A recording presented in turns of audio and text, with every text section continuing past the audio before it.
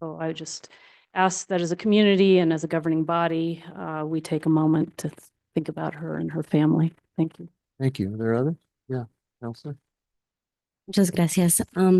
No hay nadie en particular que quiero mencionar ahorita, pero cuando embarcamos en este tiempo, en particular el Día de Muertos, quiero que recordemos que ahorita es el momento para invitar a nuestros parientes que no han estado con nosotros a celebrar y estar en comunidad. Muchas gracias.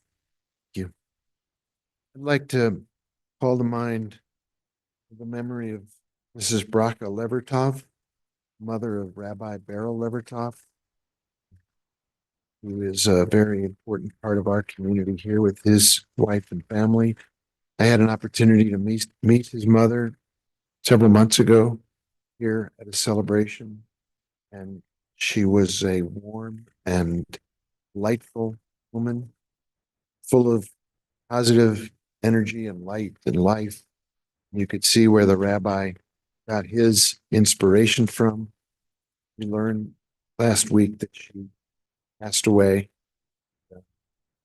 Send our thoughts and our prayers and our condolences to the rabbi and to his whole family, to those who are grieving at this loss. We hope that her memory will be a blessing to all of us. And for the others who have been mentioned tonight and those in our community who are suffering from some form of pain, sickness, feelings of despair, feelings of the loss of hope, trials and tribulations that make their lives difficult. Let's please all join together to think of them and keep them in our hearts as we pray for a more passionate and unified community where everyone is cared for. So please take a moment of silence.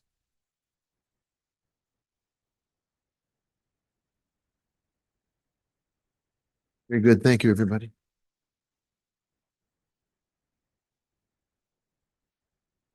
Madam Clerk, would you please call the roll? Yes, Mayor. Counselor Cassett, Here. Counselor Castro, Presente.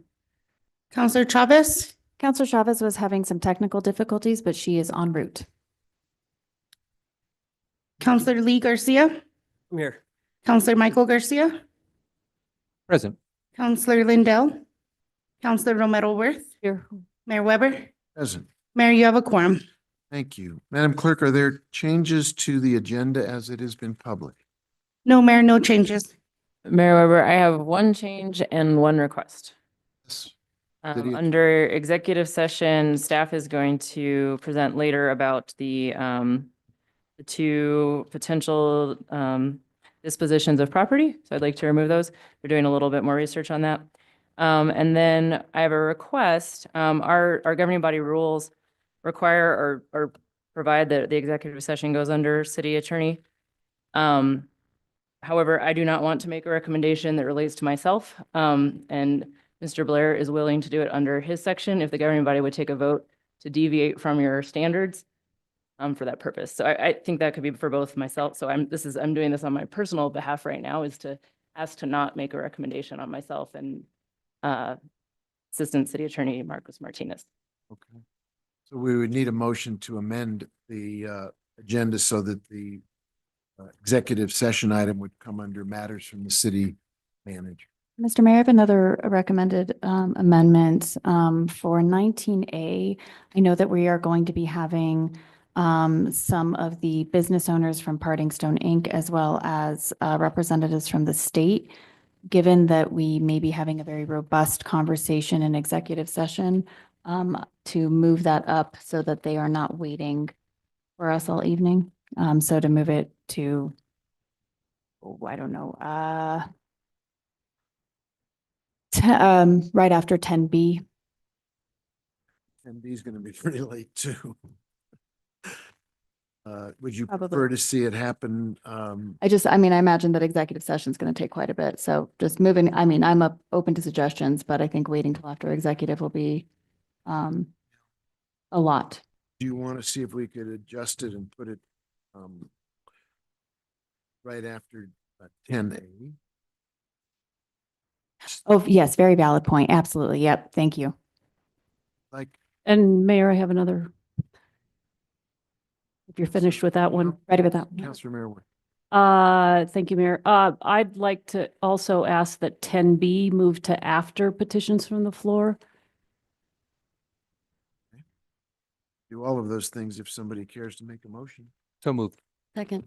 There's a motion to do 3 adjustments to the agenda. I think we know what they are. Is there discussion? Madam Clerk, you're able to keep track of all of that for us? Thank you. Could you call the roll on the change to the agenda?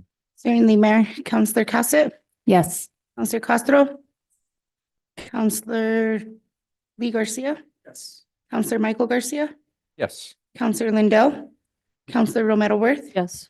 Mayor Weber. Motion passed. Very good. And where does that take us next, Madam?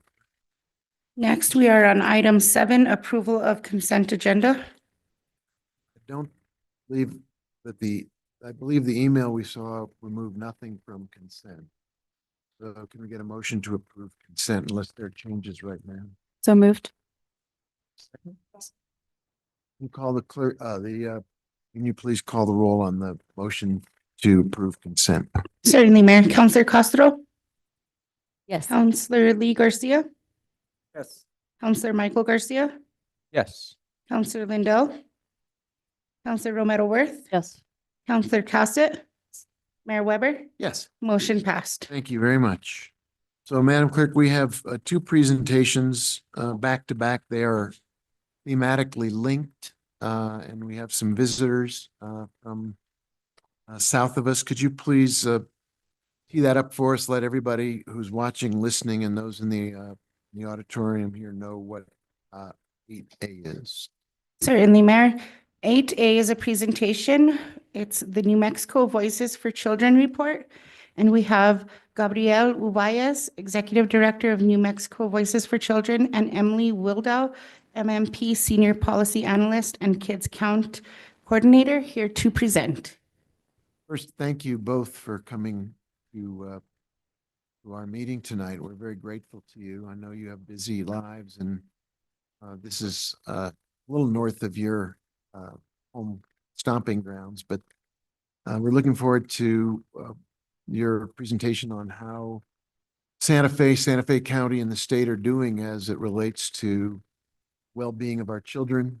And I believe if I read the caption correctly, with the focus on the role that poverty and addressing poverty can play as we want to make lives better for everybody in our community. So I want to express the appreciation of the whole governing body for your coming up to give us this briefing. Thank you. Thank you, Mayor, and thank you, governing body, for having us tonight. First, again, I am Gabrielle Ubayas. I am the Executive Director of New Mexico Voices for Children. Many of you know Voices for Children, probably because you've seen some of our work helping pass state-level policy to improve the lives of children and families in New Mexico.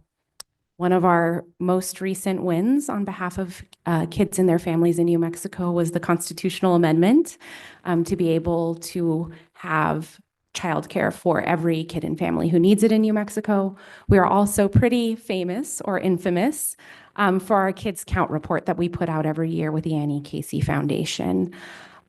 So tonight we're going to talk a little bit about poverty in New Mexico and poverty in Santa Fe County. And I just want to say, I know you all have a big agenda ahead of you tonight. So thank you for your time and attention. And whenever you would like us to come back and engage, we'd be more than happy to do so. So our mission is to champion public policies that improve the well-being of New Mexico's children, families, and communities. We do that through state-level policy.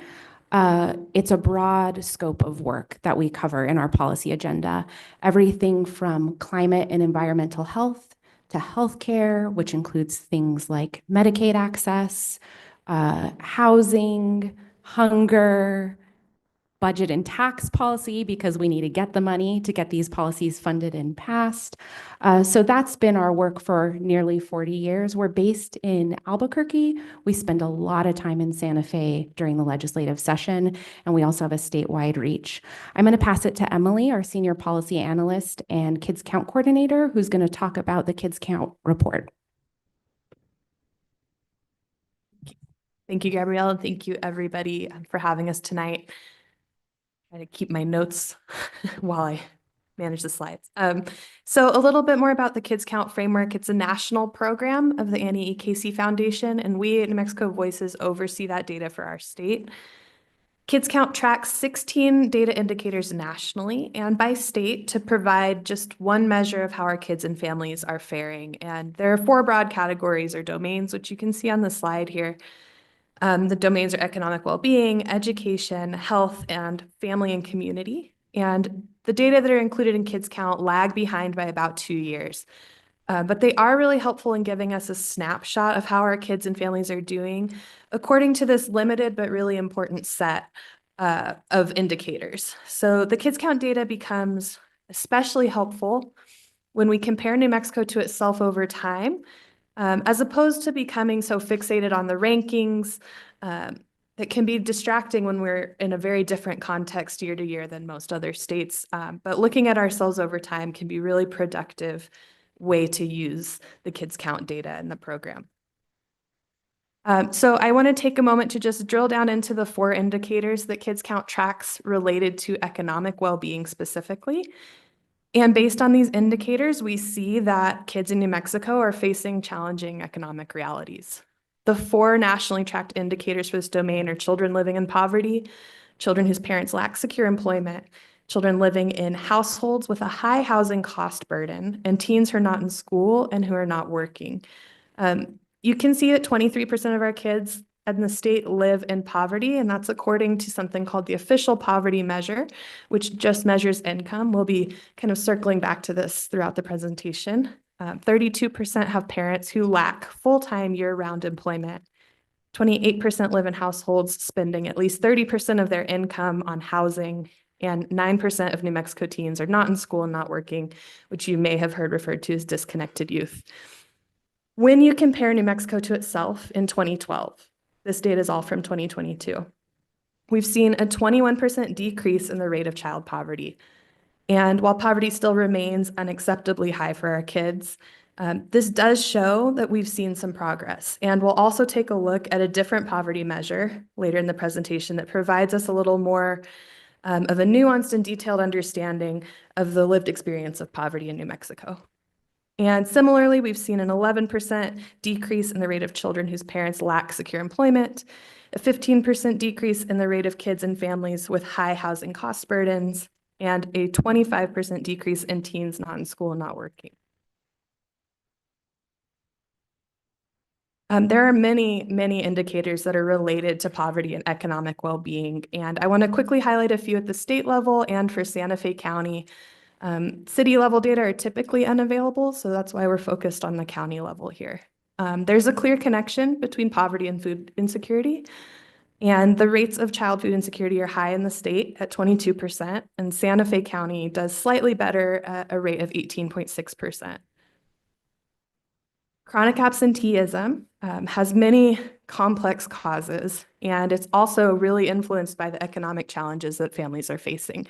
If a child's in a household that is struggling to make ends meet, if they are worrying about their next meal, or if they'll still have a place to live in the coming days, getting to school can become a lot more challenging. And when they make it there, it can be a lot more challenging to learn. This data is from school year 22-23. New Mexico's chronic absenteeism rate that year was 39%. So 39% of our kids missed 10% or more of the school year for any reason. And Santa Fe Public Schools had a chronic absenteeism rate of 51%. I know there's new data coming soon from PED, so we'll hopefully see the improvements there as well, but it's still likely to be a very high rate. Moving to the next indicator here, if a pregnant person is facing economic insecurities and poverty, this can be associated with negative outcomes for the child, such as low birth weight, and that can lead to other health challenges for the child throughout their life. And the most recent data indicate that New Mexico had nearly 10% of babies born at a low birth rate, and that rate was a little higher in Santa Fe County at 12.4%.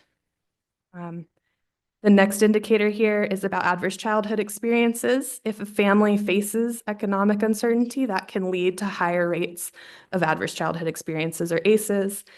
ACEs data can be looked at in myriad ways. They're typically unavailable at the county level, which is why there's a blank here. What we do know is in New Mexico, 27% of children have experienced 2 or more adverse childhood experiences. And a much higher percentage of kids have experienced at least one ACE. In the National Kids Count Data book that was released this summer, that was reported at 50%, but the research indicates experiencing 2 or more ACEs comes with significantly higher risks for long-term negative outcomes. And finally, the lack of income and resources can also lead to a lack of health insurance. Fortunately, New Mexico has done significant work to make health insurance, particularly Medicaid, much more accessible to families. So we are fortunate to see only 4.2% of New Mexico children lacking health insurance, significantly down over the last decade. And in Santa Fe County, that's about on par at 4.8%. So all of these are interrelated to issues of poverty, very deeply connected. I also just want to mention that disparities by race and ethnicity exist in every indicator. Children of color are often faced with higher rates of poverty, less access to health insurance, and other barriers to opportunity as a result of systems and policies that were put in place designed to keep people separated by issues of race, class, gender, all sorts of different categories. And as we continue to move forward in the coming years, policymakers should consider the racial equity impact of every policy that's proposed so we can reduce these disparities.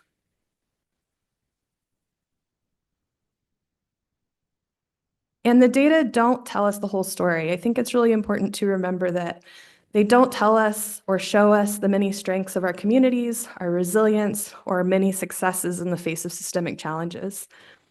And we also don't always see all of our lived experiences accurately reflected in these numbers. We have probably all been taught that data is objective and that the numbers are unequivocally true. But there are choices made in the data collection process that not only prevent us from reflecting our strengths, but they also limit, erase, and devalue the lived experiences of many groups, including the LGBTQ+ community, immigrants, tribal communities, many communities of color.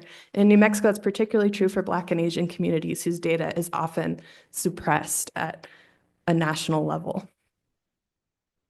The data can also only show us a snapshot in time. So all of this Kids Count data and other data that I've shared tonight is primarily from 2022. So we know how they were doing in that moment without accounting for any work that has happened since. It's also important to understand what policies are not measured by the data included in Kids Count. For example, child poverty rates can only be impacted in the Kids Count data by increases in income in a household. And the data point used in Kids Count doesn't reflect many really critical anti-poverty programs like our tax credits in New Mexico that really help alleviate the poverty kids are experiencing in the state. So I'm going to dig in a little bit more about how that measure differentiates between a couple of poverty measures. We know it is really, really discouraging that after all New Mexico's done in the past few years, we still have a high rate of child poverty according to that measure presented in Kids Count data. And it's frustrating, it's disheartening. But we also know the poverty rate doesn't change quickly, and neither does the official measure of poverty tell the whole story. It's important to know that Kids Count uses that official poverty measure, which is only measuring income from wages. On the other hand, the supplemental poverty measure includes the impact of many benefits and regional costs of living adjustments. Policies like childcare that we are able to provide to families at no cost, our SNAP benefits and tax credits all have a significant impact on lessening kids' experience of poverty. In fact, our supplemental poverty rate actually puts New Mexico nearly at the national average. So this measure shows New Mexico's recent policy changes are effective. In the graph, that top blue dotted line is New Mexico's official poverty measure, and that's the one that we hear about most often. If you then look to the lower blue line, that solid line, that's our supplemental poverty rate. And you can see that line is significantly lower, and it's very close to the US poverty rate, both the official and the supplemental US poverty rates. That line has a steep decline also, so you can see that progressive policies can be really effective in lessening the impacts of poverty that families are experiencing. And the difference is measurable and significant and does result in improvements and opportunities for our kids and families, but it's not included in the National Kids Count Data Book or the rankings. So just wanted to give a little insight into another way of looking at poverty in our state. So to continue improving poverty and strengthening family economic security, we at Voices advocate for several policies to support wealth building, to increase wages, which affects that official poverty measure, and just to really get additional benefits and cash into the hands of families who will spend it locally on the needs that they have to provide the best opportunities for their children. We support continuing to expand efforts to implement guaranteed income programs. And we know that Santa Fe was one of the cities that did a lot of leading work in starting those kinds of pilots, particularly for students who are parents at Santa Fe Community College. And that's a space where there's a lot of room for local governments to step in and expand those types of pilots to support future statewide opportunities for guaranteed income. We know that those programs provide families with additional cash and they can spend that on their household needs, all of which is positive for economic well-being for kids and families. We're also continuing to advocate for paid family medical leave, which barely lost last session to be provided statewide. We hope to see it pass this year so no one has to forego wages when they take time to bond with a baby or to care for a sick loved one.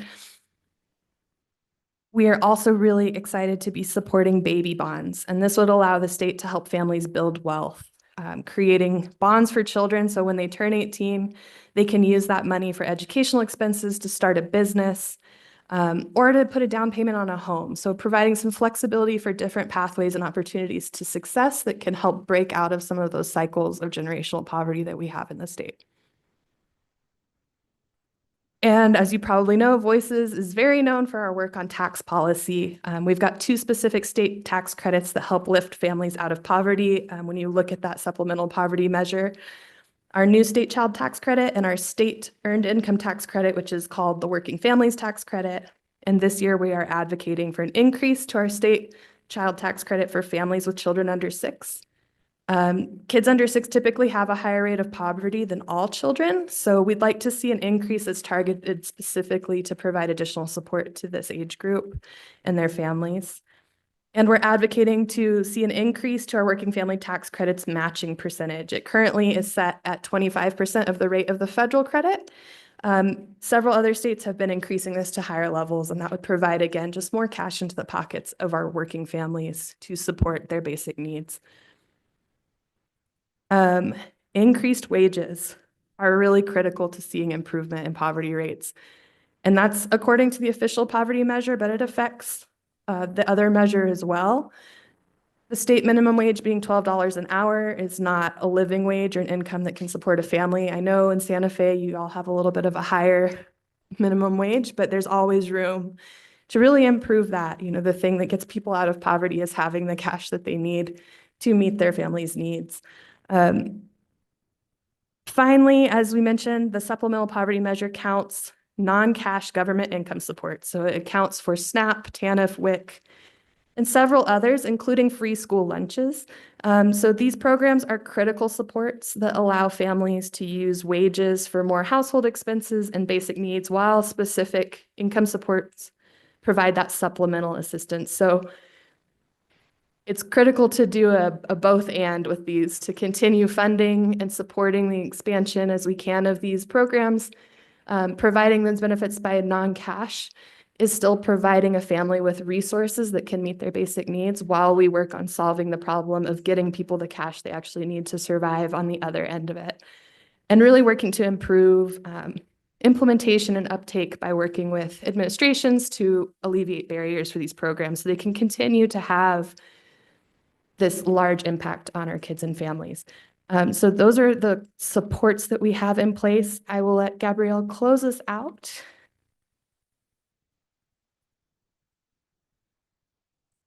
Thank you, Emily. The both and point is the one that we're starting to make at Voices. now, and now is the moment. And we are excited to be here because it takes bold action at all levels of government to make the case for robust programs and what cash makes possible. Because as many of us know, most families can't afford a $400 emergency. Most families couldn't afford a new car to get to their job if the one they had broke down. We know that cash makes things like changing jobs possible.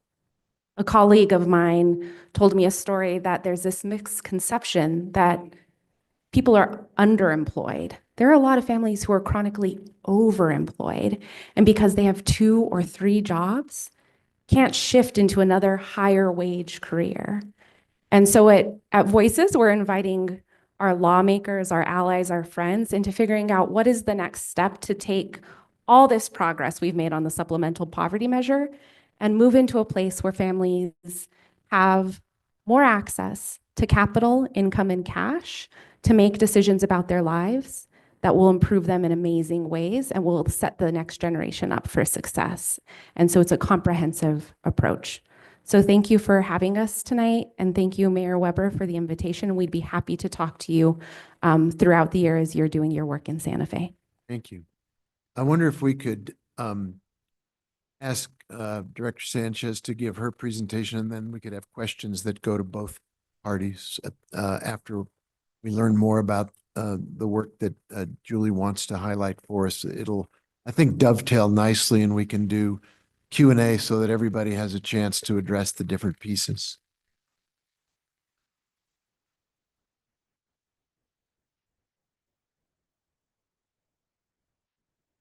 While you're setting up, Madam Clerk, do you want to read what this presentation is about? Certainly, Mayor. It's Guaranteed Income, a Pathway to Dignity and Opportunity. Julie Sanchez, the Youth and Family Services Division Director, and Yoselin Cordova, PhD candidate, UPenn Fellow, UNM Graduate Research Fellow, are here to present. Thank you both for coming and bringing this report to us. I think something we've been long waiting for, and I'm glad we can bring it to the community tonight. So thank you very much, both of you. Thank you, Mr. Mayor, city councilors. It is my absolute honor to be in front of you presenting on our guaranteed income program. I've created a lot of programs here at the city, and I've ran a lot of programs, and I will say that this is probably one of the highlights of my career. It's an incredible program, and it's such an honor to be able to co-present with Yoselin, who's an incredible asset to this work. And also I want to acknowledge that Catherine Caggett from Mayors for Guaranteed Income is in the waiting room in Zoom and will also be available to stand for questions specifically on the MGI program.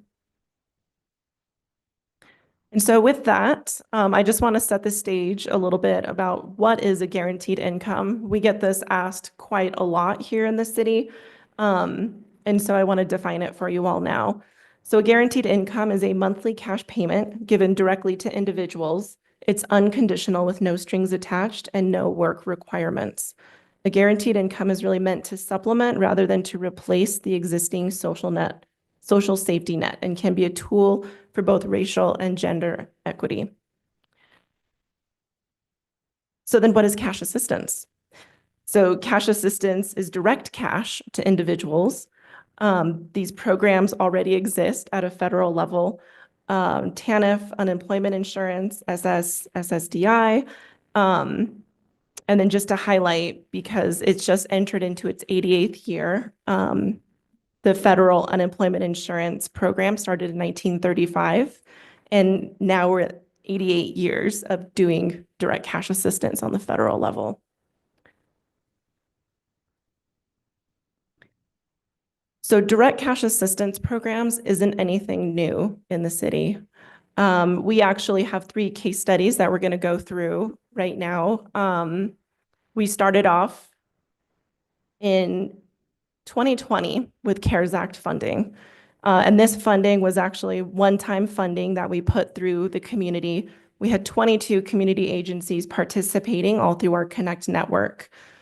We expended approximately $1.6 million in a month, which was absolutely out of control. I still have trauma, so if we want to debrief on that, but it was absolutely a necessity in our community during the pandemic.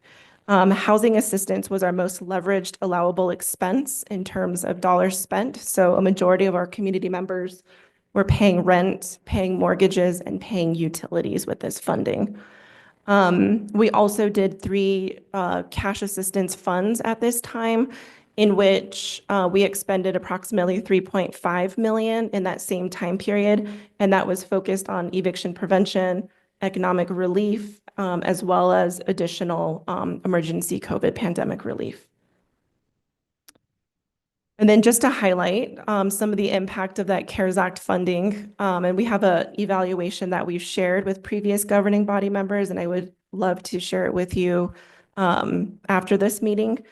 But our community agencies that we were funding and doing direct cash service work really felt that their clients were being served in a very equitable and very fair way.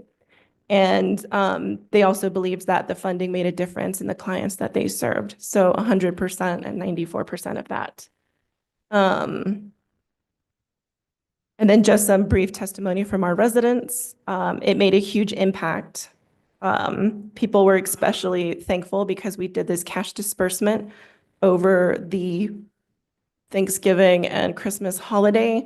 Folks were able to provide food for their families, presents for their kids, and then pay rent so they weren't being evicted from their homes. You know, people were really relieved. Again, it was really a, sorry, the screen is flashing. But, you know, people were really relieved that this support was there for them and that the city was there for them during the pandemic.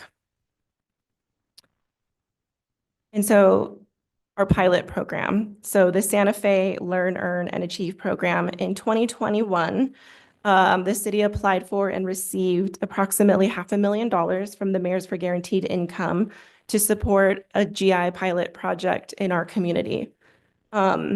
At the time, we were working really closely with the community college and doing work with the, oh my goodness, I always expanding opportunities for young families program.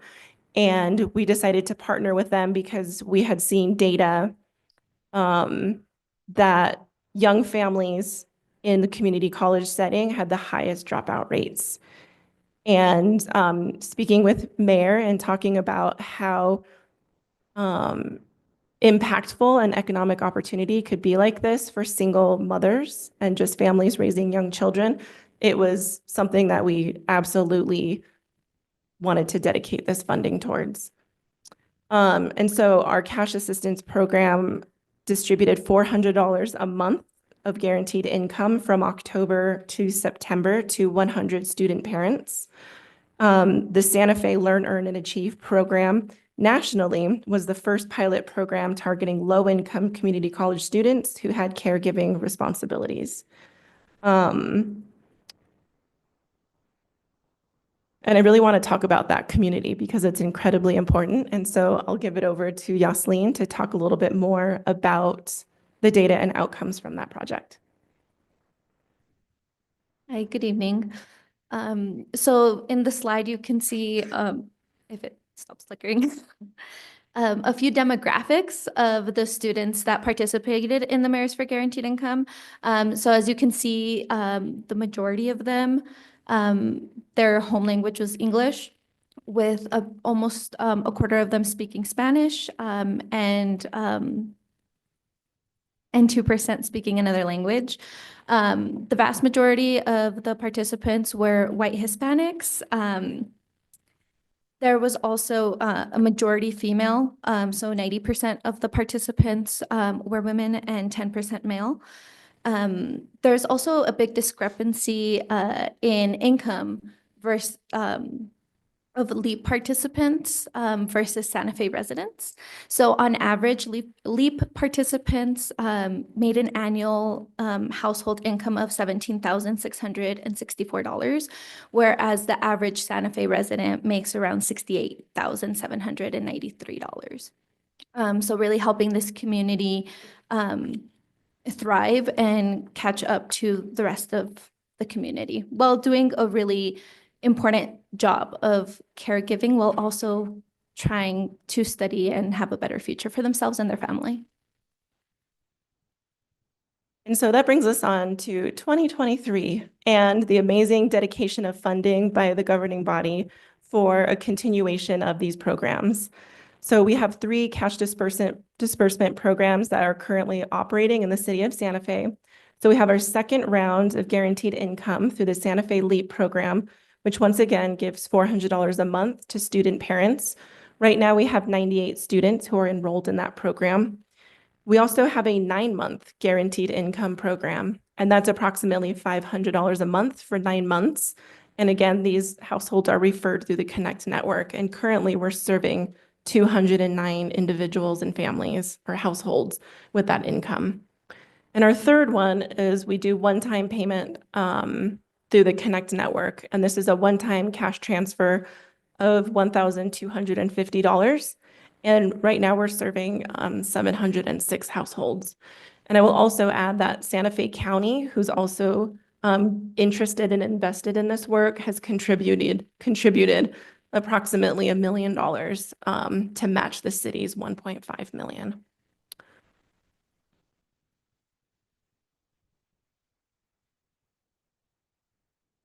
And so we are currently doing a study on all 3 of these cash transfer programs to see which best would be impactful for our community.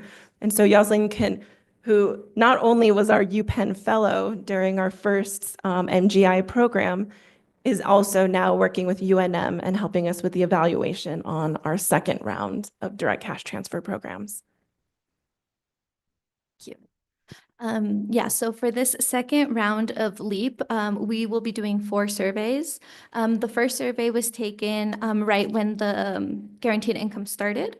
The second wave started 6 months after. We currently just launched the third survey, so we don't have any results for that yet as it went live yesterday, I believe.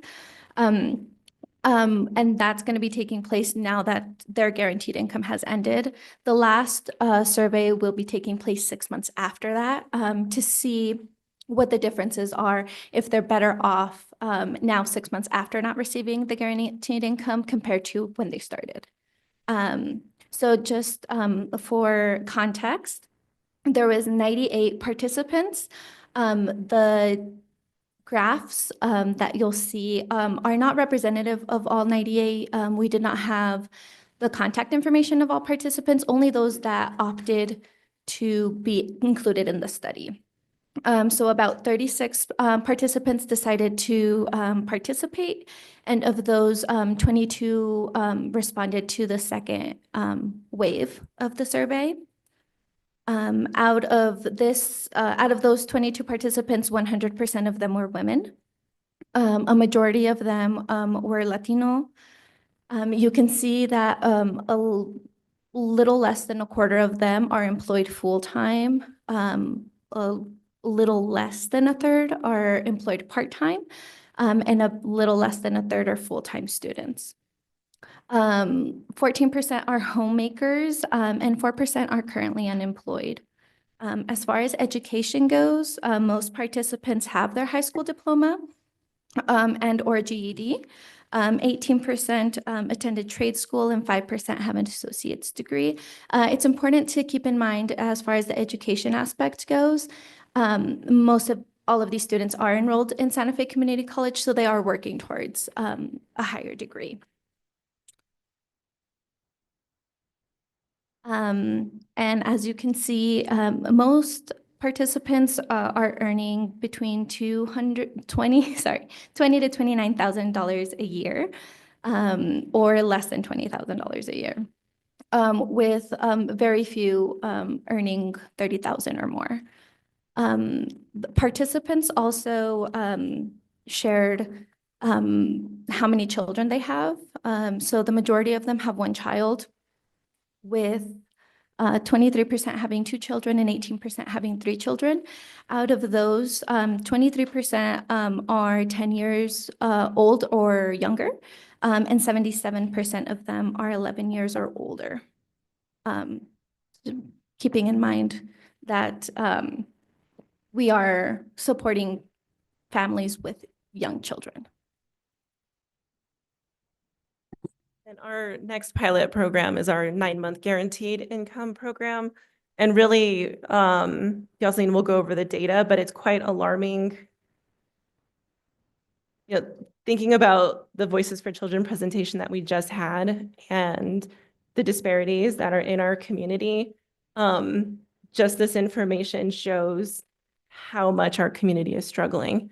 And we're talking about 209 households in our community. So I just want to set the stage with that. So for the 9-month guaranteed income, we are doing 3 waves of surveys. We just started the first one, which is going to be our baseline. So this program recently started. Like Julie had mentioned, there's 209 participants. Out of those, 71% are women and 29% are men. Again, we only had, I believe, 50 participants opt into the study. Out of those 50, as of right now, 21% answered the survey. So that data is representative of those 21. As you can see, again, most of them are Hispanic or Latino, followed by white and Black or African American. A majority of them are employed part-time, with around more than a quarter of them being unemployed. 19% of them are homemakers and 5% of them are full-time students. The education attainment for this group varies a bit more. So we do have 14% that only went up to 5th grade in elementary. 10% got up to 10th or 12th grade in high school, but didn't complete it. 14% have their high school diploma. 14% have their GED. 5% attended a trade or technical school. 14% have an associate's degree. 24% have a bachelor's degree, and 5% have other.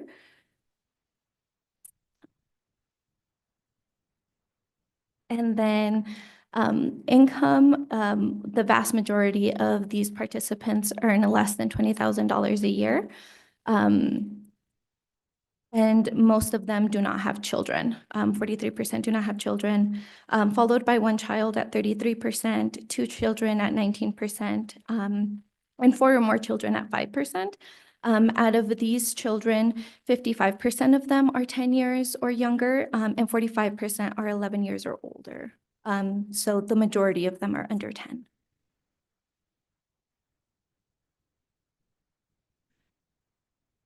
Now our final program is our one-time payment, which just in this snapshot of demographic is really filling a need in our community. And so go ahead, Yasmin. So for the one-time payment, as Julie had previously mentioned, 706 families received this assistance. Out of those, 27 opted to be part of the study, and 16 as of right now answered the survey. For this one, since it is a one-time payment, we are only doing 2 surveys. This one was the first one, and the other one will be taking place in about 6 months. The majority at 88% are Hispanic, followed by 13% white and 6% Black.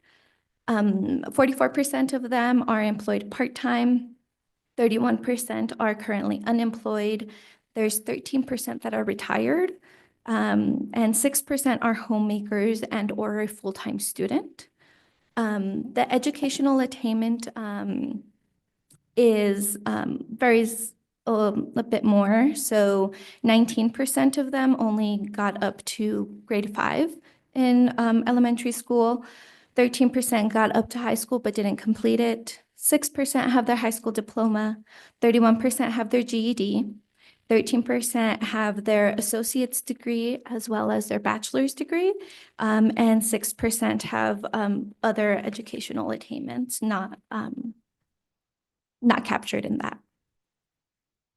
And out of those participants, 44 were female, 50 were male, and 6% non-binary.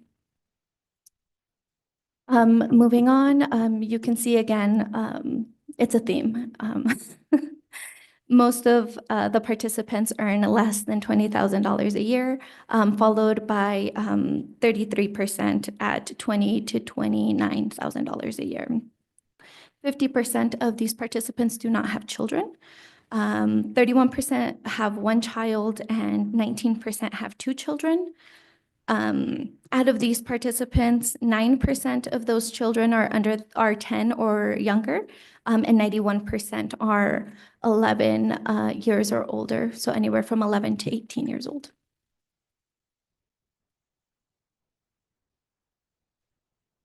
And then we have how we're measuring the impact of cash assistance. We use a variety of different measures. The first one being flourishing, which is kind of how it seems, how well families are able to flourish with this assistance.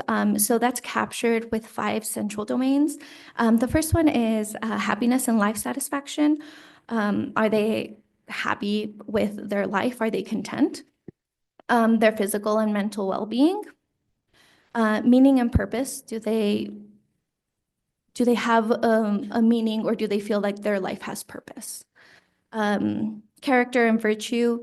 Do they try to do good even if it impacts their happiness for short periods of time? And lastly, close social relationships. How are their relationships, whether that be friendships, family, with their children? We also measure financial well-being by seeing how their finances fluctuate throughout the guaranteed income and our surveys. We also ask about food, work, and housing stability, if that's improved. Parenting is really important. A lot of our participants are parents. And the way we measure this is by asking them if now that they have supplemental income, and that's, that gives them a little bit more of a safety net. Do they have more time to read to their children? Do they have more time to go outdoors and explore, have exercise, and bond with their children? And the last one is academic success. A lot of our participants are students of the Santa Fe Community College. So with the supplemental income, are they better able to complete their assignments on time? Has their GPA improved? So that's just a little bit of a glance of what we're measuring with our surveys. Right now, we don't have any preliminary results because we are in the middle of gathering data. But as soon as that becomes available, we'll be sure to send it your way. Thank you, Yasmin. So the other thing I wanted to touch on is we did have initial findings from our first round of Santa Fe LEAP through the Mayors for Guaranteed Income. And so it's incredible. That's all I can say. So some of the initial findings that we have was in terms of employment, an upward shift in the labor force participation, and actually a decrease in unemployment. So thinking about what Voices for Children was saying around, we have a lot of people who are working many part-time jobs at a low wage. Having a guaranteed income actually shifted that and allowed people to get into a higher wage, single full-time job. In terms of financial well-being, more students reported having paid off their credit card debt and stated they would be able to survive a $400 financial emergency. for financial assistance to others. And this was something that was unique to our community. And I think it's because we're such a close-knit, very closely related community. A lot of our participants provide financial assistance to others. So in a way, they gave back to, their family members by having additional income. They improved living conditions. So 76% reported that they were actually living in better conditions at home. And this is 6 months post our guaranteed income pilot. Let's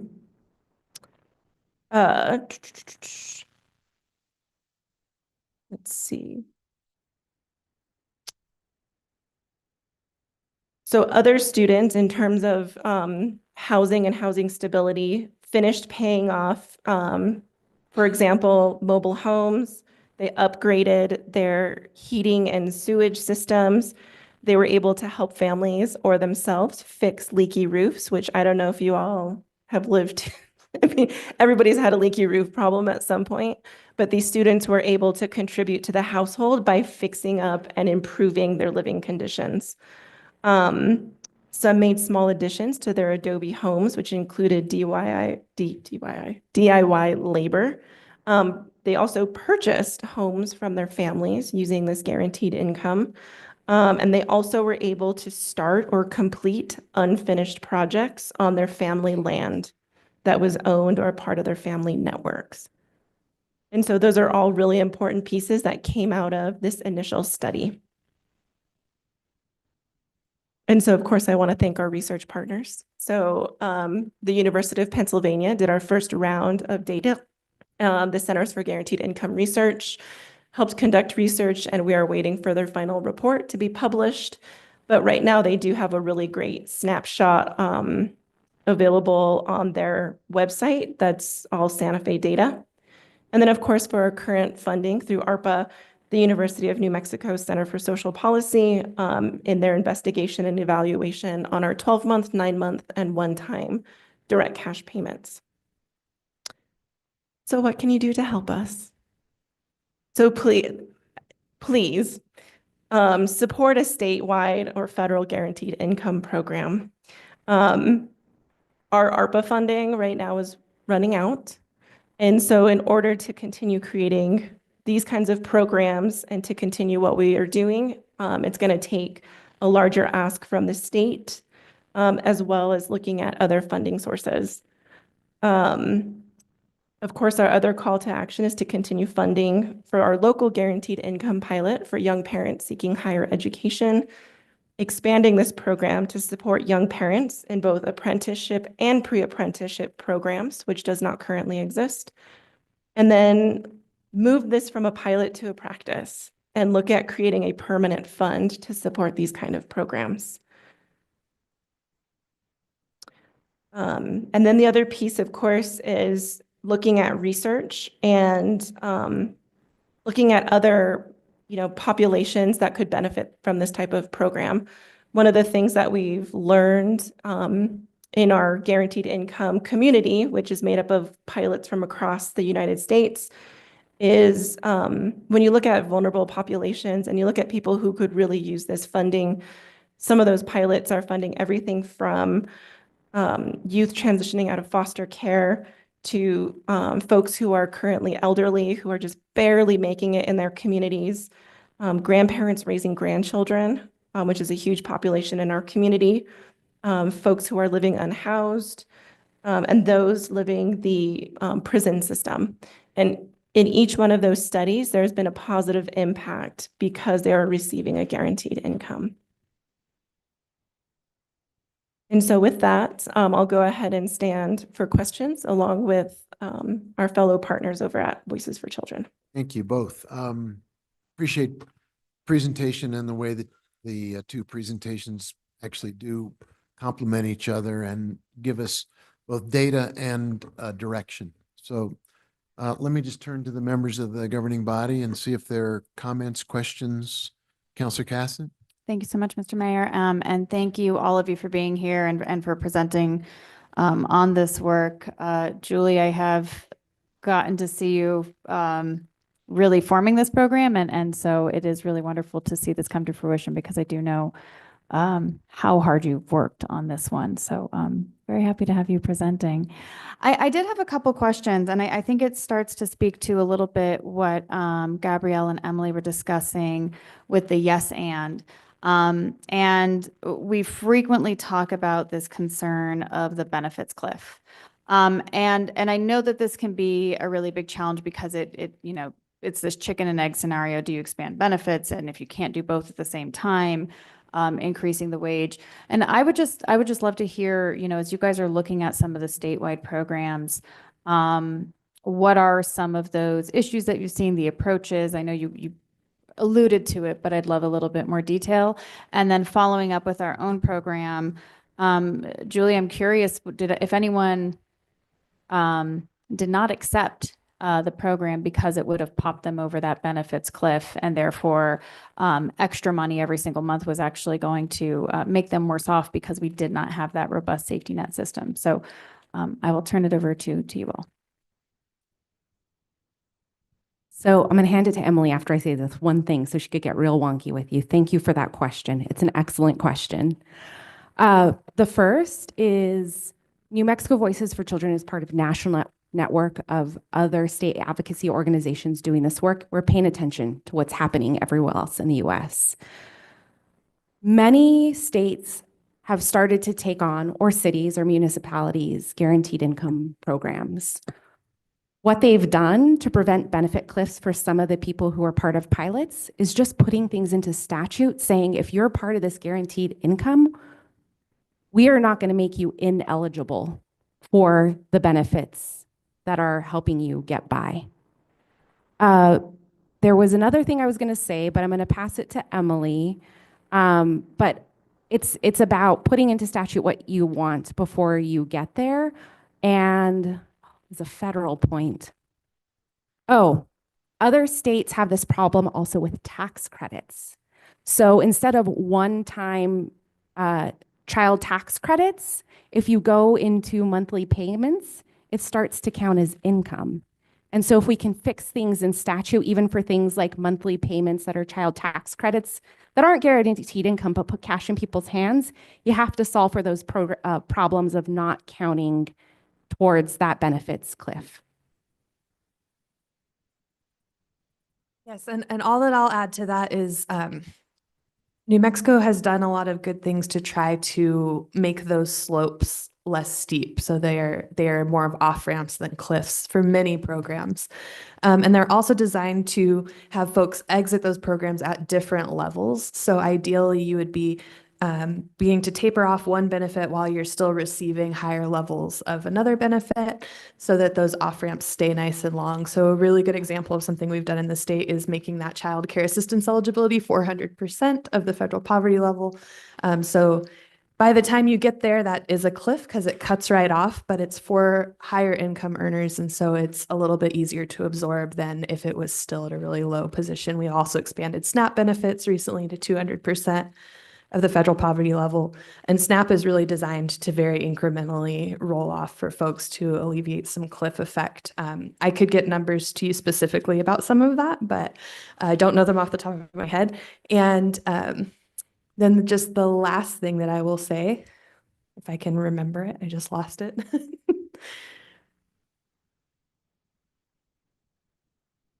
Oh yeah, I've lost it. So I think that kind of covers the basics of it. Yeah. Thank you. And if you remember at the future date, I'm happy to spend about 4.5 hours on a Tuesday talking about this, so just give me a call. Mr. Mayor, Councilor Cassett, so when we rolled out our program in 2021, we did not have nearly as many waivers in place. And so we did have quite a few participants who opted out because even though their SNAP benefits wouldn't be impacted or their WIC, their Medicaid was at the time. And so the state and Catherine, who's on Zoom, has been doing a lot of work with other states and a lot of statewide work on what those waivers look like. And in my conversation with her prior to this, she said New Mexico is actually leading in some of the benefits waiver. So I don't know if you want to add anything, Catherine, up in the Zoom world, but yeah, there definitely were people in those early on implementations that declined because of their benefits being impacted.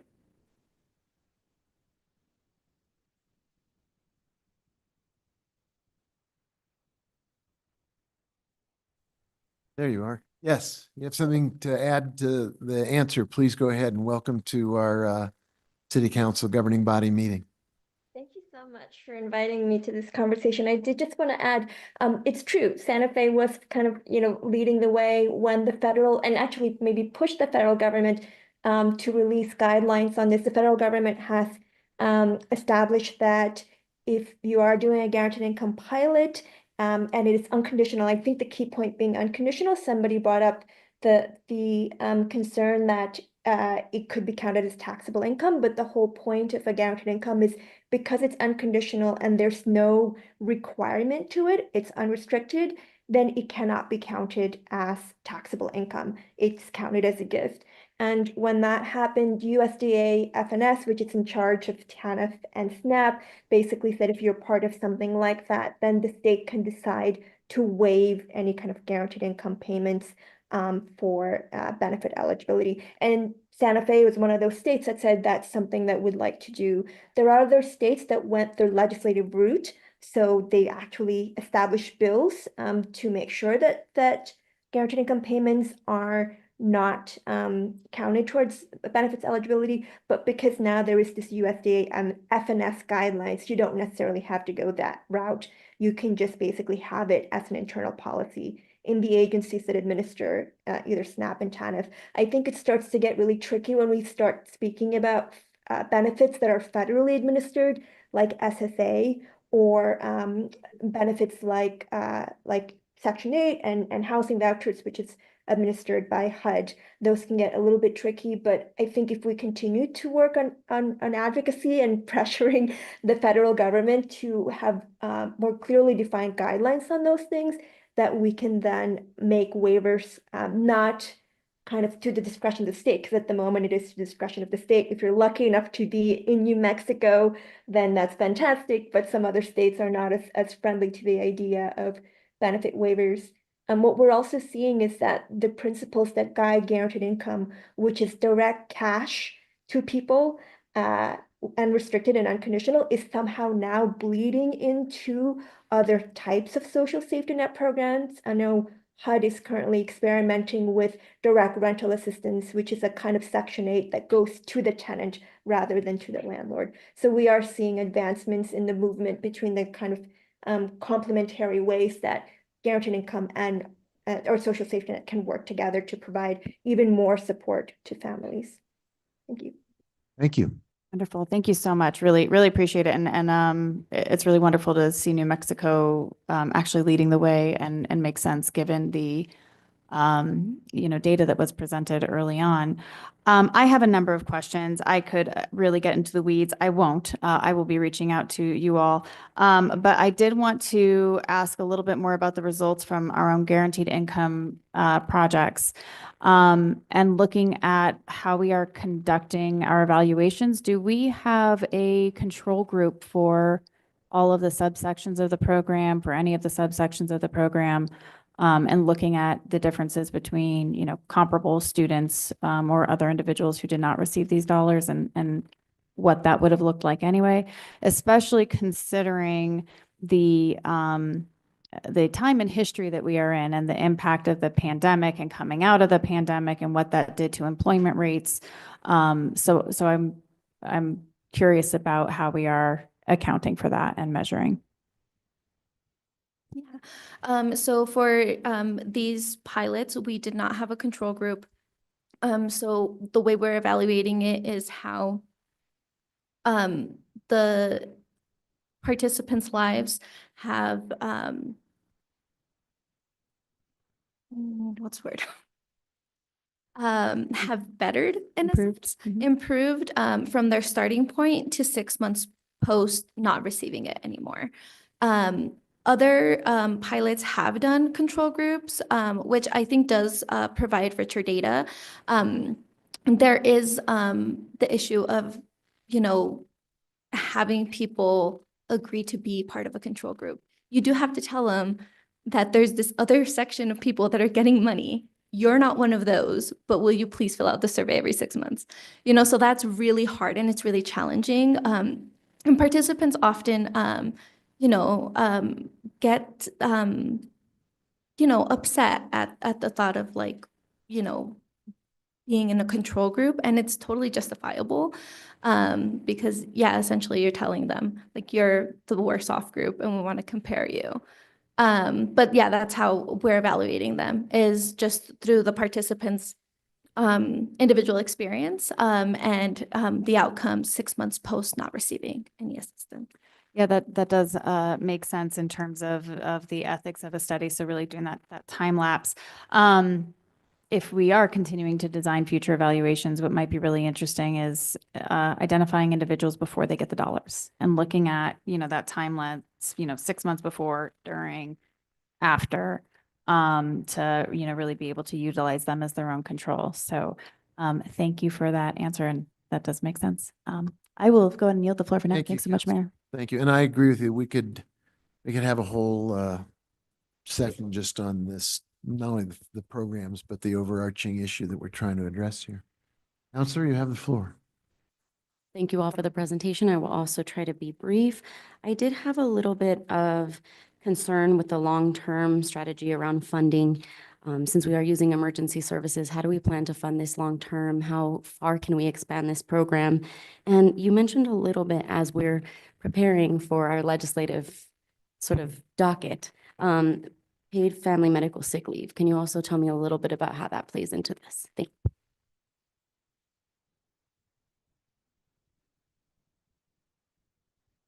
So thank you, Counselor, and thank you, Mayor, asking for a lot of grace in this moment, because I think it's a complicated legislative session. Everything is always a budget fight.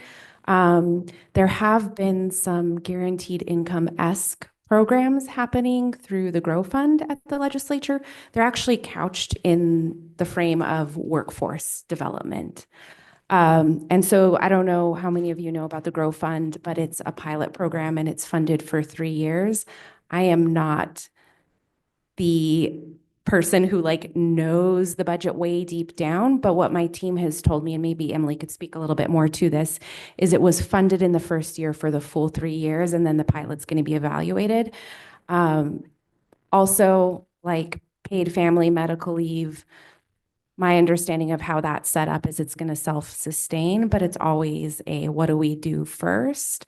There's a lot of momentum behind that one. That is a priority for New Mexico Voices for Children. And then the additive would be, how do we turn these pilot programs that are being funded through the Grow Fund into more long-term funds that grow themselves, like we've done with early childhood education over the long term, but paid family medical leave would be a priority for us this year. Perfect. So I would thank you so much for that. And if there's anything else we could do to advocate for the work that you're doing at the state level, please let us know as we're getting those priorities in order. And I'll cede the floor. Thank you so much. Thank you, Counselor. Counselor Merriworth. Thank you, Mayor. Thank you for the presentations. I am very familiar with Voices for Children and the work you've been doing. Been watching you for years and participating. Also very interested in the work around the guaranteed income program and how that has been progressing. I would love to have a copy of the slides that you showed tonight. We have the Voices for Children slides, but the guaranteed income ones, they're just a little bit hard to see. And it'd be interesting to look at those a little bit more carefully. I guess I'm a little confused. So in the so our staff mentioned there's a need for a permanent fund to support this work of cash assistance payments long-term. And you all with Voices for Children were talking about this Grow Fund. Are you advocating with the state legislature about, is that part of your priorities in terms of asking them to create a permanent fund that spins off money into perpetuity to keep these things sustained? I guess I'm a little confused. Or is the pilot sort of that first step, and then the second ask is, hey, look, it's gone so well. you really ought to invest in this more long-term. Yes, thank you, Counselor, for that question. There is no advocacy issue focused this year on any sort of permanent fund focused on guaranteed income. The pilot, I think, is part of the case making, and also that pilot is related to a study that New Mexico Voices for Children did with Somos un Pueblo Unido last year that focused on guaranteed income and the population that they organize and work with. And then it was House Bill 303 that got passed to fund that workforce development program. They're not calling it guaranteed income, but it will show us similar things because it gives people the opportunity to shift gears and participate in workforce and education because they're getting cash assistance. So no plan for this legislative session. I think we're also socializing the idea of what does it mean to build a robust social safety net and do wealth building initiatives for families so they can weather those $400. Baby bonds is also part of it. There will be baby bond legislation. We are not leading on it. Partnership for Community Action is leading on it, but we're helping provide some of the data. So we're socializing wealth building initiatives this session. Okay, and then, so where, I might have missed it, in terms of this 3-year pilot, what year are you in? I believe we're at the end of year 1 because it was funded last year, and the Grow Fund, all of its pilots are 3 years, correct? Yes.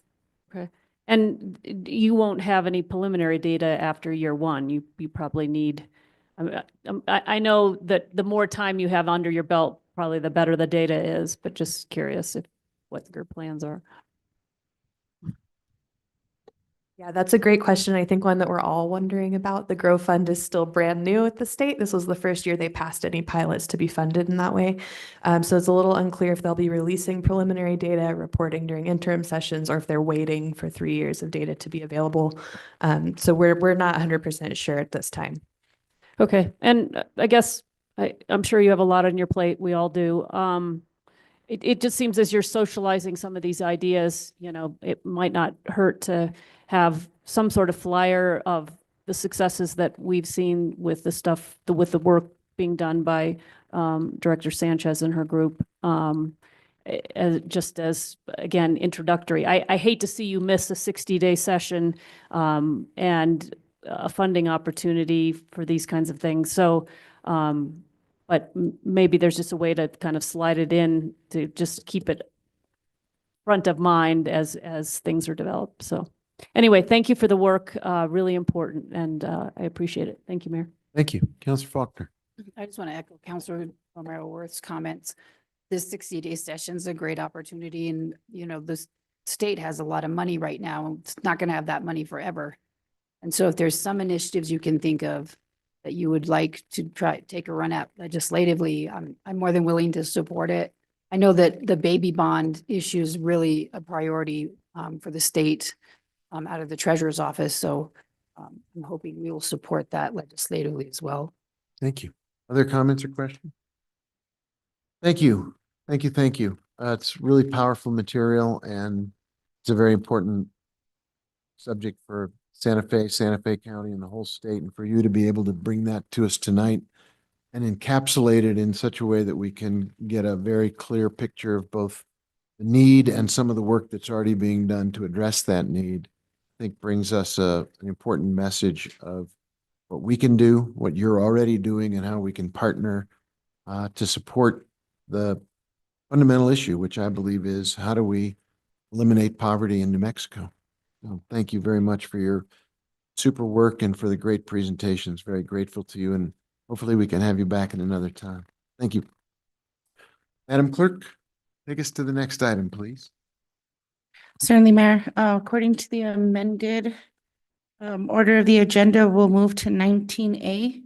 This is final action on legislation. This is a public hearing.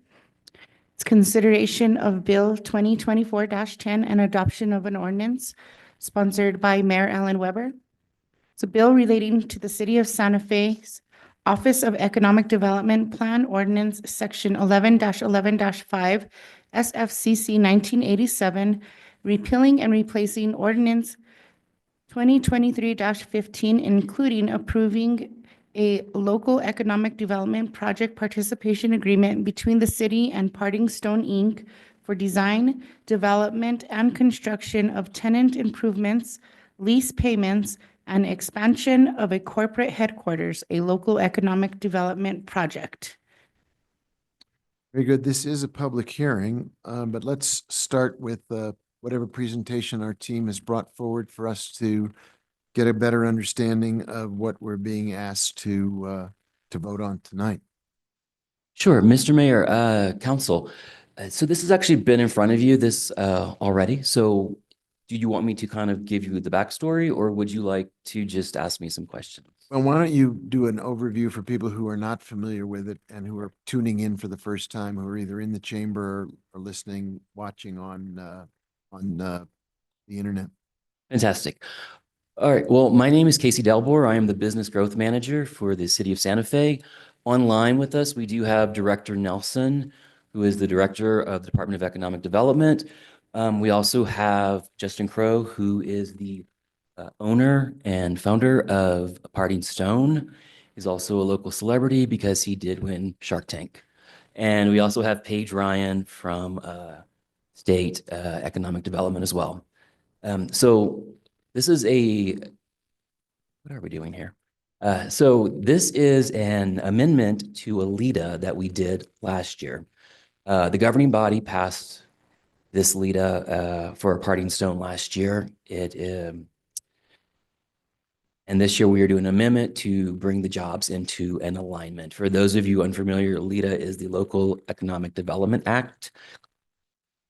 And it is by which the state sends money to the city, who then gives money to local businesses that fall under manufacturing and other allotted and approved industries. Great. If you want to hold it there for a minute, it's an amendment. It is designed to reflect the growth of the business as it is going on right now.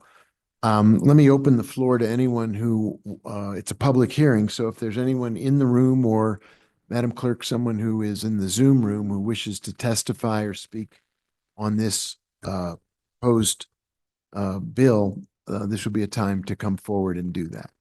And then we'll go to members of the governing body. Is there anybody in the Zoom room with a hand up, Madam Clerk? Yes, Mayor, there is a person with their hand up. Unfortunately, I can't promote them, but Izzy is promoting it. It's Stephanie Benenato. Okay, as soon as that gets done, we'll be able to listen to what the testimony is. I think I'm unmuted. Can you hear me? Yes. Okay, great. So I would just hope that you have a little, somewhat of a robust discussion about this.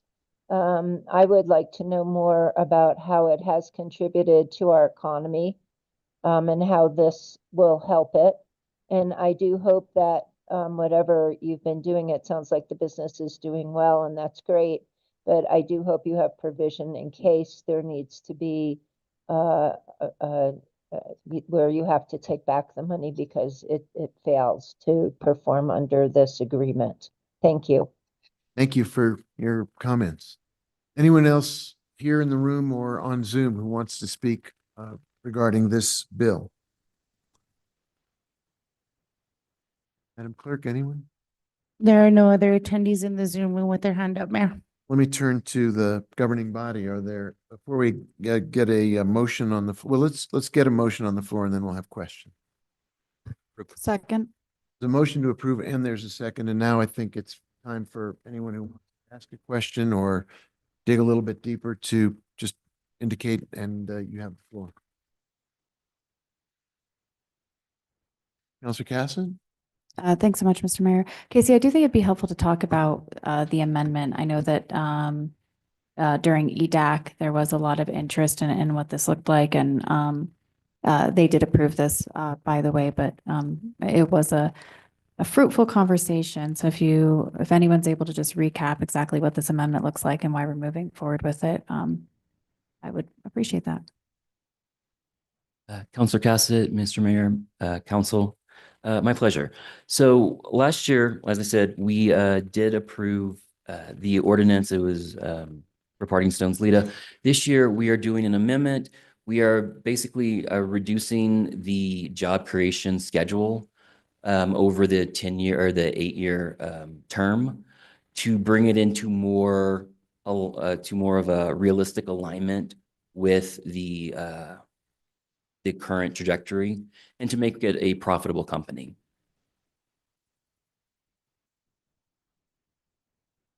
I'm good, thank you. Okay. Other questions?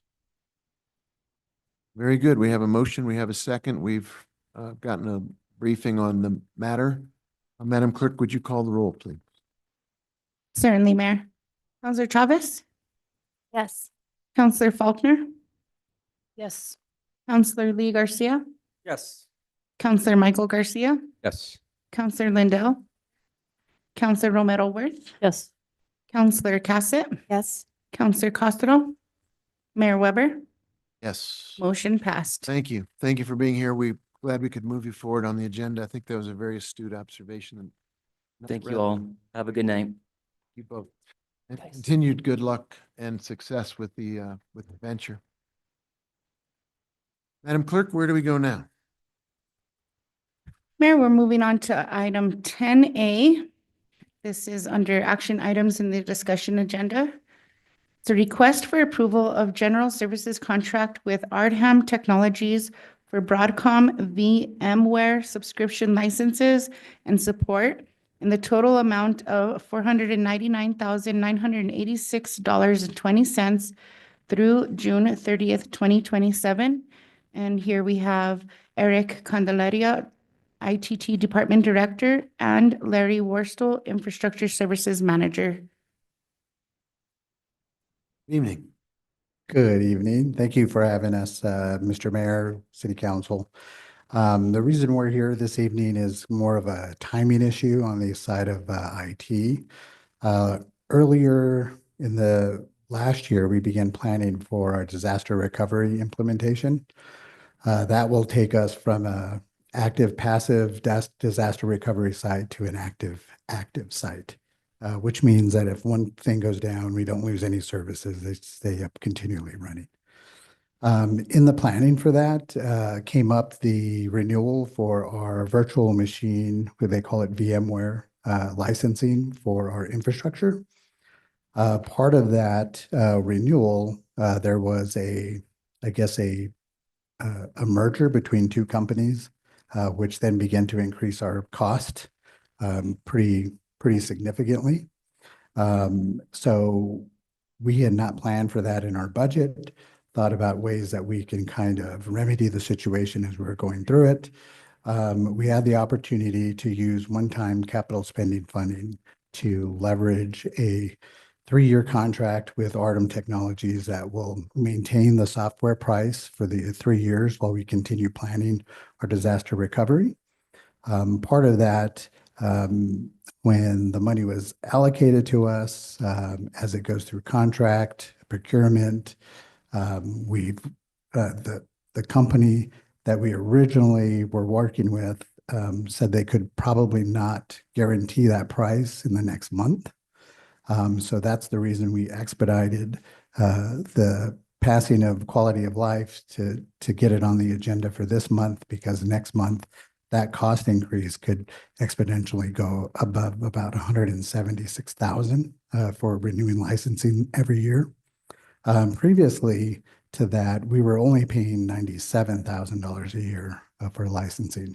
So this gives us an opportunity to continue our planning as we need to as we move forward, maintain the software price at a reasonable cost for us, and allow us to leverage the one-time capital spend fund for that. Thank you. Well,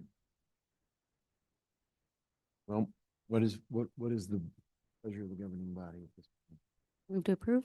Second. There's a motion and a second after the explanation that we just received. Is there a discussion about the item? Madam Clerk, could you call the roll? Certainly, Mayor.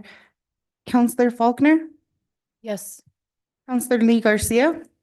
Yes. Counselor Michael Garcia? Yes. Counselor Lindell, Counselor Romero Worth, Yes. Counselor Cassett, Yes. Counselor Castro, Counselor Chavez, Yes. Mayor Weber, Yes. motion passed. Thank you for being here. City, Mr. Mayor, City Council, appreciate, thank you. Madam Clerk? Mayor, we'll move on to matters from the city manager. Before we do that, and knowing that part of what the city manager has been tasked with is to take us into an executive session, which has been noted may be a lengthy one. I'm looking at the clock. It's 20 minutes to 7. We usually try to go to our petitions from the floor as close to 7 as possible. My concern is if we go into executive session at 6:45, it's quite likely we won't be back anywhere near our appointed time of 7. We have a large number of people here who I believe are ready to address us from petitions from the floor. Would it be appropriate, members of the governing body, if we went to petitions from the floor now and then go into executive session subsequently? Does that make sense to folks? I think it's a little early, given that we really tell people 7 PM. And we're at 6:37, but perhaps we can get done some of our later work while in the. Mr. Mayor, if I may, what if you all agree to move up item 16, introduction of legislation, and work through those 2 items, and that might get us to closer to the time. Closer at 7? Yeah, I was going to suggest the same thing, that we go to introduction of legislation and then let's see where we are. Very good. I know we've got folks here and I suspect there will be some appearing close to 7. Right, but I'd hate for us to finish at 7 and then be kind of holding. Shut people and- out. And maybe people are scurrying over thinking we're starting at 7 and no, Then let's banking on us taking some time. entertain a motion to adjust the agenda. Move to go to introduction of legislation. Second. Is there any discussion? Madam Clerk, can you call the roll so that we'd move to items 16A and B? Certainly, Mayor. Counselor Lee Garcia, Yes. Counselor Michael Garcia, Yes. Counselor Lindell, Counselor Romero Worth, Yes. Counselor Cassett, Yes. Counselor Castro, Yes. Counselor Chavez, Counselor Faulkner, Mayor Weber, Yes. motion passed. Thank you. So Madam Clerk, if you can read the first item under 16A. Certainly. 16A is consideration of Bill 2024-12 and adoption of an ordinance sponsored by Counselor Sidney Lindell. It's a bill amending SFCC 1987, Section 12-3, pertaining to the public display of fireworks, recognizing the fire department will apply the International Fire Code to the public display of fireworks, making other terms consistent with the International Fire Code, and providing for governing body approval of public fireworks display permits without legislation. Counselor Lindell, this is your bill. You want to give us a quick overview? Yeah, I think that caption covers it. What it does is make it so that we don't have to have legislation every time we want to have a fireworks display.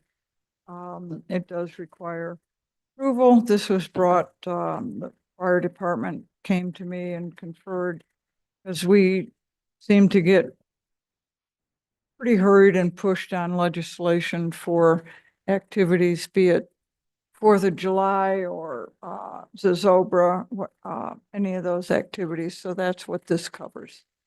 Thank you, Madam Clerk, for reading that. Thank you. And that takes us to the next item under introduction of legislation, which is 16B on the agenda.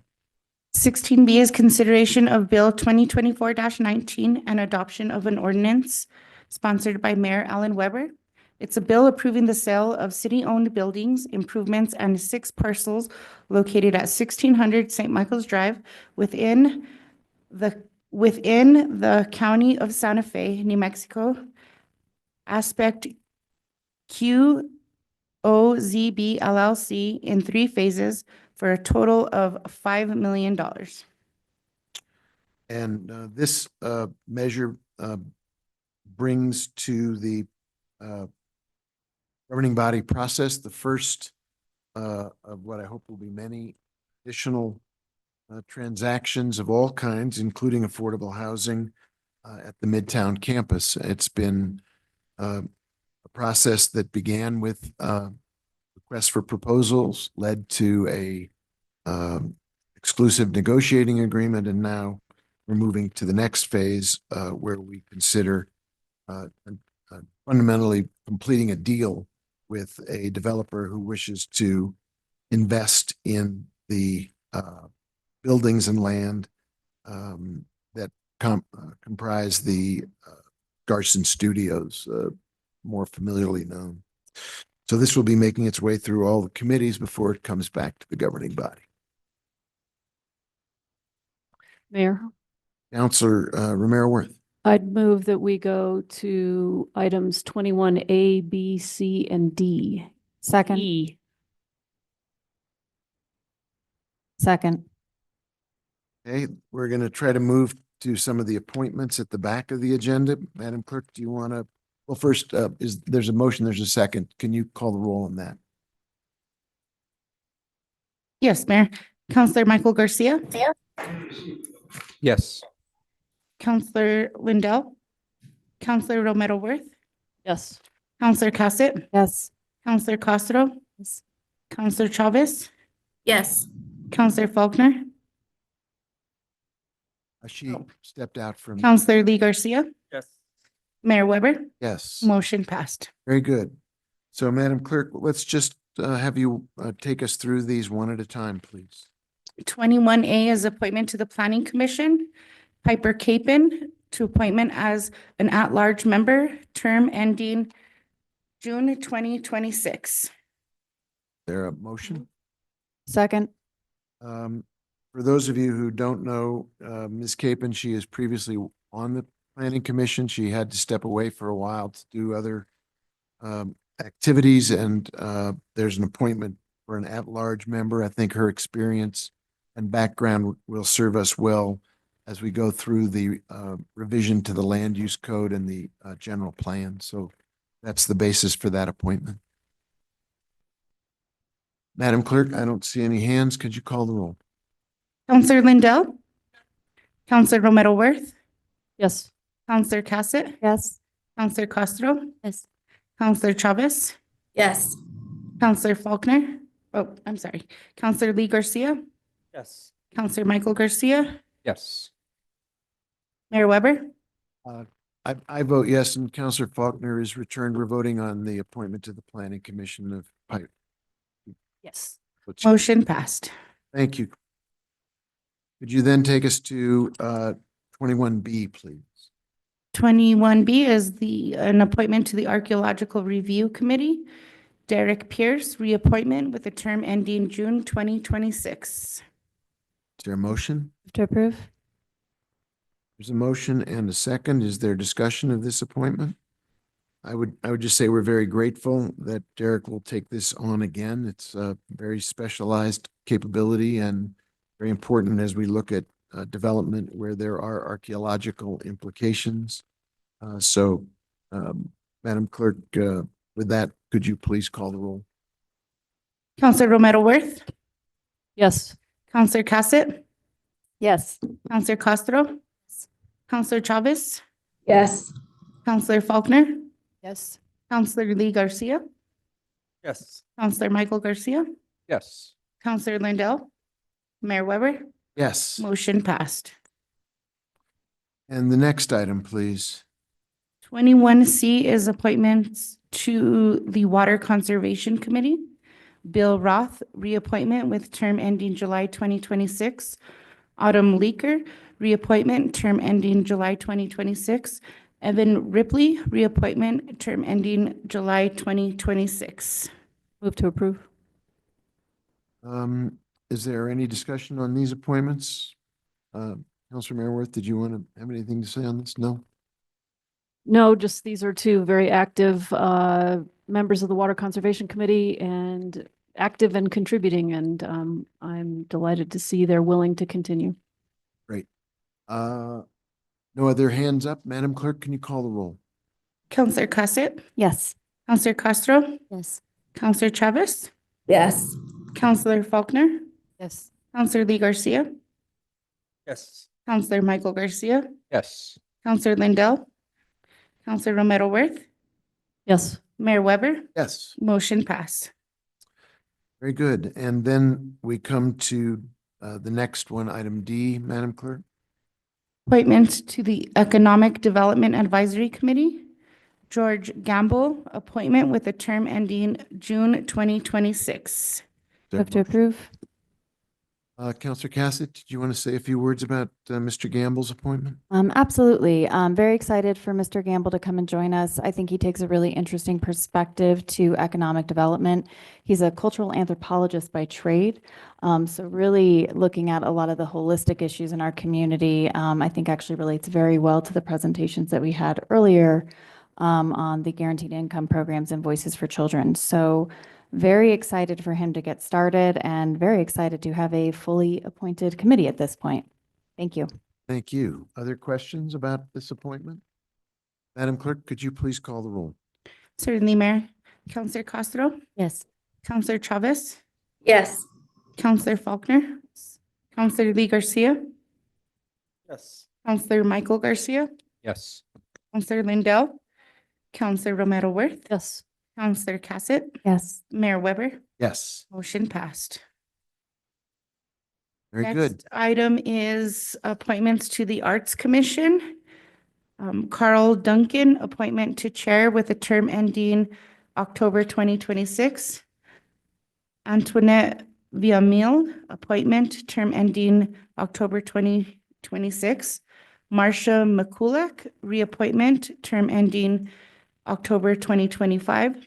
Winoka Yepa, reappointment, term ending October 2025. Heidi McKinnon, reappointment, term ending October 2026. To approve.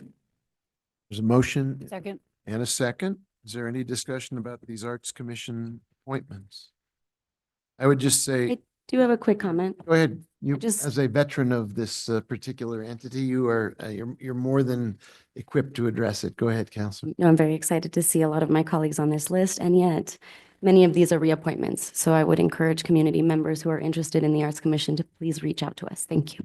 Thank you. And I would also put in a great big thank you to Carl Duncan for stepping up and agreeing to be the chair. It's, I know you know, Counselor, it's a lot of work, a lot of responsibility, and very important in our community as we look at the different ways in which arts and culture are being invested in, helped, stepped up, recognized. We need a chair who can really help guide that, and Carl certainly has the skills and the wisdom to help us. So it's not an easy job, as you know, but it's a really important one, and so grateful to him for doing that. Madam Clerk, can you go ahead and call the roll on that then? Counselor Chavez, Yes. Counselor Faulkner, Yes. Counselor Lee Garcia, Yes. Counselor Michael Garcia, Yes. Counselor Lindell, Counselor Romero Worth, Yes. Counselor Cassett, Yes. Counselor Castro, Mayor Weber, Yes, motion passed. very good. It is 10 minutes to 7. I make a recommendation. Looking at what are these things that we wrote again? The procedure rules. Thank you.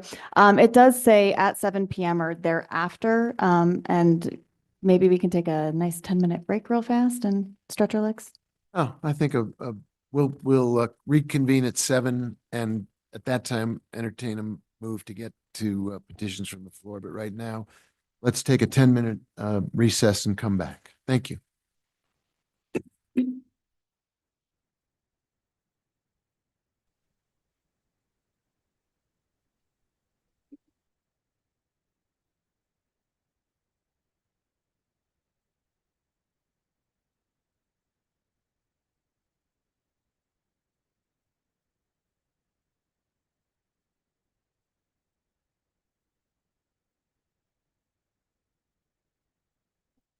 Getting kicked off the internet, but I don't know what the Oh, heck really? is. Oh, no. How are we? When I first got here, my internet was on. Very weird. I keep getting kicked off and then I'm not up. I don't know what's going on.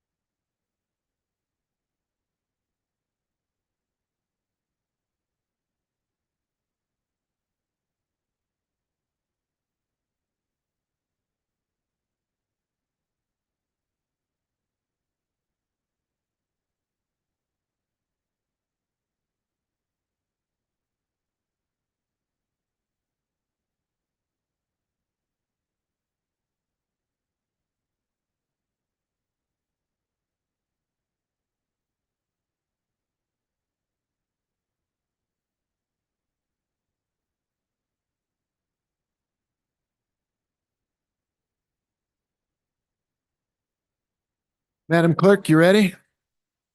We're still streaming, yes? All right, thank you for the 15-minute break. Close. Let's resume our governing body session, and it is now by my clock 7:04. We're well within the 7 o'clock time frame. If somebody would like to suggest we move to petitions from the floor, I think that would be well received. So moved. Second. Motion to move to petitions from the floor at this time. Motion's been made and seconded. Is there any discussion? Madam Clerk, could you call the roll? Certainly, Mayor. Counselor Faulkner, Yes. Counselor Lee Garcia, Yes. Counselor Michael Garcia, Yes. Counselor Lindell, Counselor Romero Worth, Yes. Counselor Cassett, Yes. Counselor Castro, Counselor Chavez, Yes. Mayor Weber. Yes. Motion passed. Very good. So, Madam Clerk, we will go to petitions from the floor. We'll start with people in the chamber who want to speak on any subject tonight that is not, well, we've already done our public hearings, but any subject that you would like to bring to the attention of the governing body, will entertain a presentation. Madam Clerk, you have the clock.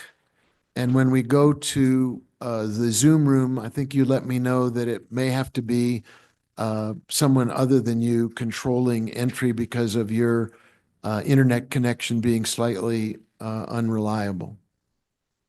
Yes, Mayor. Ms. Sharp is going to assist me in allowing the Zoom attendees to speak. Very good. So anyone who wants to speak now is the time to come to the podium, and the clerk will keep the clock. We'll treat everybody with an equal amount of time, so please respect the clock so everybody who wants to speak has an opportunity to be heard tonight, and we treat each other with respect and listen carefully to what each has to say. Sir, you have the floor. My name is Stephen Fox. I'm founder of the United Nations Work in Progress to be in Santa Fe. And I'm going to try to do this really quickly because I'd like to ask you, councilors and mayor, if you have any questions of me about how this is progressing, because it's really going pretty well. I'm certain that Iran and Jordan, as of Saturday, will vote for a UN branch in Santa Fe. I want to thank Councilor Cassett because I remember talking to her about getting rid of those big the voices that come on the plaza when you'd be walking to the bandstand to you know, very frightening voices, trespassing. You have been filmed. This is something even George Orwell couldn't have dreamed up in his books.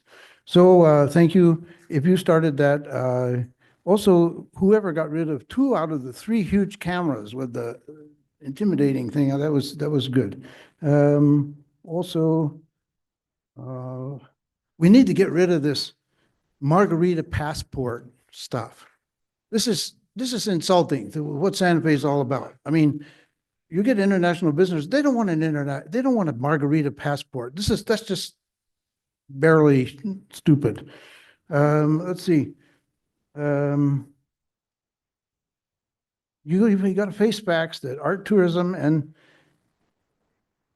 is going to decline because of the demographic drop in populations in the United States, because of the planned epidemic for which the CEOs of Pfizer, Moderna, AstraZeneca, and Johnson & Johnson, plus a whole bunch of other people. I've been telling you about this for about 3 years because it was December 6, 2021. For the record, the number is OTP CR 473021. You ought to write to Karim Khan.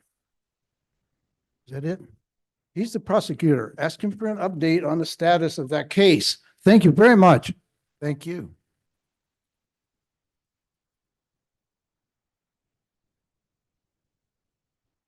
Yes, sir, you have the floor. Thank you, Mayor, council members. My name is Virgil Vahid. I come to you to tell you that you do not have the authority to move the Soldiers Monument. You do not have a warranty. You don't have a warranty deed nor a quick claim deed. Now, The attorney has says that she has gone to the county clerk's office and researched, but she's no authority in that. She knows nothing about research, those type of records. You need to get some professional to do that for you because you do not own it. If you go over here to the wall of the mayors, you'll see that the first mayor appointed to Santa Fe was 1888. 1888. When was this monument built? 1887. You weren't even, the city wasn't even considered a city until 1888. So you don't have authority to do that. You spend $265,000 to do a chart. Why not spend a mere $2,000 to hire a professional title company to do the title search for you? Then you can say, yes, we can ask to move it or destroy it or whatever you want to do. I think you want to destroy it. But then you have the authority to do that. Right now, you have no authority. Now, your Veterans Advisory Group that you have has suggested that you do nothing, that you leave it the way it is. And maybe put cameras up there, good idea, and rechange the plates, wonderful idea. We're all for that. As you know, our lawsuit requires that, is what we're asking for that. Now, recently you saw a couple of letters from the mayor of Tesuque supporting the removal of that. I remind you, Mr. Mayor, you participated in this with the Archbishop, with the Entrada. And during the Entrada, you all said, after this, it's all done, over, no más. And here we are again. Here we are again. You know, you bring another subject. Anyways, muchas gracias. Thank you. Thank you.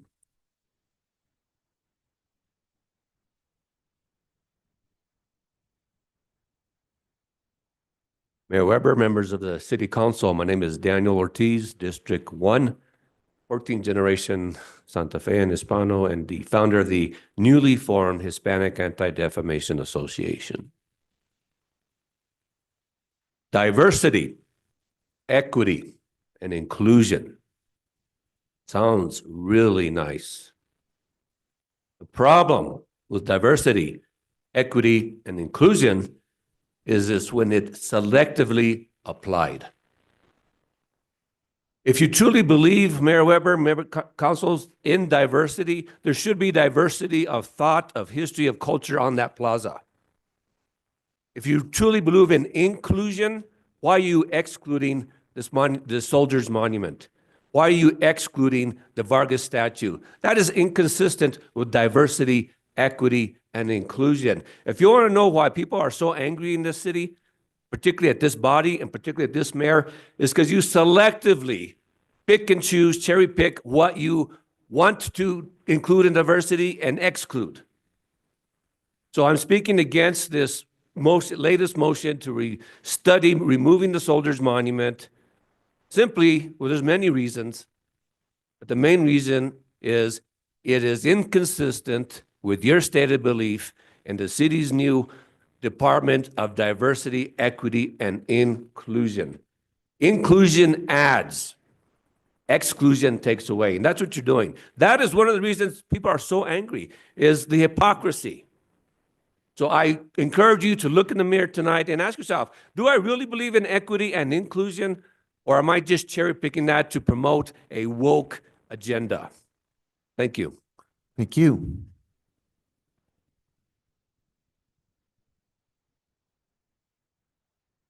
Good evening, Mayor and members of the City Council. My name is Donna Rivera. Compromise. I feel like that's all we do. Upon orders from Archbishop Wester, we gave up the Entrada. Our children were abused, and because of the church's poor leadership, we have had to sacrifice St. Francis Cathedral School, Cristo Rey's Convent House, and the Seminary of the Carmelites. We compromised.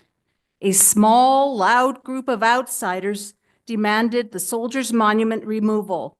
When that didn't happen, they tried to tear it down. Mayor Weber assisted them by removing our police. We got little justice from the Santa Fe DA. She tapped, not slapped, the rioters' hands. Hey, a compromise.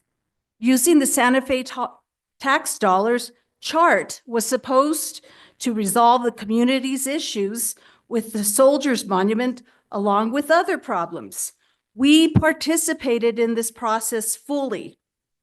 But after a majority, 54.6% of the chart respondents said they want the Soldiers Monument to remain where it is, and they found fault with the city's leadership. Now we're ignoring the chart report. By the way, only 12% said that it should be moved to somewhere else. Compromise. How is doing exactly what the rioters want a compromise? Before you commit to this resolution, please put yourselves in our place. Try to understand where we're coming from. Pain from all of this is felt by both the Native Americans and Hispano community. Life is easy when we can label something as good and bad, all good and all bad, black and white. But life and people are not like that. All things Native American are not good, and all things Spanish are not bad. Don Diego de Vargas and Pope probably have a comparable list of good and bad. Anyway, thank you. Thank you very much.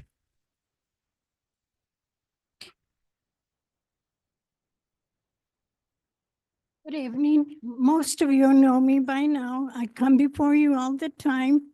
I'm Terry Rivera, and I want to talk to you about a compromise too. I'm here to offer one. Please seriously consider this. Please discuss it among yourselves before you say no. Rebuild the monument and keep it on the plaza. Have the original plaque that honors the soldiers who fought and stopped the Confederacy. Second plaque honors all our military who fought in World War I, World War II, and other conflicts. The third plaque honors the Buffalo Soldiers and all soldiers who endure racism and sexism and still defend this country. Fourth plaque honors the Navajo code talkers who use the code to transmit information on troop movements, tactics, orders, and other battlefield communications. They ensured the safety and success of the U.S. in World War II. This compromise distinctly honors the impact of the Navajo and Native American soldiers who sacrificed their lives for our freedom. And this is just a note. Archbishop Weber does not speak for all Catholics. He obviously does not know our history. I am a Catholic. I have been active. My husband and I have been active at the cathedral for over 50 years, and I mean really active. You name it, and we participated in it. And we are very upset with the Archbishop and what he is doing. Your Honor, he has joined you in creating divisions where we didn't have division. Thank you.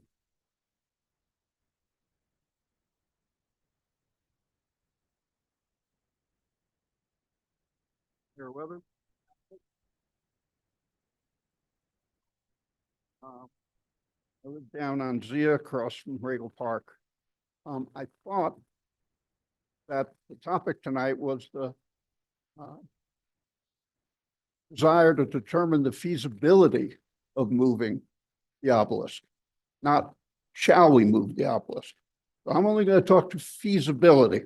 I'm going to take no position here tonight on what you should do afterwards. You can't move it, not there. You know why you can't move it? They won't let you. I did some research, both online and telephone, and you have to go through the director of the cemetery, then a branch of the VA, and then finally the whole VA. So first of all, on top of the 1,667 days since it's toppled with nothing resolved, it's going to take you another 6 months at least to find out if you can do it. Why should you do it? Well, it should say, why shouldn't you do it? Regardless of what position you take, whether it's Hispanic side, Native American side, that thing will be toppled again. Why? Because there are at least 6 Medal of Honor winners that were awarded for action by soldiers at Glorieta Pass, but not for their duty there. It was in the Indian Wars. They were heroes of the Indian War. So what's that going to tell the type of person that came here 4 years ago and toppled the statue? I tell them, let's do it again. You're insulting us. Why are you insulting us? Because there's thousands of Native Americans buried there. There's at least half of the original code talkers buried there. And you are inviting an invasion of a hallowed ground if you attempt to move it. Thank you. Thank you very much.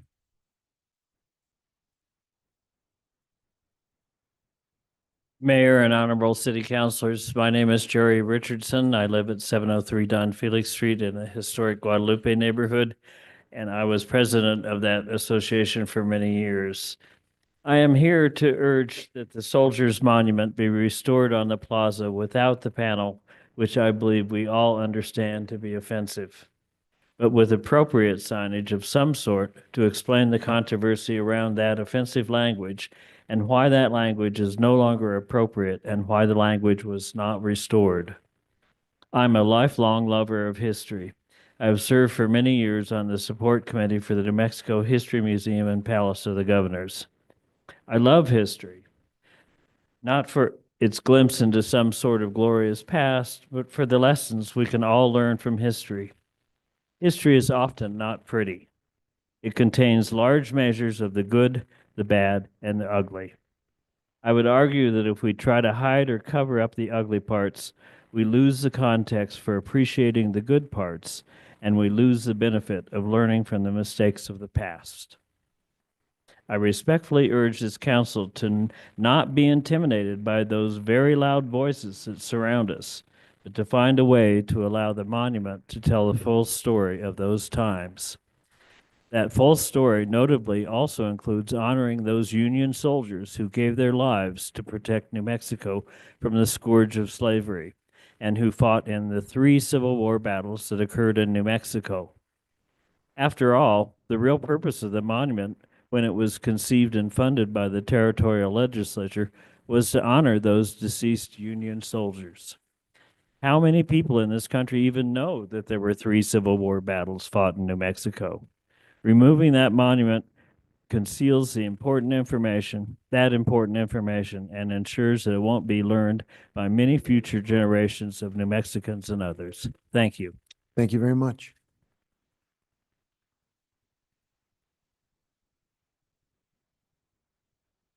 Mayor and councilors, I'm Valerie Brooker, and I appreciate the time, energy, and thought taken to provide for the obelisk.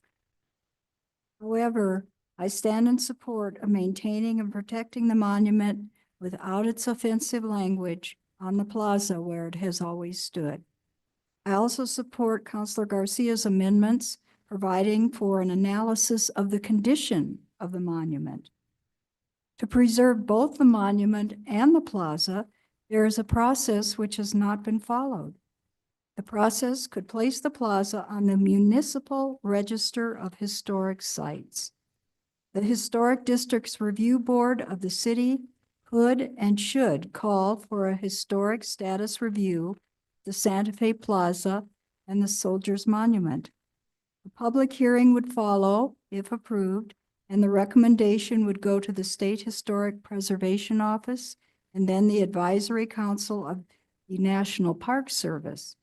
This process has already occurred for other sites, such as the Fairview Cemetery. Thank you for your consideration. Thank you very much.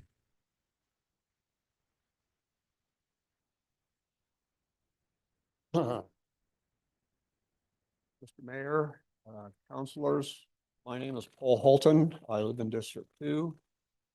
While I am a member of the Santa Fe Arts Commissioner, I am speaking only for myself here, and I'm not speaking for the Arts Commission.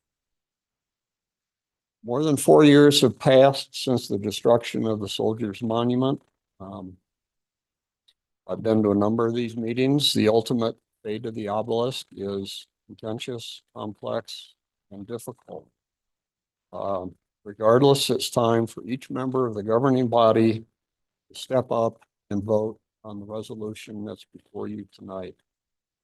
We don't need any further amendments. We definitely don't need any further delay. Any further delay, I think will be seen by me, and I think will be seen by the community as dilatory and political posturing. The resolution doesn't call for putting the monument in the National Cemetery. It doesn't call for restoring it on the plaza. It calls for a feasibility study and any action on what to do ultimately with the Soldiers Monument requires a detailed technical feasibility study and procedural feasibility studies. The resolution has been thoroughly debated here. There's been extensive public comment here. The resolution has been further vetted and received additional comment before various advisory commissions. Numerous amendments reflecting this public process are in the current resolution. Everything that can be said about this has been said at least twice. Okay, to break the cycle of acrimony, I ask that the governing body vote tonight and approve the resolution as drafted. Thank you. Thank you. Mr. Mayor, councilors, my name is Marco Serna, District 1. First and foremost, my opinion on this issue, I think that the obelisk should stay on the plaza. Second, I believe that we should have a constructive, respectful conversation with this regard moving in the future. Third, the fourth plaque, I think everybody agrees, should be removed. And fourth, I urge you all to go to that original resolution that was never voted upon when this first happened, to rebuild it, recognizing all cultures, recognizing history, good, bad, and indifferent. I have been reviewing and watching these hearings this last year, and as to echo what the Riveras said with regard to compromise, I don't believe that this current resolution has that compromise. When the only consideration is to discuss the movement of, that is not compromise. That's not constructive, in my opinion, to take both sides. As a prosecutor, we have heard threats that if it's rebuilt, we're going to take it down. We cannot acquiesce to threats of violence, threats of illegality, threats of destruction. Lastly, as a former elected and as a lifelong public servant, I want to thank this entire dais for all that you do and give you all my respect. Thank you very much. Thank you very much. Good evening, Mr. Mayor and city councilors. My name is Maria Perez. I am a resident of District 1. And I'm here to talk about the monuments issue today. As a longtime resident of this city, this is an issue that has really broken my heart. I see how it's eroded our civic culture and our ability as residents of the city to get along. And it's just been really heartbreaking to see what's happened in our community for the past 4 years. And the obelisk is not the only, I mean, this is the monument that we're talking about right now, but this is a broader issue that we have to grapple in this community is our history, the good, the bad, and the ugly, and how we move forward as a community now. I'm not here to offer a recommendation on an outcome, but I am here to offer a recommendation on a process.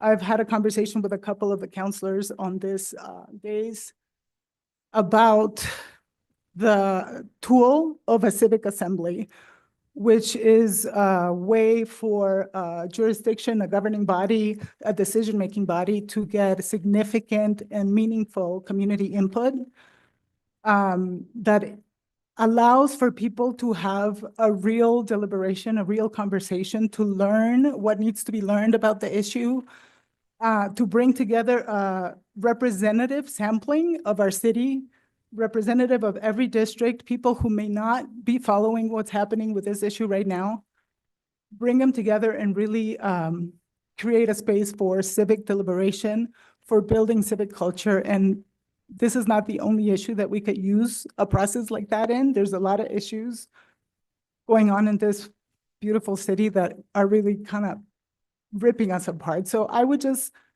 love to ask you to consider civic assemblies as a process through which we can move through some of these intractable issues in our community, and happy to talk to anybody more about it. Thank you. Thank you. Good evening. My name is Elizabeth West, and I happily live in Santa Fe. Lucky me. I'm glad to be here again and to say to all of you, each of you in a different way, of course, I really respect what you do. It's exhausting, it's exciting, it's exhilarating. And I'm here actually to give you the titles of 4 movies that I think will help you with your decision making. But the reason I'm doing that is because I'm hearing from people, the previous speaker, for example, saying that we can move forward and keep this discussion going. Somebody else mentioned the importance of knowing about our history. There was one gentleman who said, no more delay, we've got to get this done, let's get it over with. And I believe he's heartfelt. I mean, I don't know the gentleman, but I disagree. I think this delay is a beautiful experience that follows CHART.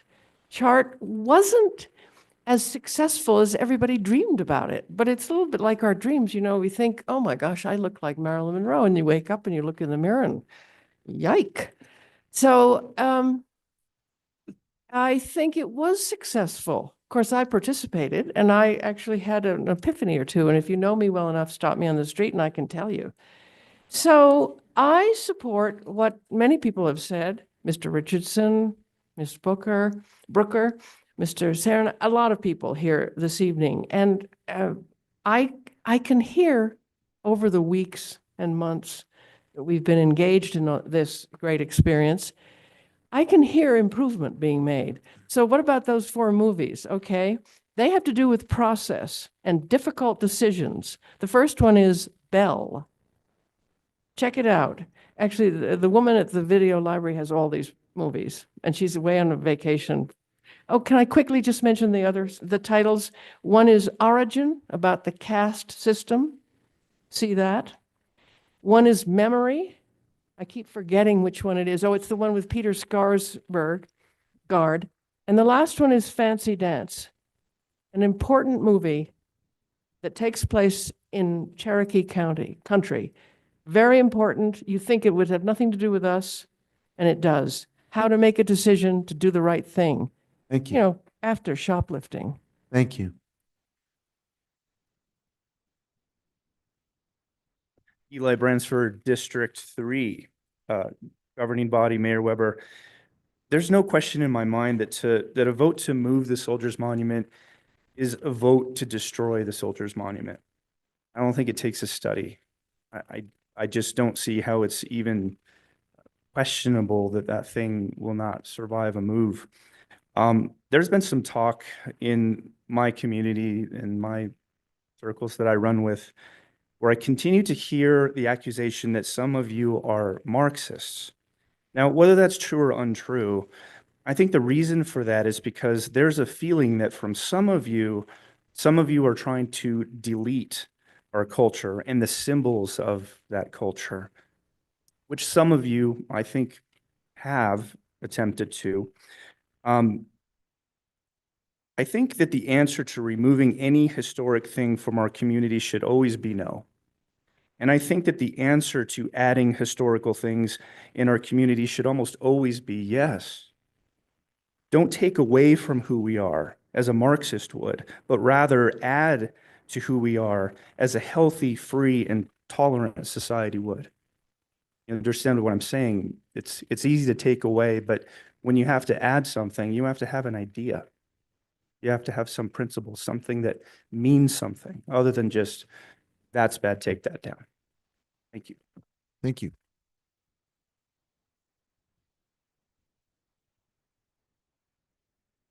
Good evening, Mr. Mayor, governing members of the governing body. My name is Ann Wrinkle. I live in District 2. I support the resolution directing the city manager to investigate the feasibility of relocating the Soldiers Monument to the Santa Fe National Cemetery, or moving it anywhere, or rebuilding it. As I understand it, this is an engineering and conservation study. That's the first thing that needs to be considered. This potential possibility cannot be brought to the National Cemetery or even considered without this critical step. Regardless, we need the feasibility plan and this formal request from the city to move one step forward. Do we want to continue to be stuck with the brown wooden box on the plaza forever? Thank you. Thank you very much.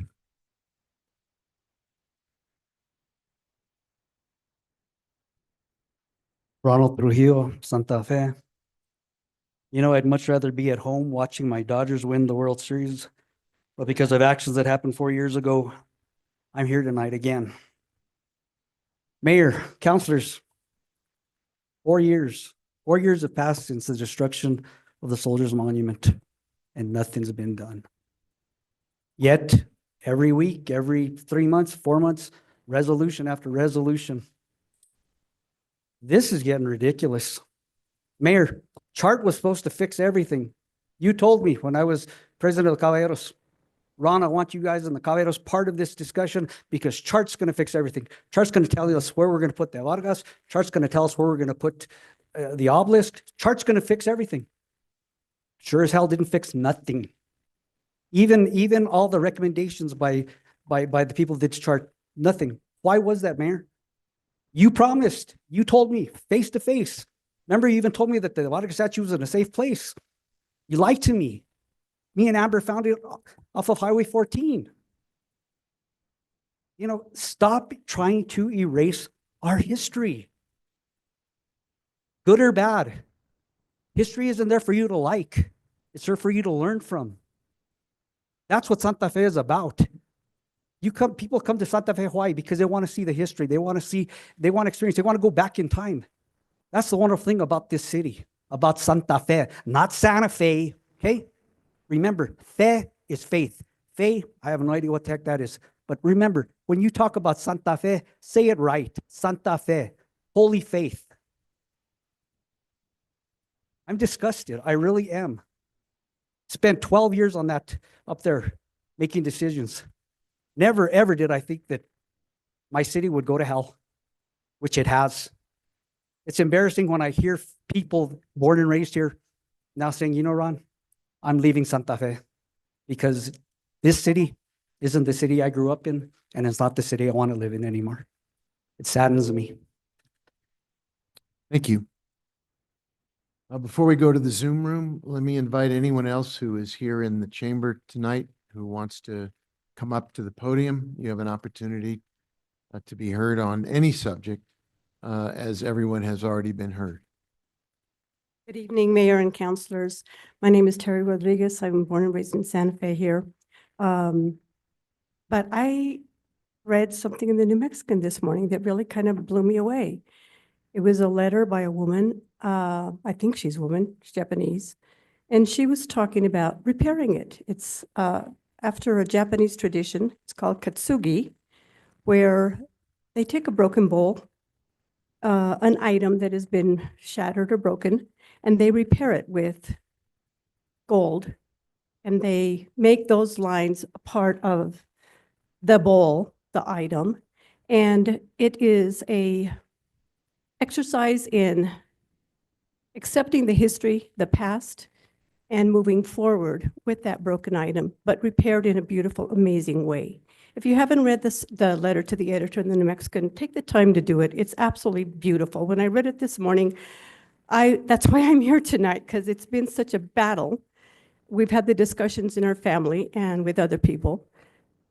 But that letter resonated so deeply with me because it gave the community the chance to keep that obelisk and to repair it in such a beautiful way, using the artisans within our community to fix it and to keep that history and to move it forward in an artful and beautiful and a way that everybody is a part of, the community would be a part of, artistically fixing this, respecting this piece, and keeping that for posterity.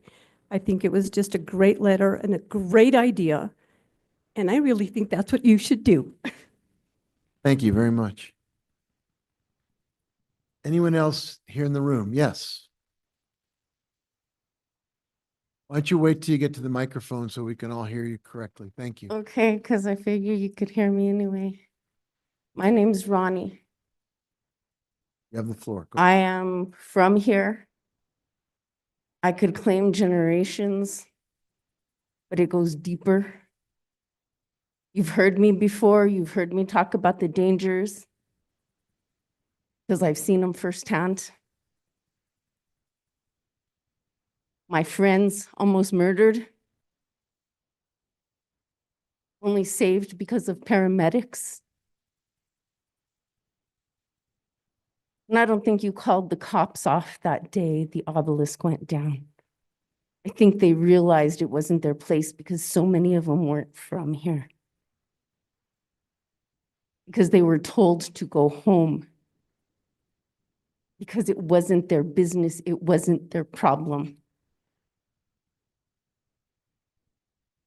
There were so many murdered and buried in a mass grave right there at the Palace of the Governors. So many Native people hung and sold as slaves because of Hispanics. This isn't culture erasing. If all the culture is about war and glory of war. This is about moving on and doing better. And if it's about soldiers, and if it's about the Battle of Glorieta and keeping away all those bad things from the South, from the Civil War, you already have Glorieta. You have a Confederate statue over there as well. And who's going to go be lambe rosca to that, no? It goes up, it comes down. That's not violence, that's history now. Thank you for your comments. Anyone else in the chamber who wants to have a chance to speak again on any issue and address the governing body? Now is the time to come forward. All right, I believe we'll go to the Zoom room then, Madam Clerk, and I gather you're going to have to ask Ms. Sharp to be the facilitator for that. Actually, Mayor, I think I'm able to do it. There is some attendees with their hand up, and we'll start with ADA.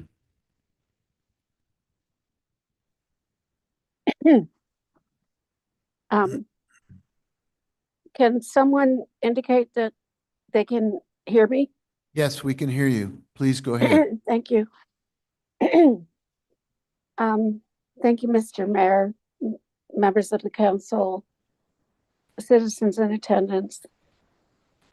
I am a person with disabilities, and it is very distressing that as a city that has been the longtime home for an internationally accredited service dog training organization, Assistance Dogs of the West, that this city, even with the best efforts of the organization and legitimate handlers of service dogs, this is the city where I experienced the highest degree of threat in being a handler and trying to navigate applying the policies and practices that federally and statewide and within our municipality should protect the rights of someone who utilizes a service animal to navigate their world safely on a daily basis. In approaching trying to resolve these matters, some of the most difficult encounters have been with the very entities that are ensconced within the city to enforce that. And that makes it a very difficult journey when our journey is simply to participate in our city, in our processes, and in our procedures in a dignified, respectful, and safe manner. Mr. Mayor, members of the council, I know that this is not necessarily what any of you would do, but it is very difficult when I'm facing trying to address these concerns and I am met with, what is your problem? When it becomes my problem. And it is not through combat or aggression that we achieve outcomes that are successful. It is through collaboration and community education that we succeed in these types of considerations. And I only have one thing I would like to add. I very much appreciate Councilwoman Lindell, Councilperson Lindell, but when the vote is called, I cannot tell if the counselor has voted yes or voted no. And I would respectfully request that the clerk state whether the vote was in the affirmative or in the negative, because I'm losing capturing that. And I believe that every vote and every voice matters such a great deal. Thank you so very much. Thank you. Thank you for your suggestion. Madam Clerk, someone else in the Zoom room with a hand up? Yes, Mayor. Stephanie Benenato. Stephanie Benenato, can you hear me? Yes, we can. Okay. I have three things to talk about. I sent you some photographs, and they are supposed to be, I asked them to be part of the public record, as well as my email. I'm surprised the city is allowing and even seemingly promoting asphalt sidewalks. They are petroleum products. They are non-sustainable. They absorb a lot of heat. Our whole temperature in town will rise, and they actually get caught in them, like kids kickstands or kickstands on bikes, not just kids. Kickstands on bikes. I've heard kids put them in the asphalt sidewalk, let it get really hot, and then they watch the kickstand sink down into the asphalt. I wonder what would happen to a wheelchair, for example.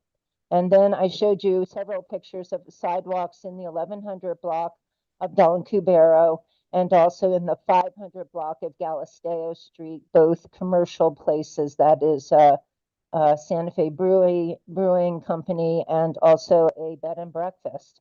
These sidewalks have been a concern for 7 years. That's 7 years. And now again, today I was told by one of my counselors, oh, there'll be a work order put in. Do you know how many work orders have been put in? There were supposed to be notices of violation sent out over a year ago. Nothing is happening. When people get hit on the road like Miss Maez, maybe it's because there wasn't a sidewalk there.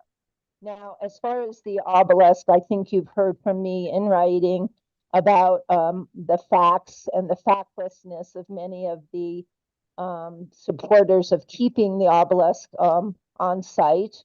I do not like the idea that we are militarizing the plaza and that somehow that's such an important part of our history, when in fact, as pointed out, it's a very small part. That is the Civil War for Colorado volunteers.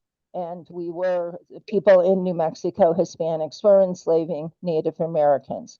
I am in total support of the resolution. I don't think anything can happen until you have some options, so you have options, and two, that you can know what you can do structurally with that monument. And also, because it is a monument, the Historic Board does not have any jurisdiction over that in its current ordinance. So I just point that out in terms of people's proposals, even the one about putting it back with the Japanese technique. I think some of you counselors actually suggested that a year or more ago and was soundly put down about that. And even that would require knowing if you could do that. So again, I fully support the resolution. Thank you. Thank you very much. Madam Clerk, is there another hand in the Zoom room? Yes, Mayor. Miguel Gabaldon.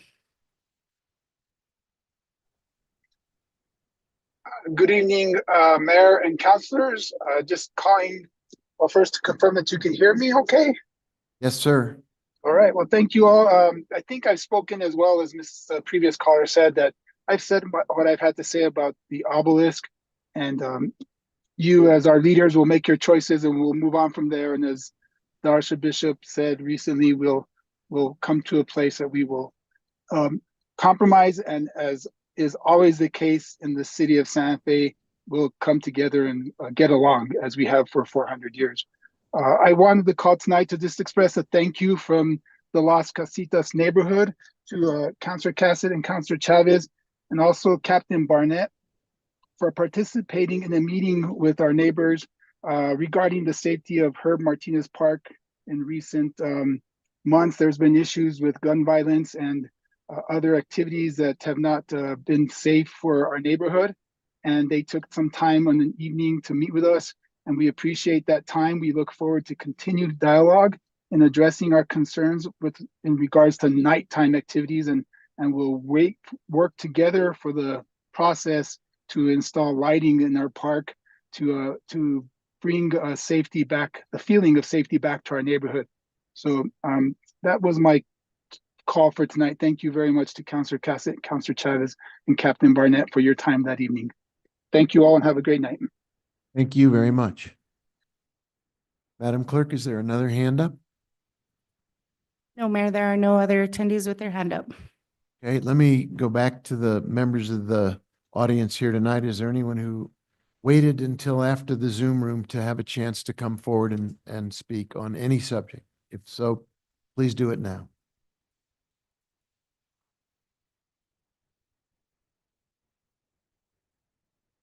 Very good. Thank you, Madam Clerk. I think I'm sorry, are you coming forward?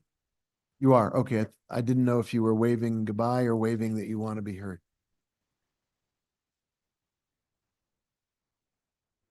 No rush. Take your time.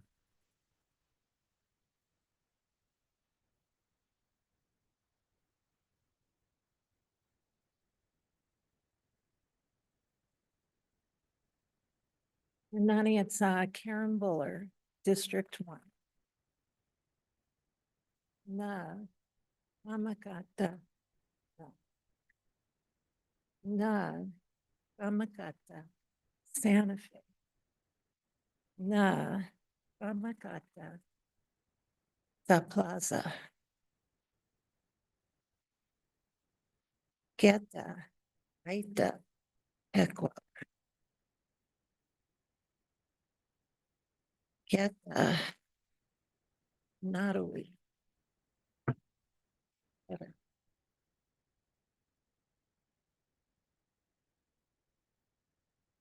Thank you. Anyone else who wants to speak tonight, please come forward now.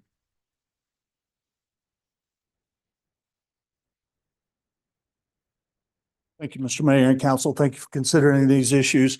My name is Gregory Ross. I've been a resident of Santa Fe for almost 30 years. I'm a professional. I work here. I make my living here. And I'm very much involved with the Native American culture, arts, and world. I'm heavily involved with a number of charities of Native Americans that have tons of Native American clients and deal in the arts. I'm also was past president of my Rotary Club and been on the board of Pancakes on the Plaza. I've also served on a local Hispanic heritage group for a decade. And so I'm very interested in all the different cultures in this town. And at first I thought a great solution for this issue would be the Japanese method of bringing something back together that has been destroyed. Unfortunately, the part that ires me, and I think ires so many others, is the complete. I think that if you made gold where the destruction has been, it would give glory and light to the people that caused the destruction. And because of the complete, utter lawlessness of how this destruction occurred to public property, I don't think it should be glorified in any way whatsoever. Had it been a tornado or an earthquake, or we had all agreed to do something, this whole process should have happened before the complete, utter lawlessness that occurred on that plaza, which is criminal and still should be held criminal by the people that partaked in it. So anyway, on one hand, I want to be loving and caring and everybody get along and let's have a wonderful solution, but there's a lot of anger still, less from history and more from what happened that day and that night. And anyway, if we can move past that some way, I think maybe if we could repair it with not glorifying that, then I think a lot of people would be a lot more in favor of a restorative process. Thank you. Thank you very much. I'll ask one more time because we've been getting people who've been waiting till the very end to have a chance to speak. If there's anyone else who hasn't spoken and you want to have your opportunity, I really want that to happen now if you'd like. All right, Madam Clerk. Thank you, everybody. Can we go back to the regular order of business then? Yes, Mayor, I believe we are at 10B. This is consideration of a resolution sponsored by Councilor Carol Romero Worth, Councilor Alma Castro, and Councilor Amanda Chavez. It's a resolution directing the city manager to investigate the feasibility of relocating the Soldiers Monument to the Santa Fe National Cemetery and recognizing the distinct purposes of the plaza and the monument. Very good. And thank you, Madam Clerk, for keeping order on the way in which we've juggled and adapted the agenda tonight. It's been very tricky and you're on keeping us on task and I appreciate it. My recollection of our last meeting was that rather than taking up the item that was in front of us and all the various amendments that had been introduced about that, what we did was to have a very constructive dialogue amongst ourselves and offering each of us some thoughts about how we've come to think about this very tough, complicated, hard issue. And I think that my perception, my belief was that we were moving, I thought, towards something that was at least an expression of not an outcome, but a process that would lead to more information and better decision-making capability that would segment our work on this hard issue into several different components, and that we could perhaps come up with a solution not for how to resolve the issue, but how to get better assessment, information, and decision-making capability so that in a second step, we could ultimately take a vote. And I believe that Councilor Romero Worth had introduced the original resolution that had made its way forward and was also working to try to draft additional material that would reflect some of what we heard at our last meeting as a way to go forward. So, Councilor Romero Worth, I'm going to turn to you first if you have anything you want to say, and then I think I'll open the floor for members of the governing body to have, again, perhaps a 5 to 10 minute opportunity if you want it to address where each of us thinks we are in this process, and then whether we want to take up the initial resolution, the amendment that Councilor Romero Worth had drafted, and then the multiple amendments that each member of, almost every member of the city council, not all of us, but many governing body members had additional amendments that they wish to be brought forward. So Councilor Romero Worth, since you and several others were the sponsors initially of the resolution that is on the agenda, I'm going to turn to you first, and then we'll open the floor. Thank you, Mayor. And there is an amendment in the packet. I am not moving it at this time, but I would like to speak to it because I think what I was hearing from the governing body at our last meeting was a desire not to move forward with a particular outcome, but possibly, and from some of the amendments that were offered, move forward with the feasibility portions of the original amendment, and then have all that information come back to us. And at that point,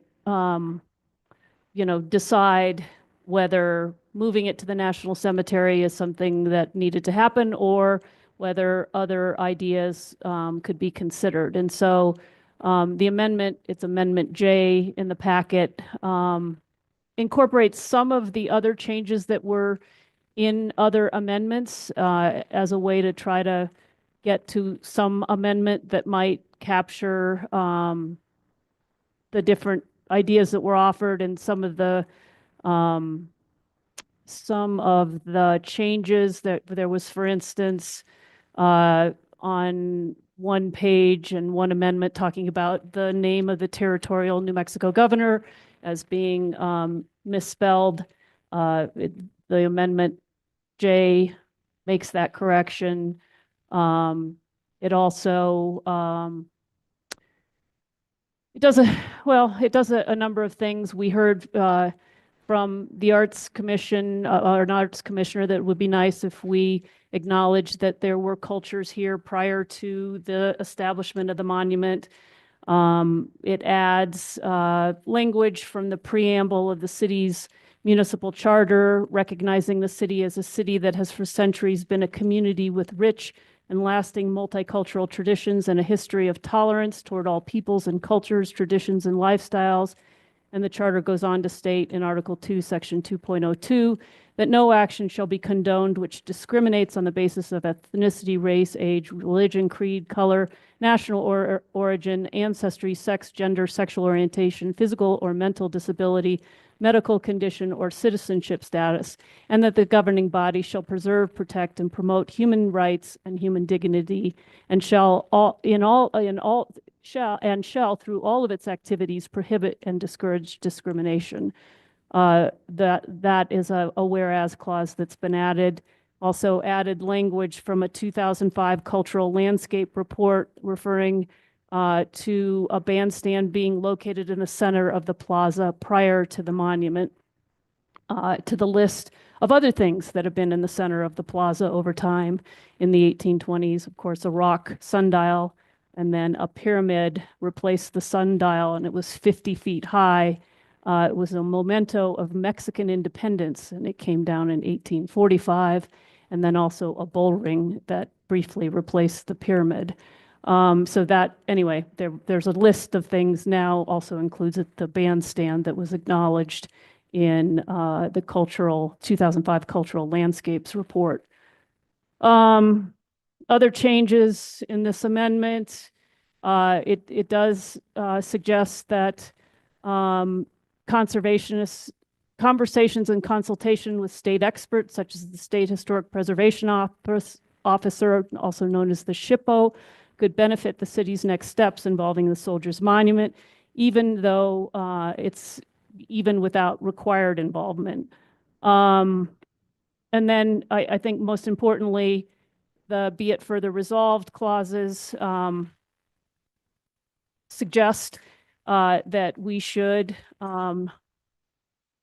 consult the SHPO regarding whether moving the Soldiers Monument to the National Cemetery would be an adverse effect on the plaza.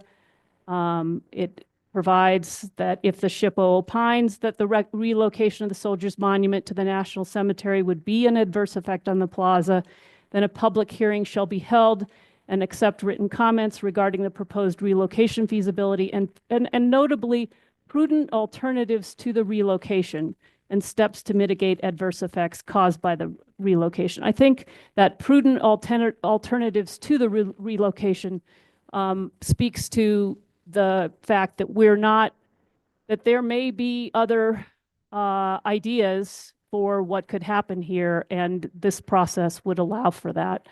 The city manager's feasibility investigation shall include, but is not limited to, 3 things: formally asking the United States Department of Veterans Affairs to accept the Soldiers Monument without the 4th plaque into the National Cemetery, hire experts as necessary to evaluate the services and cost to rebuild the monument without the 4th plaque, It does not specify the kinds of experts because I don't want to limit who could be consulted. And I think, maybe structural engineers are the right people, but maybe they're not. Maybe we need historic preservationists of some sorts, and maybe they aren't structural engineers. And so it leaves the language purposely broad about who we might hire to do the work of evaluating what needs to be done to rebuild the monument.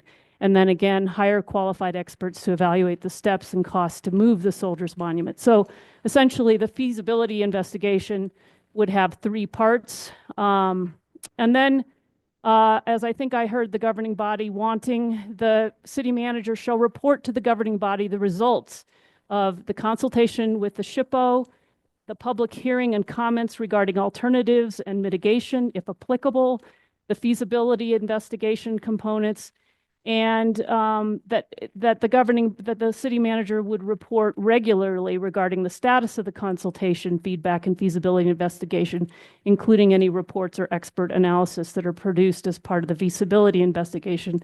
And that with the idea that maybe this stuff doesn't all come at once, but as there is information and progress, and even if there's not progress, that the governing body continue to be apprised of the work going on in this area.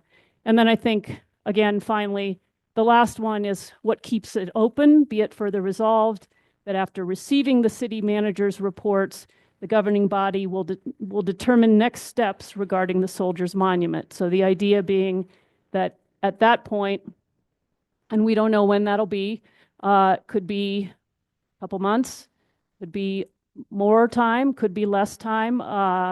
When we have all that information, then we could go forward, or we could decide what to do, whether to move the monument, not move the monument. Maybe some other idea will be brought forward in that time period. But again, all this would do is,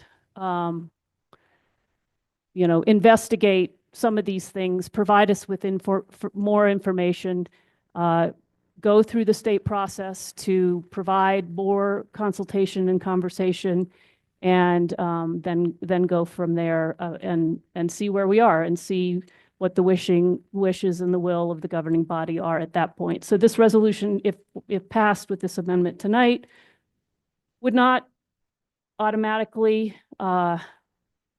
set in motion moving it. Again, we'd have to, and it never, we can't move it until the National Cemetery says that they would take it and that we know how you would rebuild and move it. I just want to address a couple of things. This idea was brought to me by constituents.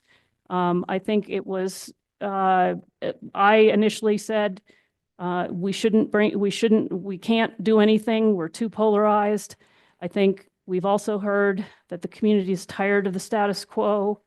I do think this is a compromise, despite what we heard tonight in public comment.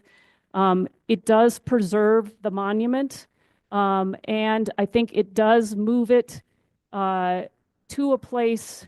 It sets it in context to a place where the true meaning of its original, one of the two meanings of its original purpose will be better understood, that it is a monument to the Civil War soldiers.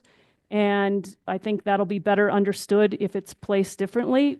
I think it's also something that we've heard from the Native American community, that it's something, the symbol itself in that current location is alienating, painful. And so it would address those concerns, but at the same time, hopefully with moving it, placing it in context, we can preserve the monument itself. So in that sense, that's how I see it as a compromise. I know there's been some issues about ownership. I just want to point out that there is an AG's opinion that pretty much supports the legal analysis that's already been done by the city attorney's office.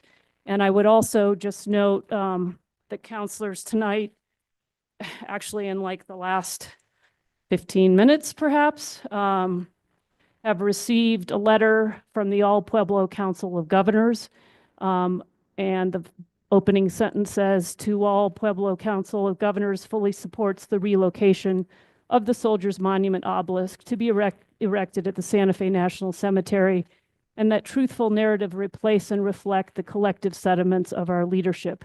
A fairly long letter, I won't read it all, but I just want to make the public aware that we did just receive that, the governing body here on the dais.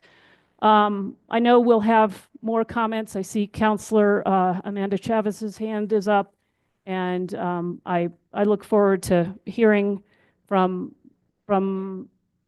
my colleagues. But again, I offer this amendment. I'm not moving it forward in a formal way, but I just want you to know it's there. And it did try to capture what I thought I was hearing from you all, which is let's ask for the information, let's get the information, and then we can decide at a later time what we formally want to do. Thank you, Mayor. Thank you, Counselor. And let me just suggest that once again, I believe every member of the governing body will want to have some opportunity to speak their mind and offer context and substance for how they feel about this, and how we all hope we can come to a resolution that is healing and respectful and serves the interests of our entire community. Whether we have that in front of us tonight or not will be determined by everybody on the dais here. But I think we're working thoughtfully and respectfully to try to arrive at that. And it is a very hard problem. Go ahead, Counselor. You did raise your hand, Counselor. Why don't we start with you? Oh, I'm sorry. I thought you were nodding at me. Counselor Chavez is in the waiting for us in the conference room, and her hand is up. So why don't you go ahead and speak, Counselor? Thank you. I'm going to do a couple of things. I do want to speak to the amendment that Counselor Romero Worth just spoke to. I want to say that we were at a place at the last meeting where our conversations were almost developing two different resolutions. I think on this topic specifically, like there has to be unity, especially amongst the leaders of the city. And I think the only way there could be unity on this subject is for more information. We had a lot of questions unanswered. We just don't know a lot of the information. I do want to be clear though, that, and Councilor Marworth can speak to this, because like in your introduction just now, it sounded like there might be two separate things. Like if it's found it can be moved, it will be moved, which is, I don't think, accurate.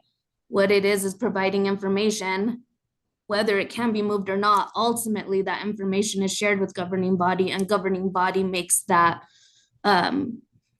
decision. And I just want to clarify for you, because watching from this end, being the YouTuber on this end, it sounds like the only way that it would be a governing body discussion based on information is if it wasn't good to go to the National Cemetery. And I know that's not what the amendment is saying. So I just want to give you an opportunity to clarify that.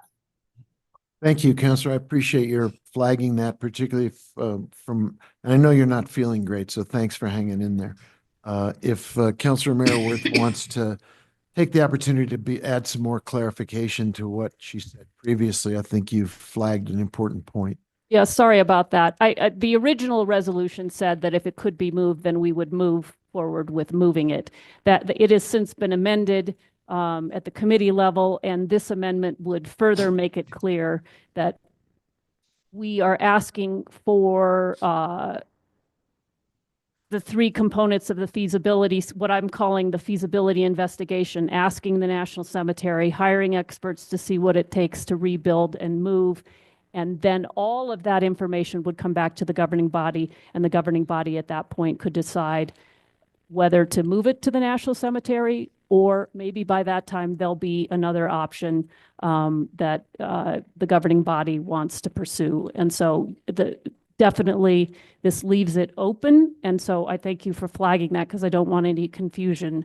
It demands nothing at this point other than information that we can then further use in making a final determination.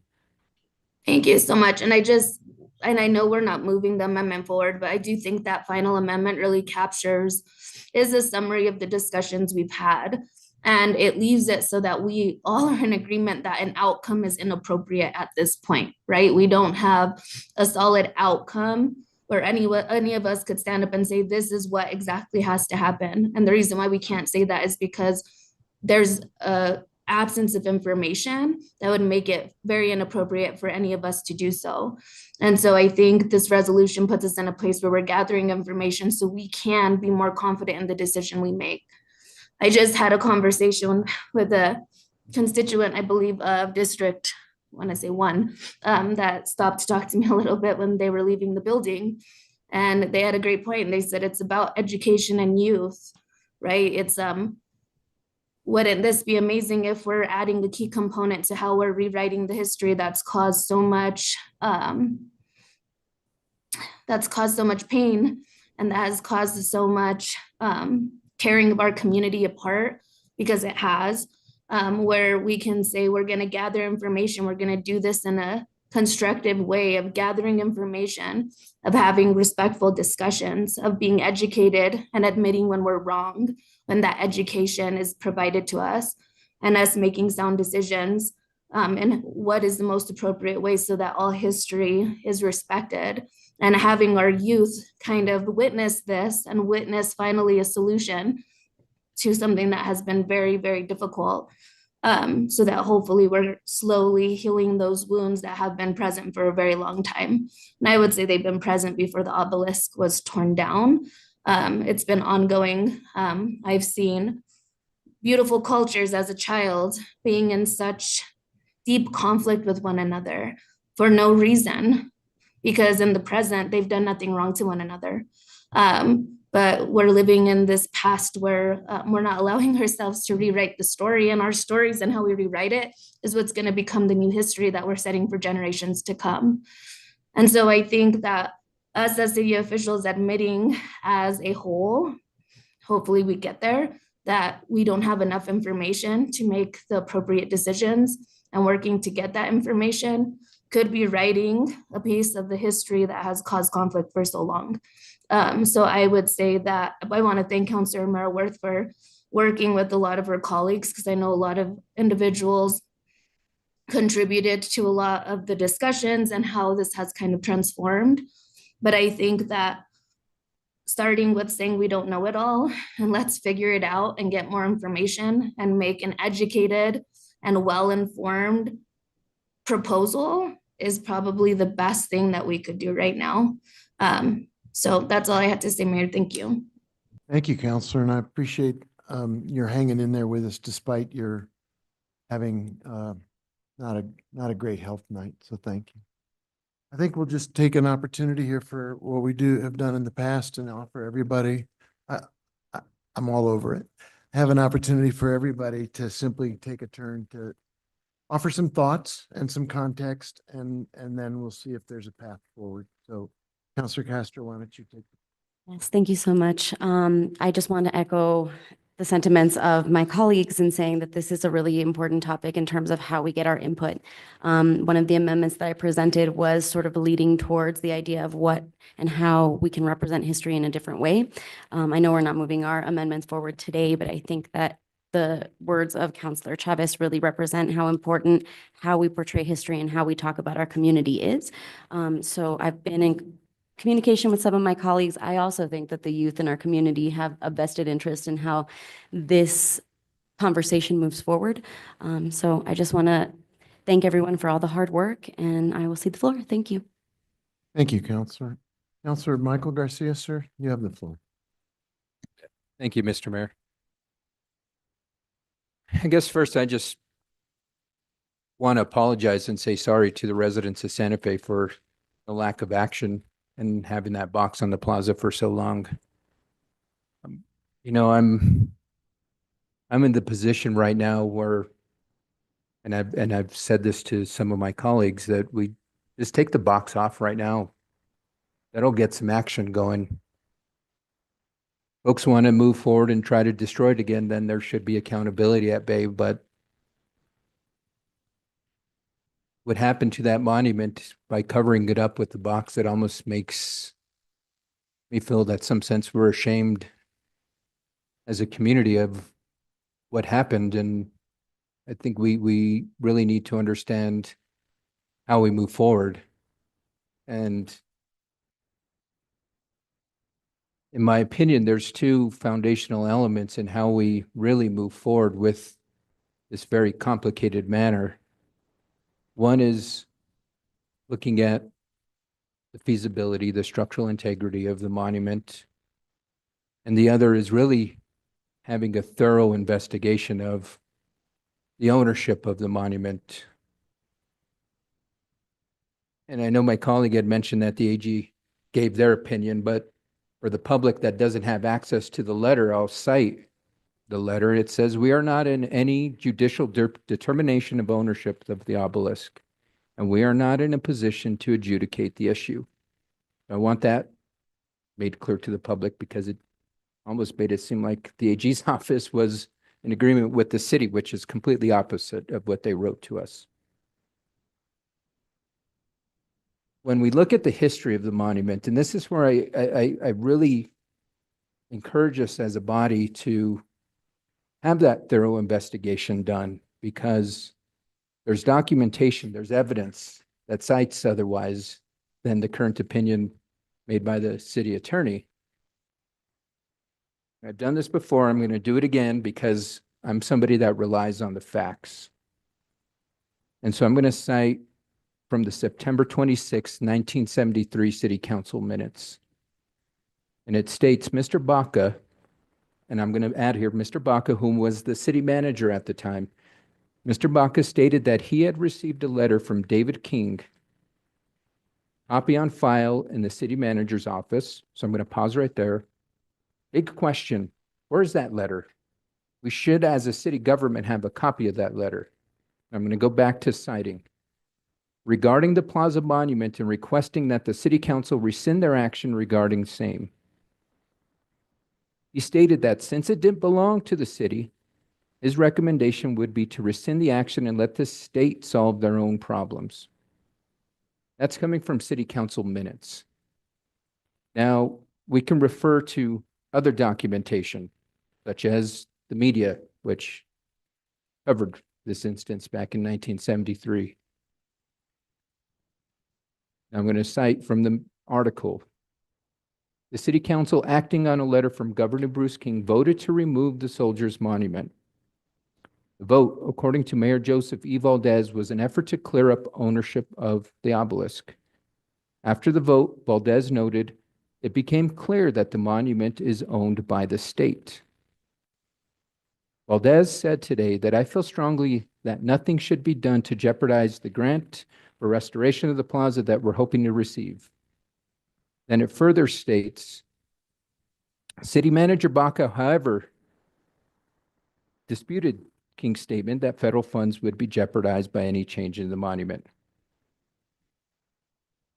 He goes on to state, since the monument is state property, Baca said, we don't plan to tinker with the monument. That's from 1973. And I have full faith and confidence that the governing bodies before me had the information to make the appropriate decisions based on fact. Now, let's jump into the Cultural Landscape Report, which cites 7 or 8 times that the monument is owned by the state. And this is where it's imperative that we as a governing body ensure that we own the monument. I know it's been cited by our city attorney, we own it, but it's cited 2 other sources that we do not own it. And as I mentioned, in one of those sources, it's cited multiple times. You know, the Soldiers Cultural Landscape Report states, the Soldiers Monument at the center of the plaza, which belongs to the state of New Mexico. The city of Santa Fe, as a property owner, consults with the State Historic Preservation District. Then on pages 82 to 83, says Property Control Division of the State General Services Department has responsibility for maintaining the monument. It goes on and on and on and citing that the state owns it. So this is where I have major concerns with the proposal in front of us because it does not take into consideration ownership. And those are the two foundational pieces of information that need to be known before we take any consideration in regards to how we move forward. Because what happens in the situation where we move forward with the proposal and the state steps in and says, you do not own that, stop. How many people in our community are we going to upset? I'm tired of creating division in our community. We're beyond that. We need to come together to figure out what we are going to do with the monument. But we can't do that until we determine if we own it or what can be done with it. So with that, if in this current form of this resolution, I cannot support it. I think we need to really begin to look at the information that's necessary to make the determination how we move forward. And in the meantime, take the plywood off the monument.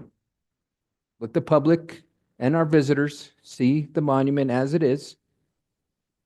Add some signage to help educate the community that the status and shape and condition of the current monument is due to events that happened in what is now Santa Fe's history. Whether we like it or not, that is now part of Santa Fe's history. And I think that's where we as a community will begin to take action, because once folks start asking what the heck, it's going to start lighting some fires under, it's lit a fire under me. We need to move forward, and we cannot move forward until we determine what could be done with that monument, and actually, do we own it? That's all I have, Mr. Mayor. Very good. Thank you, Counselor. Counselor Lindell, let's just take turns. You're up, and then we'll go down this aisle. Thank you, Mayor. It's my turn. So just a couple of comments. We have amendments A through J. It's an amendment, isn't it? I understand. You have the floor. We have amendments A through J. They're labeled in my packet. I think that I'll echo what Councilor Chavez said. Thank you, Councilor Romero Worth, and the folks that worked on Amendment J with you. Because I think what you did was go through everything that everybody was looking for and that they wanted, and come up with most of what the other amendments talked about.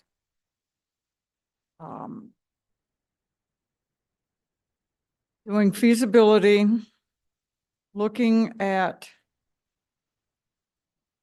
the engineering, what we could do, and not saying, I mean, this has evolved from, this resolution was going to definitely move the monument off the plaza, if possible, to the National Cemetery. This Amendment J hasn't set up what the end game is. And I think that's really important. I think that it asks us to look at what's possible and then come back and make a decision. I went through all of these amendments today, and some of them are obvious that we all agree to. And I think that doing the work, Would somebody please ask whoever's speaking on the phone to go further outside? It's a little disruptive. Thank you. I think it was a mammoth amount of work to try to condense all of these into one amendment. And I'm appreciative to you and whatever colleagues that you worked with to do this, because it was no small feat. But I think that it sets for us a path to go forward that, because it combines so much of all of these other amendments, I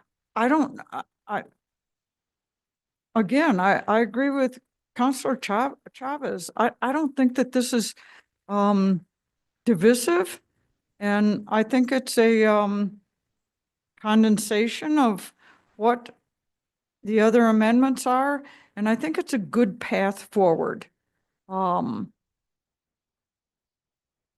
It allows us to take some action and to get closer to making a decision of what we are going to do, because then we'll know what's possible of what we can do. So those are my comments on this. Thank you. Thank you, Counselor. And to the gentleman in the back, thank you for helping keep it a little quiet. I know people don't always know that the sound comes forward, but it was good to get it quieted down. So thank you. Counselor Faulkner, you have the floor. So I also aware of how controversial this issue is. I grew up in northern New Mexico. I know that the people in my district have very strong feelings about the monument. And I also know that a lot of veterans have a lot of strong feelings about the monument as well. So my concerns are that the resolution, its inception was based on the premise moving the obelisk. And I am not sure that is something that I can support at this point. And so I'm wondering why we're not moving the amendment. Got a couple of other questions. I'll hold for comments for after I hear what everyone else has. Very good. Thank you. Counselor Merworth, you've already had the floor once, and you may want, since it is a resolution sponsored by you with several others, you may want to come back and answer questions subsequently, but let's go to Counselor Cassett at this point. Thank you so much, Mr. Mayor. And I do also want to echo the sentiments of thanking Councilor Merworth for looking at the amendments that were put forward, a lot of the conversation that was had at our last meeting. I agree though with Councilor Faulkner that one of the challenges, and Councilor Faulkner and Chavez and I ran into this when we were putting forward our amendment last time, is that because the resolution is already moving in this direction, the momentum is going there. And so for the changes that we were looking to see, we ran into a hiccup where we were essentially advised, this is a different resolution at this point.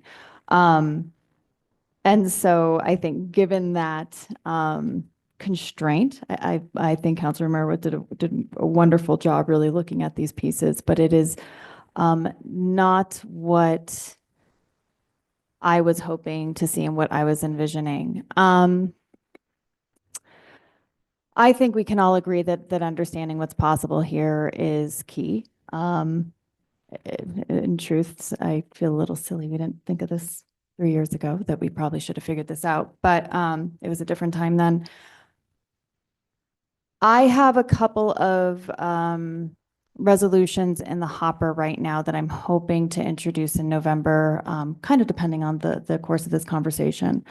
One is being co-sponsored by Councilors Faulkner and Chavez. And again, it's very similar to what we had been proposing, very similar to where Councilor Merworth was trying to steer this ship, even though I don't think it made the full turn that I would like to see.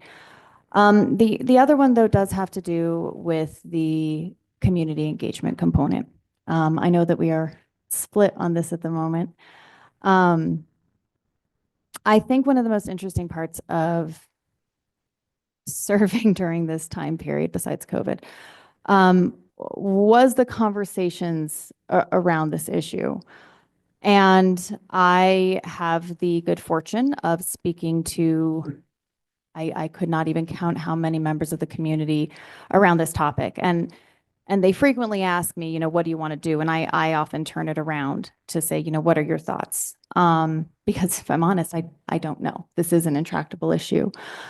But what has been wonderful about that experience is really getting to hear a number of ideas, a number of viewpoints, but also the reasons behind them. And at this point, you could give me a position and a perspective, and I'm pretty sure I could argue it pretty well based on my conversations with the community. But what I'm realizing is that the community's been talking to us and they haven't been talking to each other. And I think that there were some things that came out of chart that were beneficial, but when it came to solving the obelisk, we missed the mark, and I think that's fine. I also think we've learned a lot about community engagement since then. I was very fortunate that last week when I was kind of hitting my head against the wall, Maria Perez did fall out of the sky with this civic assembly model that she's already been talking to Councilor Castro about, and they had already been able to have a conversation around housing. And I think that it is a really crucial model to explore. So Second Amendment, proposed resolution, co-sponsorship with Councilor Faulkner that I would hope would move together, does at the same time, while these, structural, financial, architectural, historic preservation, you name it, feasibility studies are going on, that we move towards a community engagement process that is more focused on the obelisk, that is really an opportunity for a highly facilitated conversation and attempt to find a compromise among the community. I know many people have told me that this is not going to be possible. And I agree that on the extremes, we are not going to get agreement. I just feel very uncomfortable with the idea of making a decision without trying. I bring up Midtown quite often. We did a community engagement with Midtown, and there was a lot of dissatisfaction. And then we went forward and we chose another model, and we did it again. And we came up with a very similar plan for Midtown, but we came up with a plan that the community was more invested in and that they felt more heard in, that there were these small changes.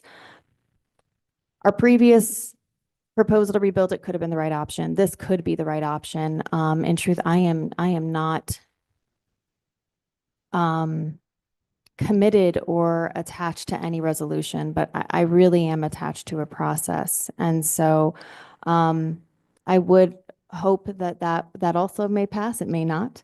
But that is where I am this evening. I think this got us very, very close. When I actually was speaking with the legislative staff, I took this resolution and a lot of it, I think, is there. There are things I would take out, some things that I would add, change the caption, which would form it into a new resolution. But at the same time, I want to have a concurrent discussion around community engagement and really what are the options, the possibilities, and are we willing to see if we can do this differently as a community?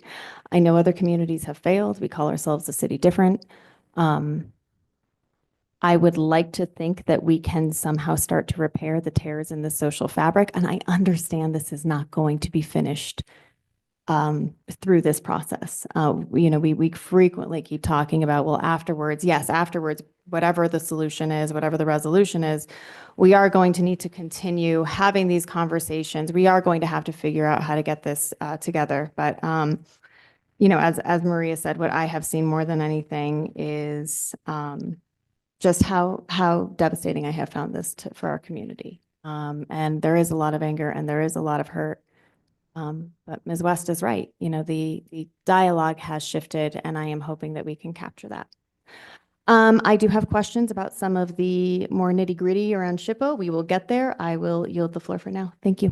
Okay, thank you. I would encourage folks, if you, it's good to let everybody have a shot, but if you do have some questions, let's get back to the so-called nitty-gritty so we can answer them.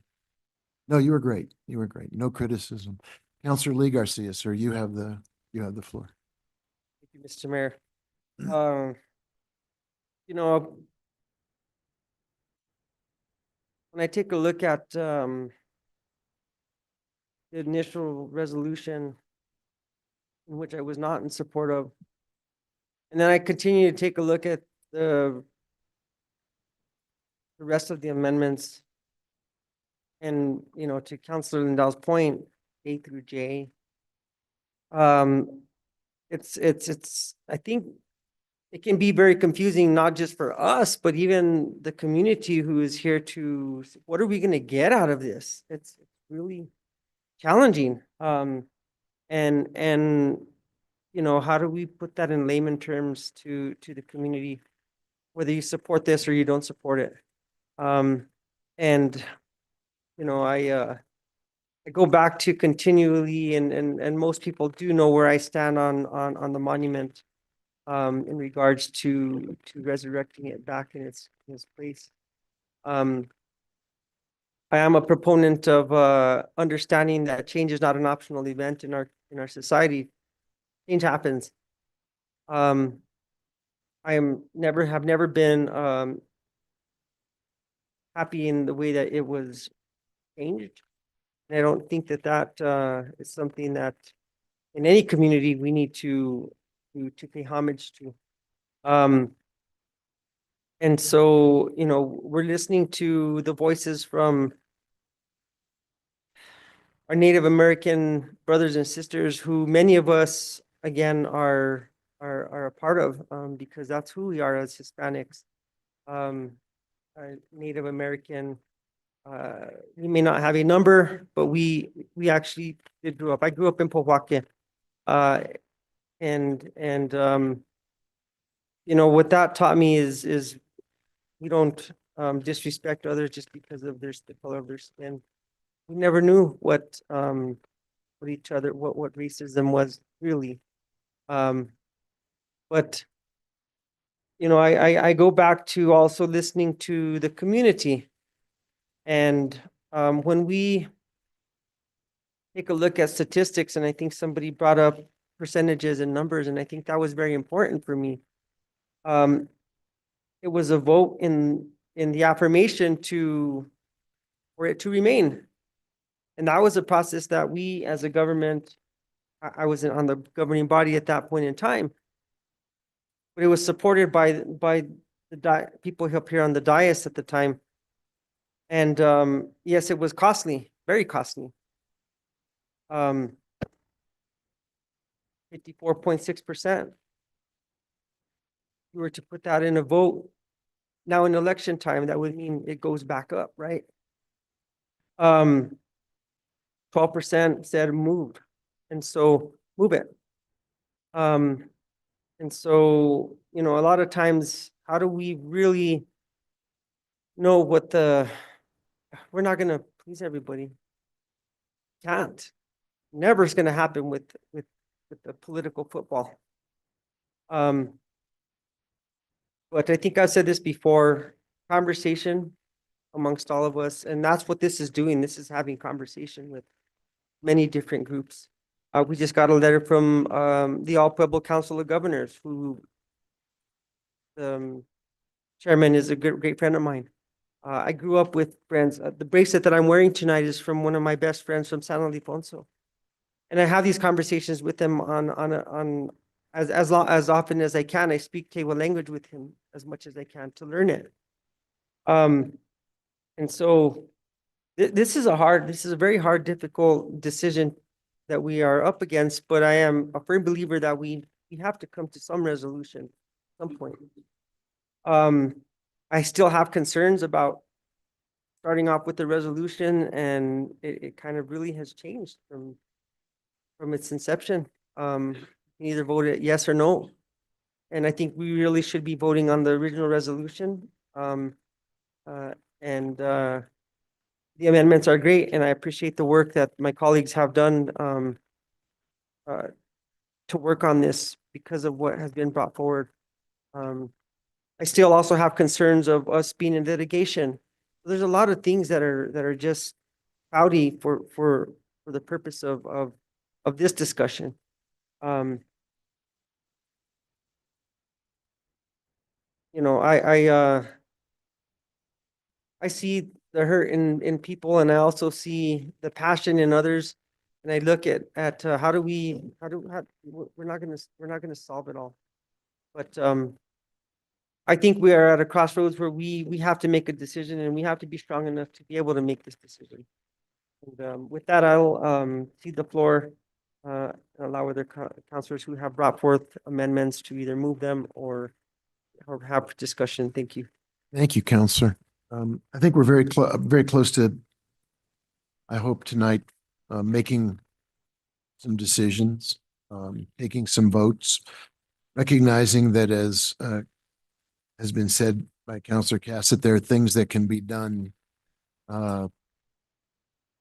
in parallel, that there are different strands that can carry us forward. It's not one or nothing. It's possible to pursue different approaches to getting information. Let me see if I can summarize some of the things that I've heard. First, I've heard loud and clear, there's still a great deal of pain and a great deal of anger and a great deal of concern, and in some areas fear, because of what the Soldiers Monument and it's being hacked and torn down has done to the community. And that pain, I think, is what we are all here on the governing body trying to find a way to apply some solution, some salve, some healing. I hear agreement that we need to take some steps to move forward, that the status quo for everybody is unacceptable, that we've been asked as and tasked as elected officials to lead and to make decisions. They are hard decisions, and they will not always meet with everyone's approval, but doing nothing is not acceptable either. We've heard from voices in the community now consistently over and over again what the divisions are. The divisions are louder than the agreement, but I do think as a governing body, there's beginning to be some clear agreement on how we can move forward, not tonight or even at the next governing body meeting to a decision, but to getting the information we need, make a decision. I think we all agree that we need the fourth plaque when it's appropriate and timely and legal to be removed. I think there is agreement that we don't know enough about reconstructing the Soldiers Monument, and we should find out. I think we all agree that whether we end up moving it or not, whether to the National Cemetery or, as one of our audience members suggested tonight, to the History Museum or to another place, we need to have an assessment of what it would take to physically move the Soldiers Monument and its base and all that is there. I think we have some agreement that if we have any interest in putting the monument where the soldiers who fought are buried, we are obligated to follow the process to determine whether that is an option. It may be an option, it may not be an option, but until we find out, we're all just engaging in opinions. There is disagreement, as Councillor Michael Garcia has said, about ownership. We have a letter from the Department of Justice. He read part of it. There's more to it. It says that they are not in a position to adjudicate the issue.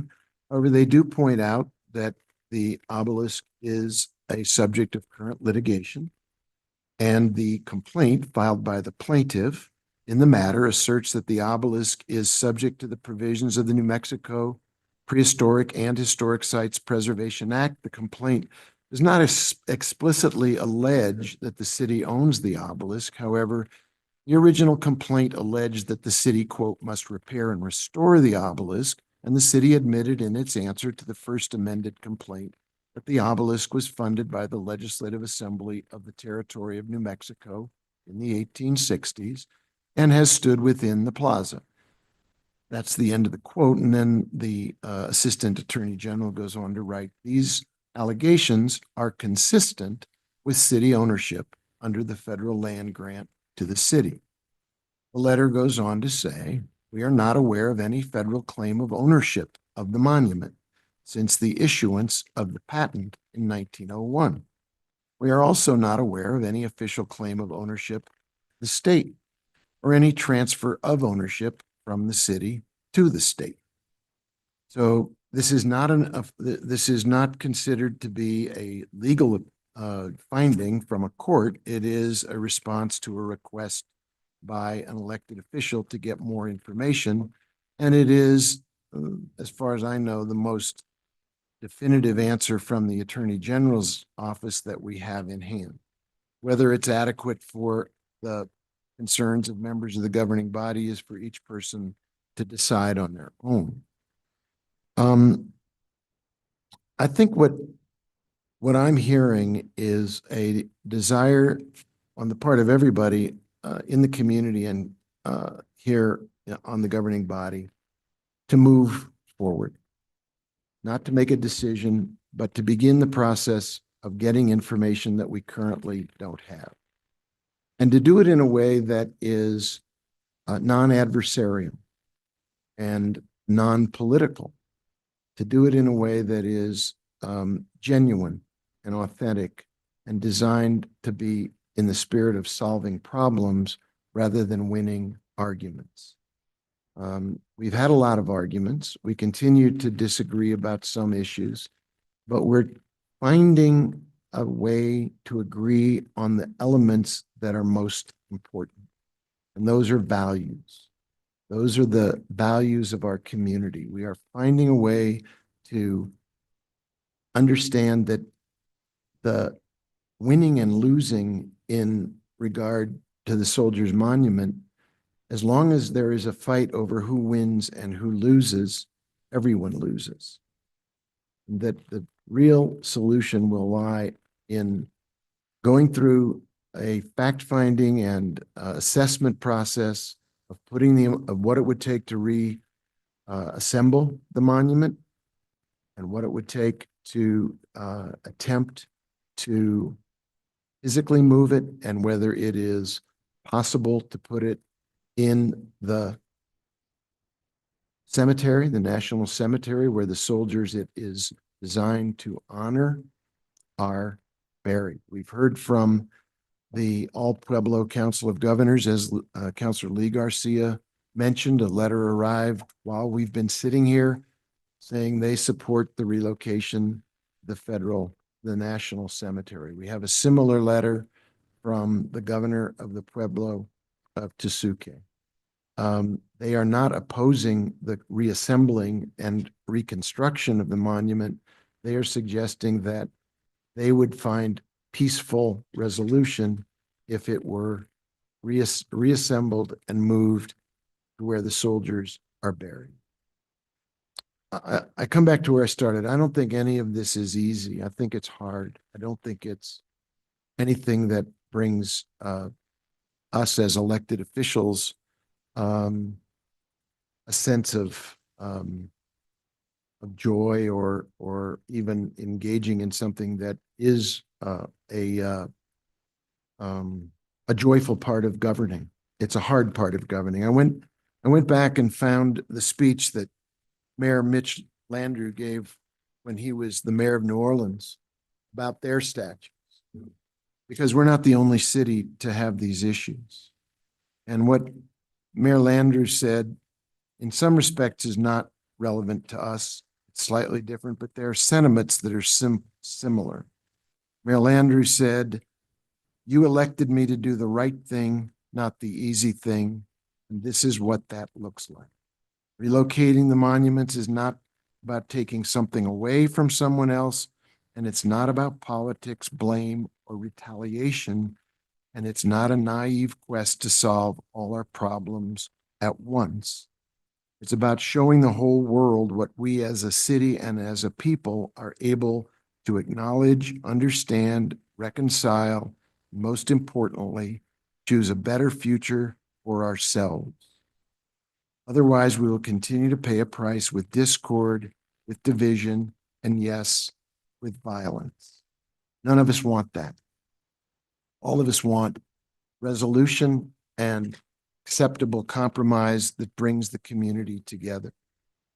I believe that what Councilor Romero Worth and the other sponsors are trying to do is to listen respectfully and attentively and carefully and thoughtfully to the sentiments that are among this governing body, and to put us in a position to get answers to these unanswered questions. There is no prejudgment of an outcome.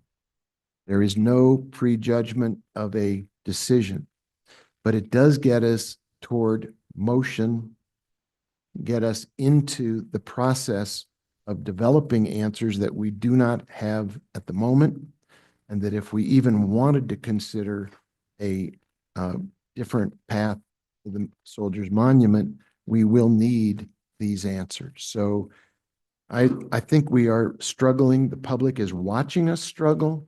I think they know we are working hard to come up with something that will be respectful for everyone. I think they are also asking for action.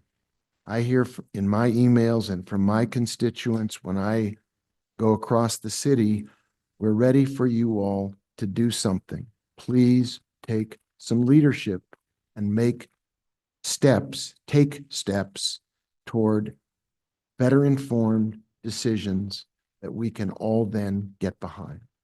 And I believe in that respect, the effort from our last meeting where we all tried to listen to each other and come up with a middle ground has borne some constructive fruit. And I would like, as the mayor, to suggest, let's try to take some votes and make some decisions and demonstrate leadership that we can get answers and move forward and begin the process of healing.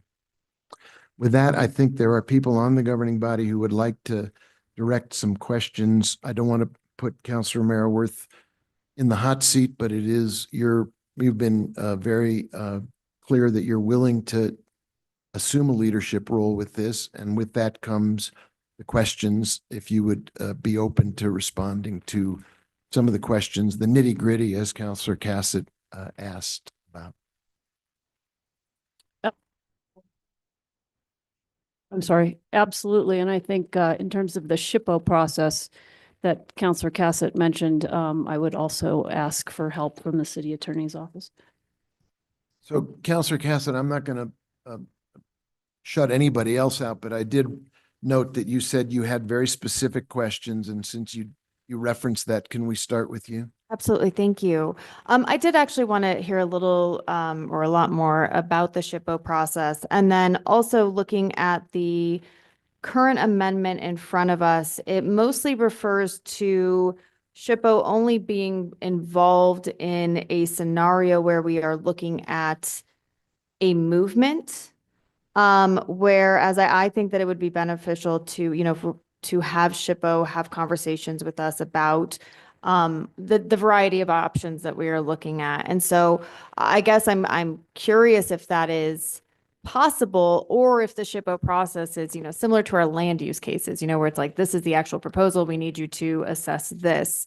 And if that is the case, how might we really gather some expertise and opinions from the Historic Preservation Office? I'd be curious about what they would say is I'm sorry, what is the correct terminology? Negative impact on the plaza. It sounds better than that, but or it's worded more eloquently than that. But Adverse. an adverse effect on the plaza. But what, what is their opinion on it being rebuilt in a different manner? All these different things that we've been discussing. So, that's not quite specific, probably a little bit broad. And I will stop talking now and let me know when you need me to clarify. Mayor Weber, Counselor, I think that I could probably create 20 questions from what you just said. You said the issues you are looking at now. So I do not think you're looking at lots of different issues tonight. What is on the agenda is a proposal to investigate the feasibility of moving obelisk. So I do think you did mention that there are other topics you would like to have on a future agenda.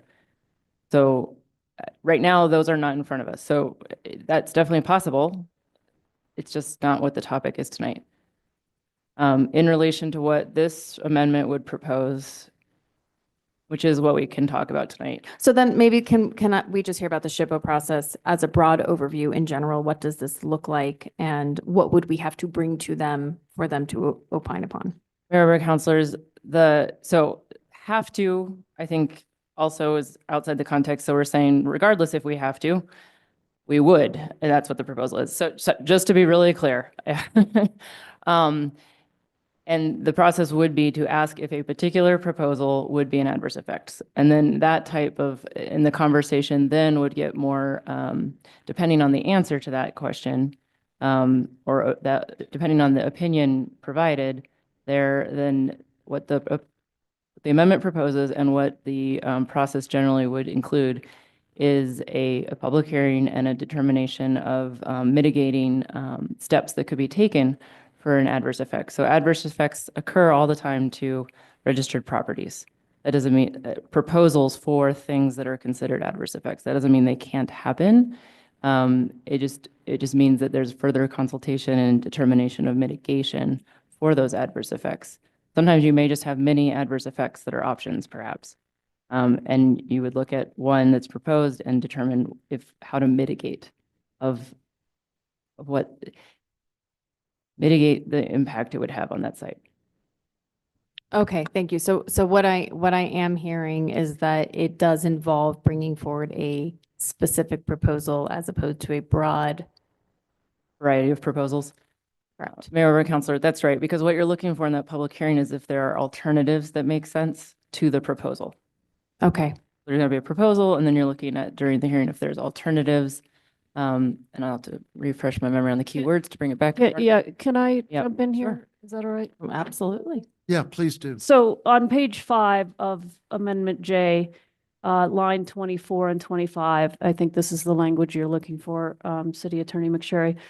And if it's not, it's the language I'm looking for. Whereas the New Mexico Prehistoric and Historic Sites Preservation Act, NMSA 1978, Sections 18-8-1 to 8, applies to a city program or project if the project would be 1, an adverse effect on the plaza, and 2, has a prudent or reasonable alternative.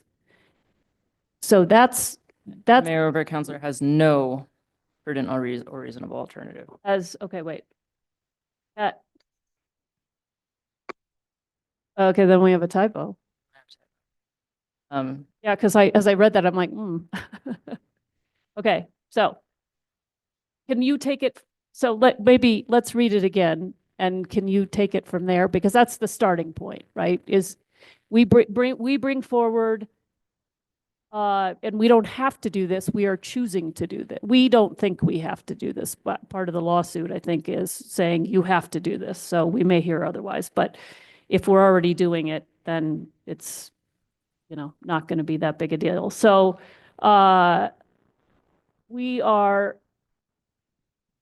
so right now, what we're saying is this proposal to move the monument to the National Cemetery is a program or project. It's a project in this instance. And the analysis is that an adverse effect on the plaza?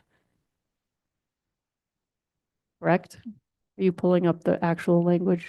Mayor, Councilor, are you wanting me to look at your amendment or the original text? Well, I think you better look at the original text because I think we have a typo. This wasn't an amended part of the amendment. This was the original language. Okay. I'm having trouble pulling it. There we go. Okay, great.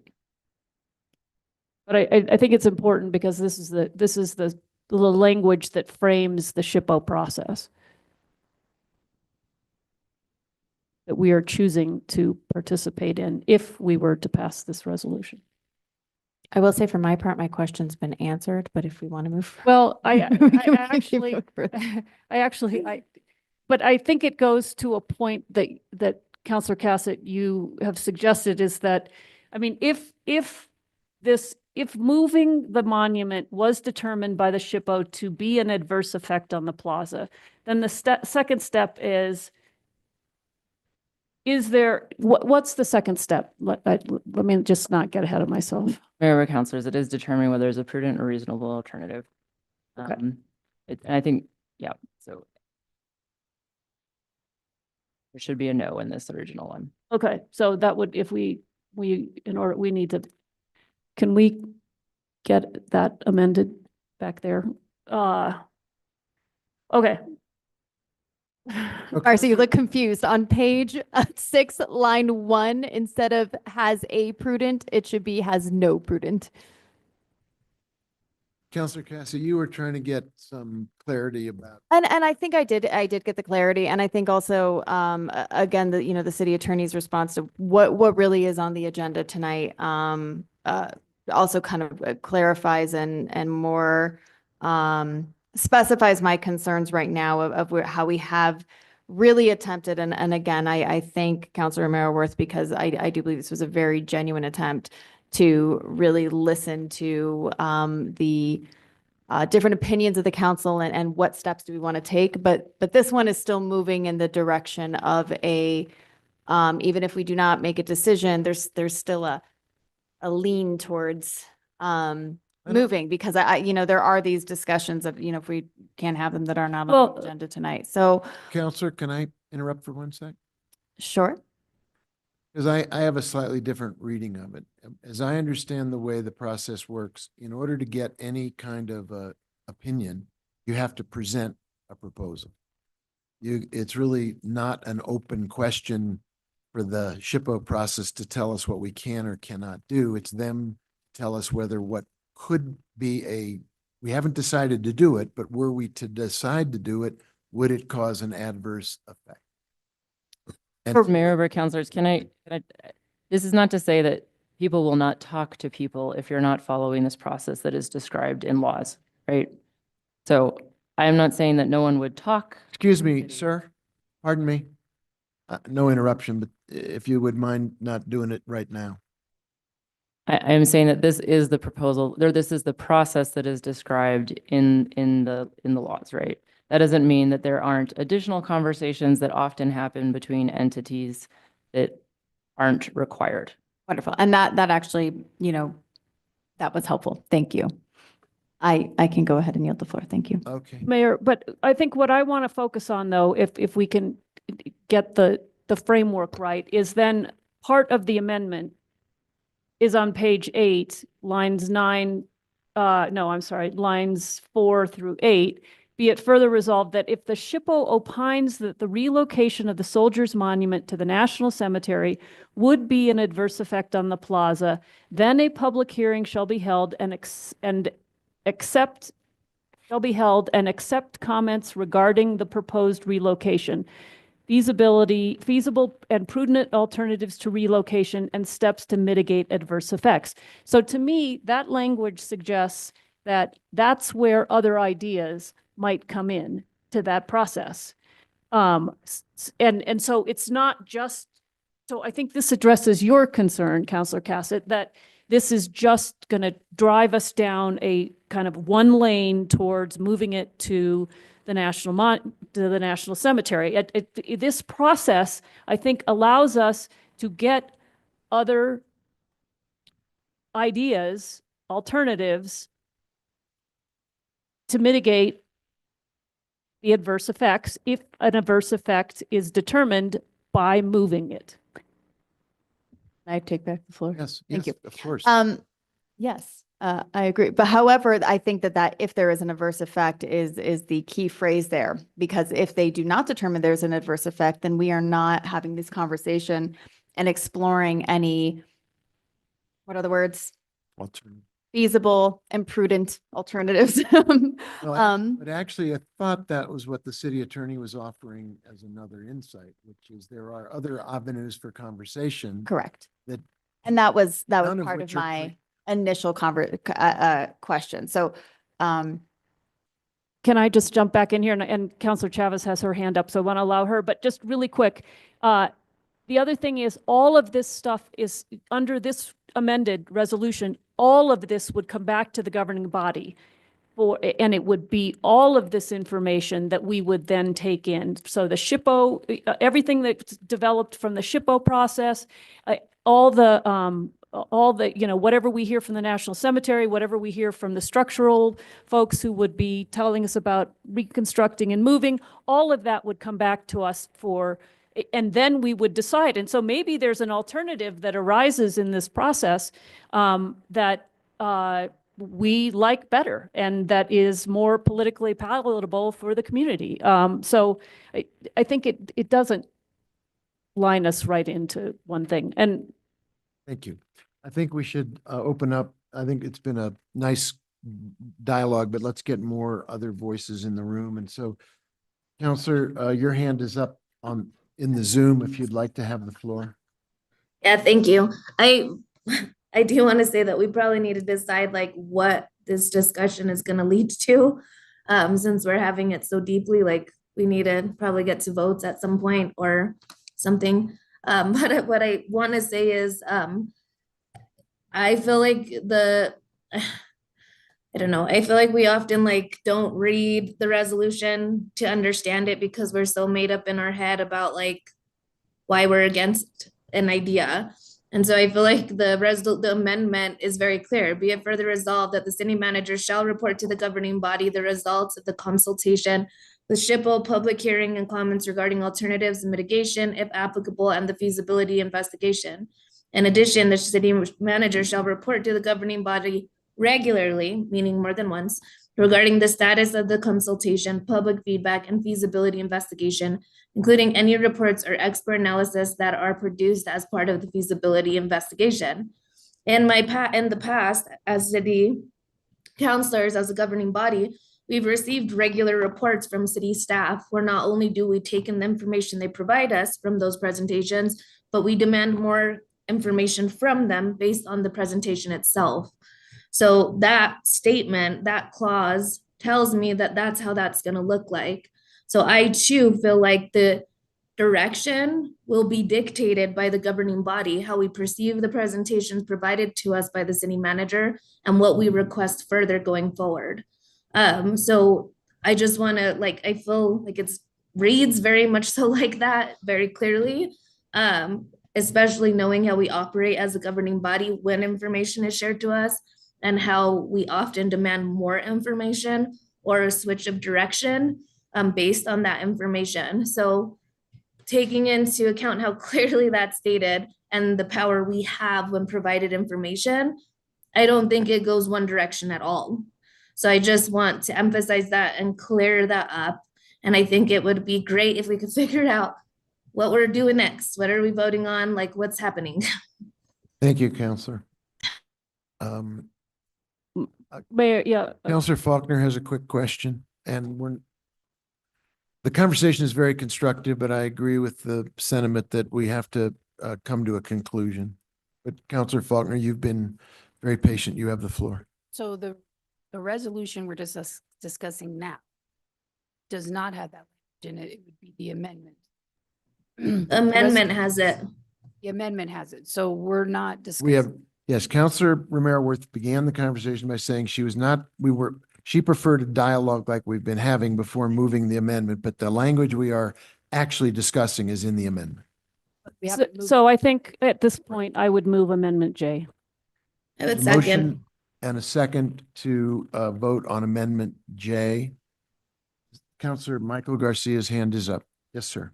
Thank you, Mr. Mayor. So since this amendment's on the table, I have a major concern because there's lots of discussion around SHPO, but there's no direction being guided in this resolution in regards to ensuring that conversations are had it is stated in the whereas clause that conversations and consultation with state experts such as State Historic Preservation Officer could benefit the city.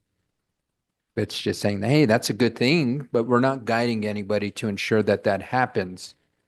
So I think that is a glaring omission right here. So Can I answer your question there? Hang on. Sorry. We take that, you may have more you want to say, Counselor. I don't want to preempt you, but if Counselor Mayor Worth wants to pick that up right now, is that okay? that's perfectly fine, Mr. Mayor. So if we go on Amendment J to page 7, the second, be it further resolved, I think addresses your concern, Counselor.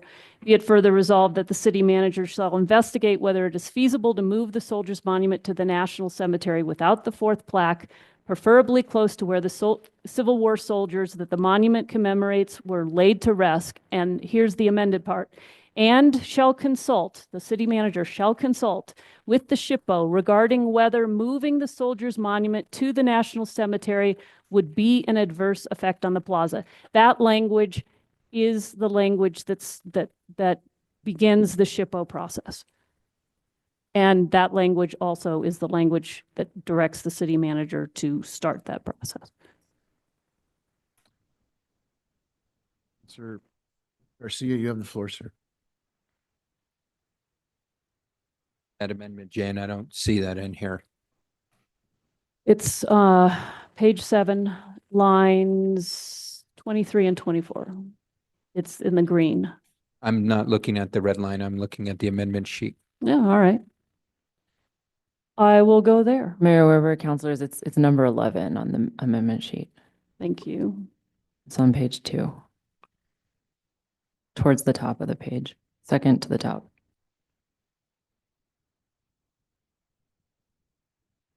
I do see it now.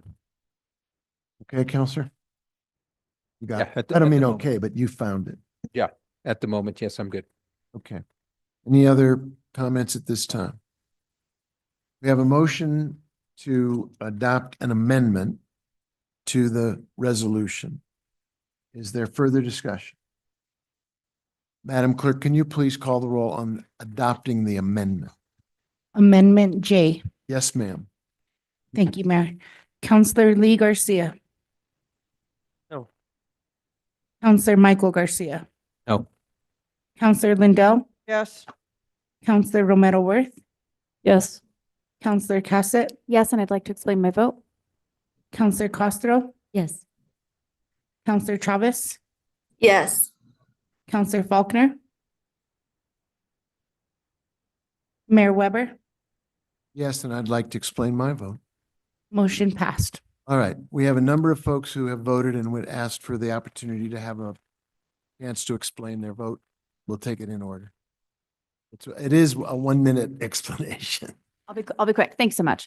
I've already stated, I do think that we need a more neutral resolution. However, if this one were to pass tonight, I would want this amendment to be attached to it as it does attempt to move us in the direction that I was hoping this would go. So while I still maintain I'd like to see a different, more neutral resolution in the final passage that would have to come forward at a later date, this is a good plan B. Thank you. Thank you. And Counselor Faulkner. And my concerns are is that from the beginning, the goal in this resolution, and as much as we can try to amend it, there's a lot of language in it that still is focusing primarily on moving it. And I understand the nuances and some of the changes, and I do have to say I respect Councilor Romero Worth because she's got the ball rolling and it was a hard task and it's taken a lot of courage for someone to step up and do it. And I've worked with her on this and I have appreciated all of our dialogue. And I've learned a lot in that process. But again, I can't support anything that isn't more neutral. Thank you, Counselor. And I want to thank everyone who came out tonight and who's come to all the other sessions. I believe that the conversations we've been having, heated or calm, passionate or logical, have been beneficial. And I think this amendment reflects that spirit and tries to bring us to a better place where we are taking action without pre-committing ourselves to any outcome, to gather the information we need to be decision makers. We've been elected to make decisions, hard decisions, sometimes unpopular decisions, and by voting for this amendment, and I hope by passing the amended resolution, we can start activating our process to get information and to drive us forward as a community toward an outcome that will represent the values of everybody in Santa Fe. We have a motion or a resolution as amended. Mayor, I would also move Amendment G because it's a technical amendment. If we can just go there. Amendment G amends just the whereas clause. I'm just looking to make sure. I should do this like Counselor Michael Garcia does it and look at the amendment sheet, but sometimes it's helpful to see it in context. It's on page 2, it amends lines 13 through 17. This is a technical amendment, and I don't know, City Attorney McSherry, do you want to speak to why this is considered technical? I think it reflects more accurately the process under the National State Registries of Historic Properties. Am I correct on that? Mayor, councilors, I think that's correct. I was texting with Marcy about the other amendment that was requested verbally just now. Which line should I go to in the amendment? It's line 14.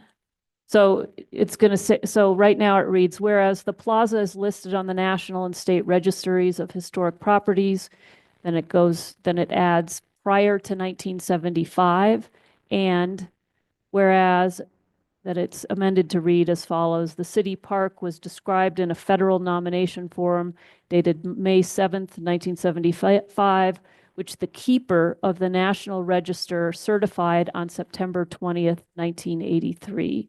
Correct, yes. So there was, during the litigation, multiple nomination forms from different dates were identified. So this is just making the resolution consistent with the discovery in terms of dates and actors. So is there a motion to? So I would move this amendment as a technical amendment to better reflect the facts. Second. Okay, we have a motion and a second to amend the resolution so that it matches the facts that we learned during some of the litigation. God bless you. Is there a discussion? Madam Clerk, can you call the roll on this amendment, please? Certainly, Mayor. Counselor Michael Garcia, Yes. Counselor Lindell, Counselor Romero Worth, Yes. Counselor Cassett, Yes. Counselor Castro, Counselor Chavez, Yes. Counselor Faulkner, Counselor Lee Garcia. Yes. Mayor Weber, Yes, motion passed. thank you. And then we do need to fix that one thing, right? And we have to do it in writing, correct? The typo. However, councilors, we need to be able to see it in writing, so there's a way that we could just put it on the screen. But I'm sending Okay. the If- lines to Marcy, or could potentially just cut and paste and put it on the screen.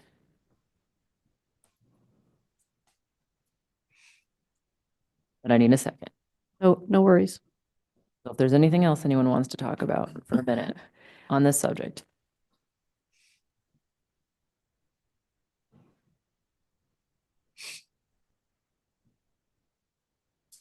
The PDF doesn't allow cutting and pasting right now.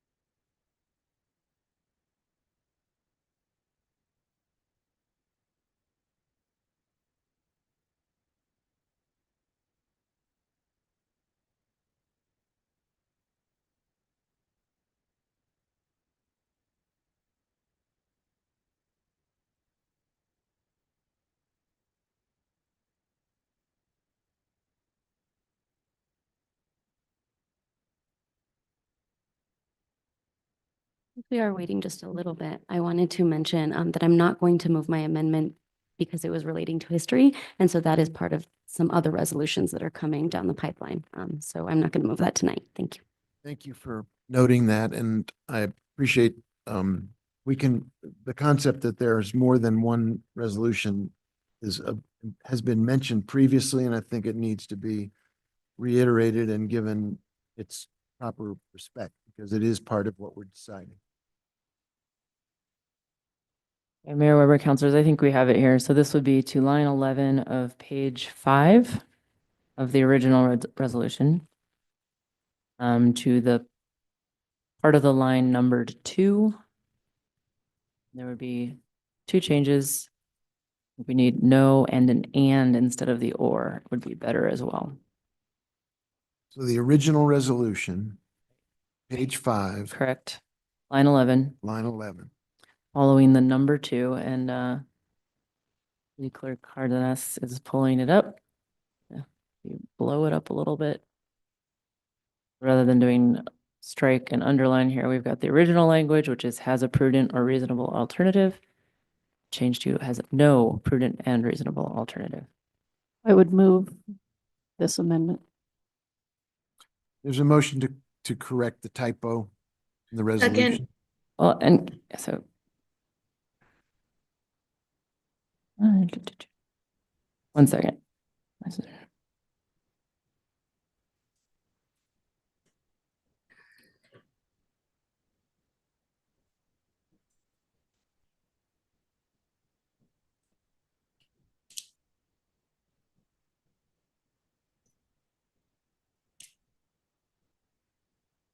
I think the act applies regardless of number 2.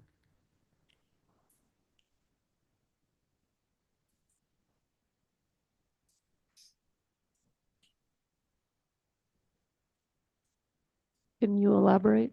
Sure. And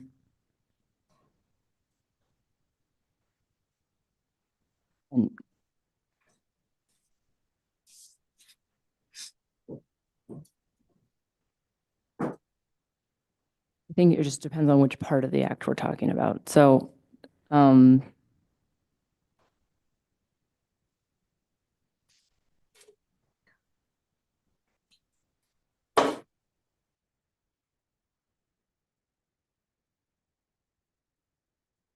Are you suggesting the language is okay the way it is? no, I'm just, Mayor Weber, councilors, it applies when there's a program or project, and you could say that it also applies when it doesn't have an adverse effect on the plaza because it doesn't apply, but you look at it and you determine if it doesn't affect it. So I'm reading this clause differently. It's been around for a long time. I think we had this in the resolution last year. I'm rereading it from a perspective that I'm not sure this clause means much. Maybe you just want to delete the whole thing. Might be confusing. So the Historic Sites and Preservation Act, it does apply these terms, but I'm not sure it's correct to say it only applies when these terms are relevant, which I think is what this currently says. These are terms that are in the act. They are applicable when the act is applicable. It's not clear that they're not applicable when the act is not applicable. I'm sorry that, yeah. So the question I have is, I'm not sure it's a big, we I initially. don't know if it really matters. Trying to Yeah. clean up, Yeah. let's do that. And if there is a further conversation to be had, we can perhaps do that. But I don't know that we want to pause for a careful parsing of the. Well, I guess what I'm saying is you're still applying the act if you're having a hearing, regardless of what the outcome of the hearing is. So I think what you're saying, if I'm hearing you, is just say, I just lost it. Just don't put in the 1 and the 2. Mayor, councilors, the sentence wouldn't really make sense anymore if you don't put 1 and 2 in. Okay, well, how would you fix it? I would just get rid of the whole clause. And you don't think it's important for setting a framework to understanding what we're going to say later? We could say the New Mexico Prehistoric and Historic Sites Preservation Act applies to city programs and projects under certain circumstances. I'm fine with that. I think, is that the only place in here where we mention that act? Which is the whole thing that sets the SHPO process in motion?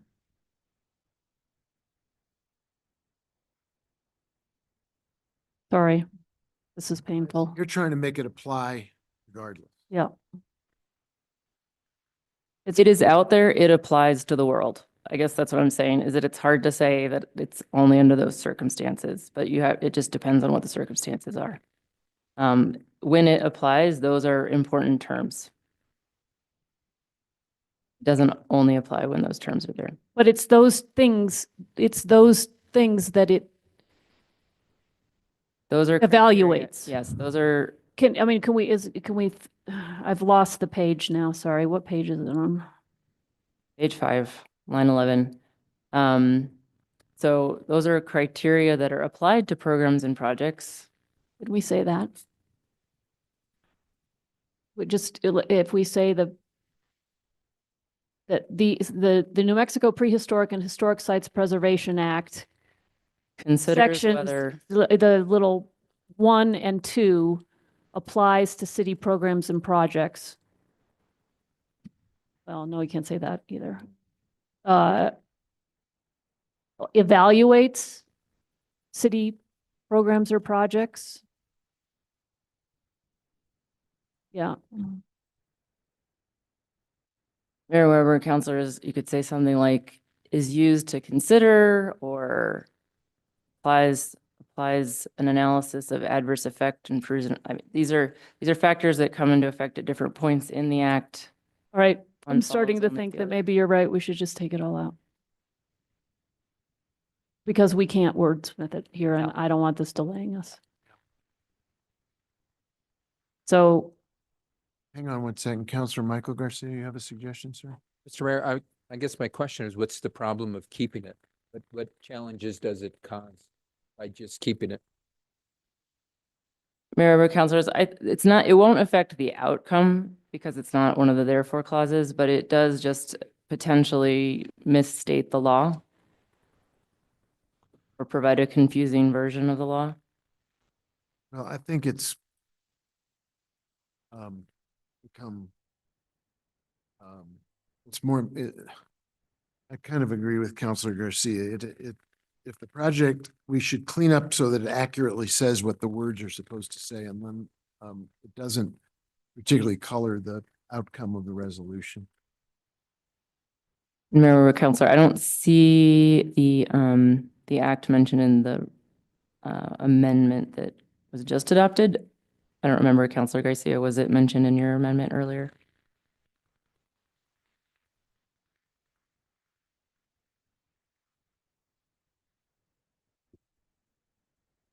Counselor Mayorworth, what's your pleasure? no, I mean, well, I don't really want to misstate state law. And I think this is confusing enough as it is. I don't want to add to the confusion by,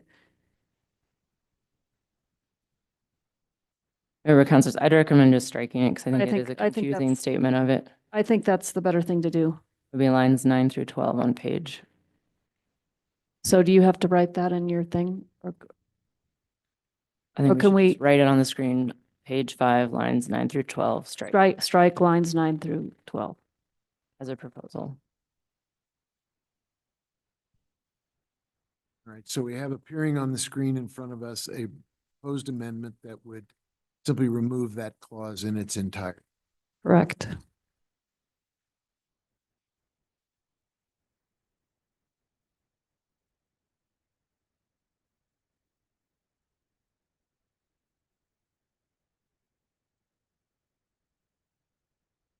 Thank you, Madam Clerk, for being our amendment paper.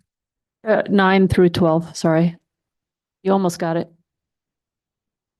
You almost got it. So strike lines 9 through 12, page 5. There a motion to make that amendment? Move to approve. Second. We have a motion and a second to remove that entire clause. Can we call, unless there's more discussion? could the clerk call the roll? Counselor Lindell, Counselor Romero Worth, Yes.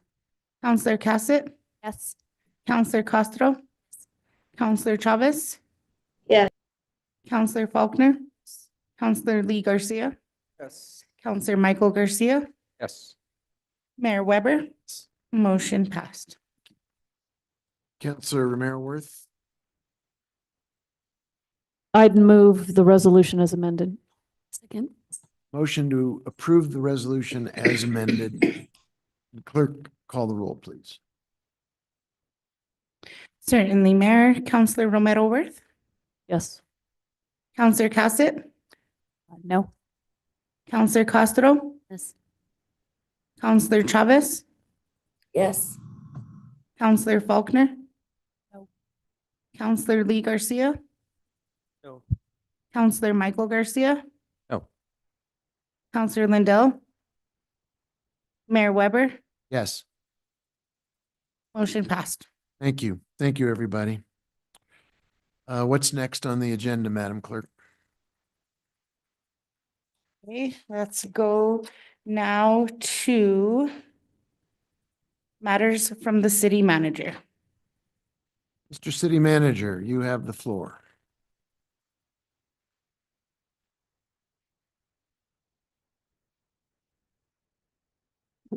Sorry. Sorry about that. Thank you, Mr. Mayor. Counselor, sorry about that. It's both weirdly late and also I was surprised at how quickly that happened. A couple quick things from me here in my last council meeting as city manager. For some of the traditional items, just want to flag that I'm hopeful everyone in the community will come out to the Dia de los Muertos event this weekend. And per usual, I'm just grateful for all the great work that city employees do to make every major event in Santa Fe happen. A reminder that the city will be closed on Veterans Day. And so please mark your calendars for that. We will be doing notices for the community about shutdowns and things like that for that purpose, but just to flag for yourselves right now. I want to just quickly say that I would also like to send my condolences to Monique Miz's family. I was able to attend her memorial on Friday and was heartened to see a number of people there, some counselors, that both current and former, a number of city employees, and it was really clear the impact she'd had on this community. And I as well want to extend my wishes to her mother and her children and her extended family who were there. Just truly a tragedy here in Santa Fe. Before I talk about me, I just want to say real quick, I want to give a huge shout out to G, our acting city clerk, who didn't blink and stepped up and has done a really great job over the last year. And she knows better than anybody that there's not always a lot of glory in being a hero, but G has really stepped up and done extraordinary work. And I think you were looking to nominate or consent to an appointment tonight to be new city clerk. Just want to say G's done an awesome job, and I'm grateful for that. At the same time, I think that you all know Andrea Salazar, who the mayor is appointing tonight, and you will vote on, served, at least in my time here, as an associate city attorney or assistant city attorney. And I just think we're lucky to have her, and I'm grateful for her willingness to step in and try to be a part of this project we call municipal government. And then finally, just want to add real quick, both Aaron McSherry and Marcus Martinez, similar to G, didn't blink when the mayor called and said, I need to see if you are willing to step up and serve. And I have told the city attorney at this point, I haven't told Marcos yet, but I will leave my personal cell phone on and available for text messages and phone calls when you need help or guidance when you're doing this. And at a senior staff meeting earlier this week, I asked all the senior staff in particular to give some extended kindness and grace to the mayor, to you all, and to both city attorney and that soon to be Marcus Martinez, associate city attorney, as they work through these next few weeks and months, as you all find a replacement for me. I just want to say real quick, it has been an extraordinary honor to me to serve my hometown in this capacity. It has not been an easy job for me or for anyone who's served in this position before me. I've been graced with counsel and guidance from a number of former city attorneys, both recent and not so recent. And the experience by and large has been the same for all. What's striking to me as someone who grew up here is that there are still so many parts of city government that are run today the way they were when I graduated high school in the early 90s. And that change is hard. And, you know, when I first took the job, I talked a lot about how what I felt the challenge to be was that it's a function of both juggling, how do we modernize and professionalize city government, make it work for the community while still holding on to what the community loves about Santa Fe, what makes people who were born and raised here never want to leave, and make a lot of people want to come visit and want to move here. And I would tell you in the last 6 months to a year, my sort of takeaway that I think from an organizational structural challenge, the bigger issue that sort of faces the city that I think is something that you all interact with on a day-to-day basis is really the question of, are we a city or are we a small town? And I think public officials, I think people who buy ink by the barrel, I think there are a lot of people in this community whose views of how should we run this government vacillate depending upon whether for that issue, they think that we are a city of 90-some thousand people with real big city problems or real small city problems, I guess. Or are we still a quaint little town like we were when I graduated high school? I think when I graduated in 92, there was 55,000 people in Santa Fe, give or take. And sort of how do we approach not only the problems that the city is facing, but how do we organize the city government? And it has been clear to me, and I've talked about it since I took the position, that this is the government in transition. Mayor Weber's the first full-time mayor. I think the sort of what is it, whether real or perceived, or you know, I think a little bit of both, probably imbalance of power, trying to get staff for counselors, trying to staff up at the city level or at the senior level is a thing that I think we have to look to in the future, and that I'm hopeful you all will continue to work towards as the government continues to do what it should be doing for the community. I just want to say, you know, one of my takeaways from the chart report that has come up multiple times tonight that I think also really affects how city government works in Santa Fe, at least, was this notion in the chart report that whether you were born here and raised here, moved here 2 weeks ago, everyone has been made to feel othered or that they don't belong at some point. And I think, I don't want to put words in anyone's mouth, but I'm worried about you all have felt that way at some point too. Counselor Castro got me laughing earlier because we were singing the song Popular from the musical Wicked that's going to be a movie in theaters very soon. And this notion of like, are you popular now? Are you in the cool kid group? Are you not? Do you have access to information? Do you not? Which restaurants in town do you go to where you feel welcome or don't feel welcome? Which gyms do you go to, or do you feel welcome in the plaza? And I think that whether it's implicit or explicit in the work that we do, I think that really fundamentally has an impact on what's happening here in the city at the government. I will tell you that as I told the senior staff on Tuesday morning, it has been my great privilege to work here and to work with them. That has been the highlight of my work here. I don't have the luxury of getting to touch and work with every city employee every day. But the 30 or 40 sort of senior department directors and people who are leading the city are some of the finest public figures I've worked with in 25 years of government service. And they work just as hard, if not harder, than anyone that I've ever worked with in the federal government or the state government. These jobs are hard. And there is a white hot intensity that you all know better than anybody. There is a white hot intensity to local government that you don't see at the state and federal level. A bill can pass Congress, or the legislature can do something, or a state secretary can do something. Maybe months or years later, you hear about it, and really sort of it hits. You all vote on something, and tomorrow morning at the grocery store, someone's asking you, why'd you vote this way? Why are you doing this? What about that? And so what I really talk with the senior staff about, and what I've tried to really reiterate over the last near 3 years, has been the notion of extending the benefit of the doubt to whoever it is you're working with. Not assuming the worst intention of the person who might disagree with you, not assuming that someone has a bad intent, that sometimes we disagree, sometimes there are omissions, sometimes things happen. And as I've worked really hardly to build the senior leadership team into a team, it's been even at the senior leadership level of how, instead of burning each other to the ground in an email, can you reach out, maybe get on the phone and say, hey, I'm not trying to understand what you were trying to say. Can you help me understand? And so I would just say that I'm hopeful that I've had an impact at the senior leadership level of the city of doing that. I joked earlier with someone that I'm really genuinely proud of the things I think I've been able to help move, fixing the audit problem, advancing the airport, changing some of the culture here at the city. But there's still about 15,000 other things we got to fix, right? And so my lasting message to you would be that I am hopeful that as you continue to work on these really challenging issues that face the community, that you are willing to extend that courtesy to each other, and to the senior staff, and to the people who you interact with here at the city. I talk with the senior staff quite a bit about they are what I call a grass top, which is sort of a community leader, but whether they think they are or not, you clearly are as public officials, but as senior staff, what they say and how they talk about the city matters. The people who hear them, it matters.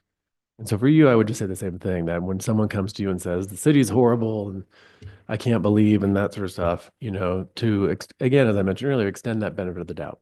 Say, well, let's talk to the city and find out what's going on. Let's see what we can do. But I'm struck that to some extent, it seems to be one of the favorite city pastimes is to just sort of hate on city government and say it's horrible. And I don't think I could be more proud of the people who work here and the great work they're doing to improve the place that we live and we call home. So, Mr. Mayor, thank you for this opportunity. Thank you, Mr. Blair. I believe you have something you need to read into the record for us. Per earlier conversation and decision by the governing body, I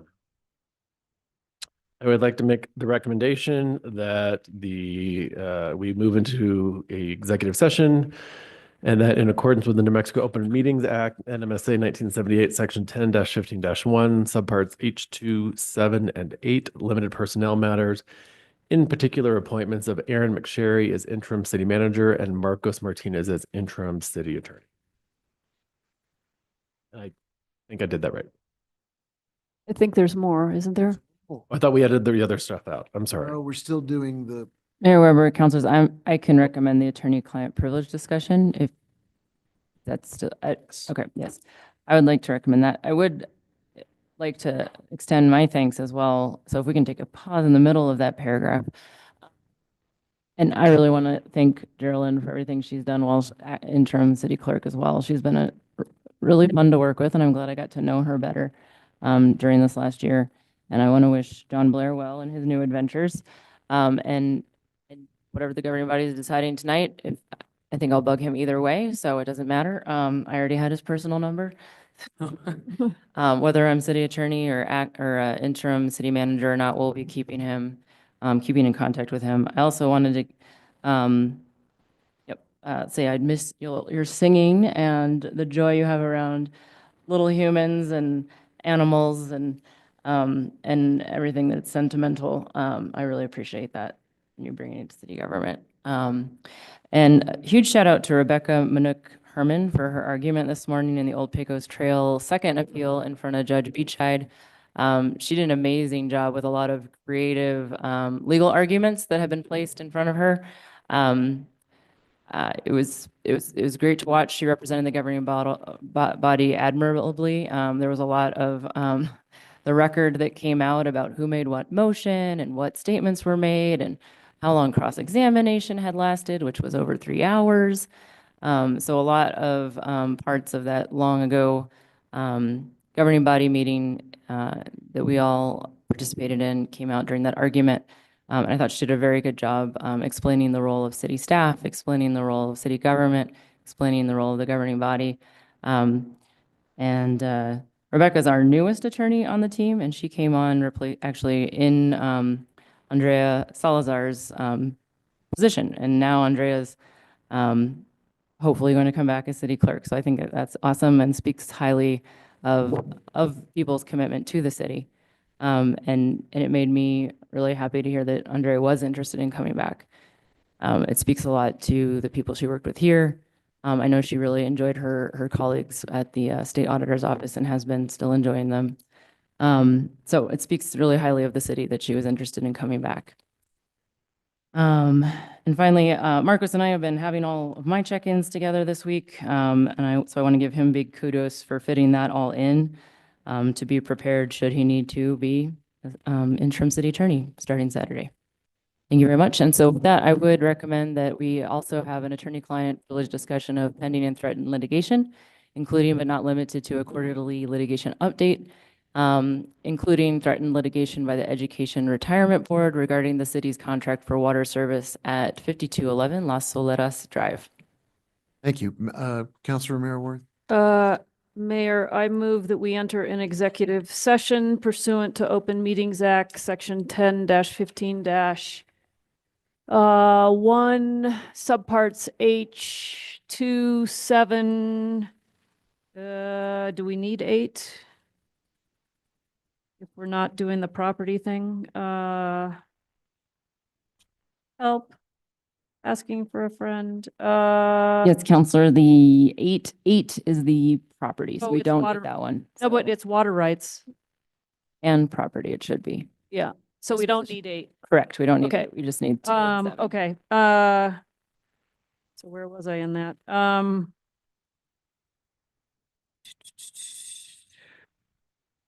Okay, for the discussion of limited personnel matters and attorney-client privilege discussion of pending and threatened litigation, including but not limited to a quarterly litigation update and threatened litigation by the Education Retirement Board regarding the city's contract for water service at 5211 Las Soleras. And I think that's it. Hopefully I got it right. Second. There's a motion, there's a second. Madam Clerk, could you please call the roll? Yes, Mayor. Counselor Cassett, Yes. Counselor Castro, Counselor Chavez, Yes. Counselor Faulkner, Yes. Counselor Lee Garcia, Yes. Counselor Michael Garcia, Yes. Counselor Lindell, Counselor Romero Worth, Yes. Mayor Weber, Yes, motion passed. thank you. We will return as rapidly as possible.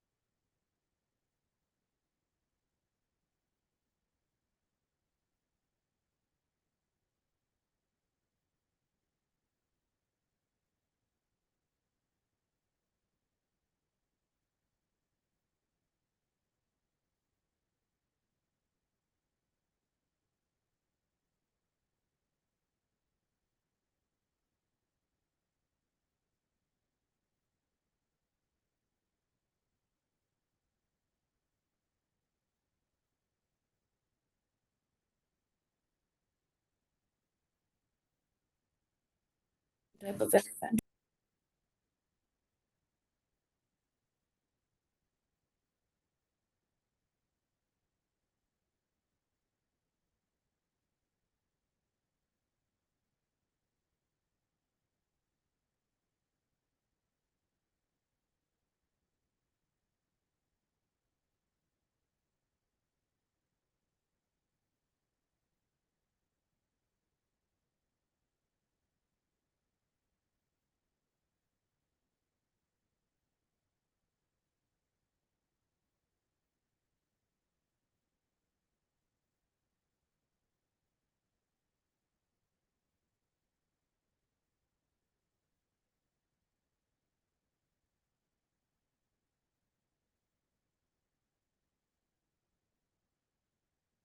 There we go. Hold on. Pursuant to the Open Meetings Act, Section 10-15-1J, I move that the governing body reconvene an open session and state for the record that the matters discussed in the closed session were limited to those specified in the motion for closure. Second. The motion and a second, Madam Clerk, can you call the roll? Counselor Castro, Yes. Counselor Chavez, Yes. Counselor Faulkner, Counselor Lee Garcia, Yes. Counselor Michael Garcia, Yes. Counselor Lindell, Counselor Romero Worth, Yes. Counselor Cassett, Yes. Mayor Weber, Yes. motion passed. Mayor, I move we extend ourselves past our 11:30, suspend our rules to go past 11:30. Second. Could you call the roll on that motion, please? Yes, Mayor, Counselor Chavez, Yes. Counselor Faulkner, Yes. Counselor Lee Garcia, Yes. Counselor Michael Garcia, Yes. Counselor Lindell, Counselor Romero Worth, Yes. Counselor Cassett, Yes. Counselor Castro, Mayor Weber, Yes. motion passed. Counselor Mayor Worth. Mayor, I move that we enter into executive session pursuant to the Open Meetings Act, Section 10-15-1H, Subpart 2, for discussion on limited personnel matters. Is there a second? Second. Madam Clerk, can you call the roll? Counselor Faulkner, Counselor Lee Garcia, Yes. Counselor Michael Garcia, Yes. Counselor Lindell, Counselor Romero Worth, Yes. Counselor Cassett, Yes. Counselor Castro, Counselor Chavez, Mayor Weber. Yes. Yes. Motion passed. All right, we're back.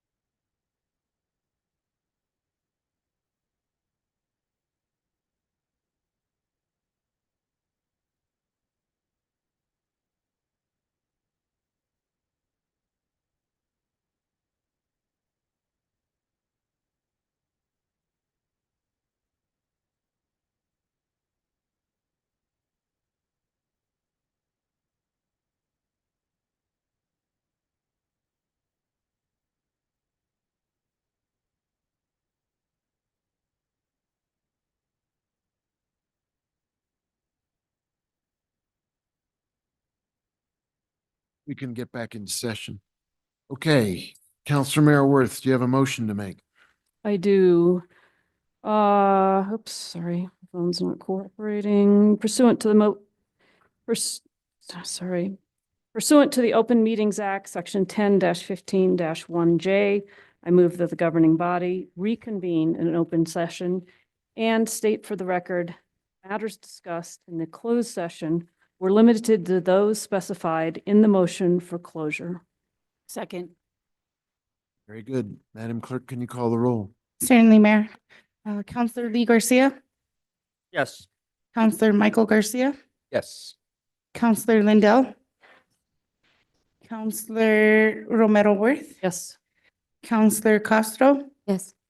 Counselor Chavez, Yes. Counselor Faulkner, Mayor Weber. Yes. Motion passed. Very good. Can you take us to the next item on the agenda, Madam Clerk? Next item on the agenda is matters from the city clerk. That would be you. That's me.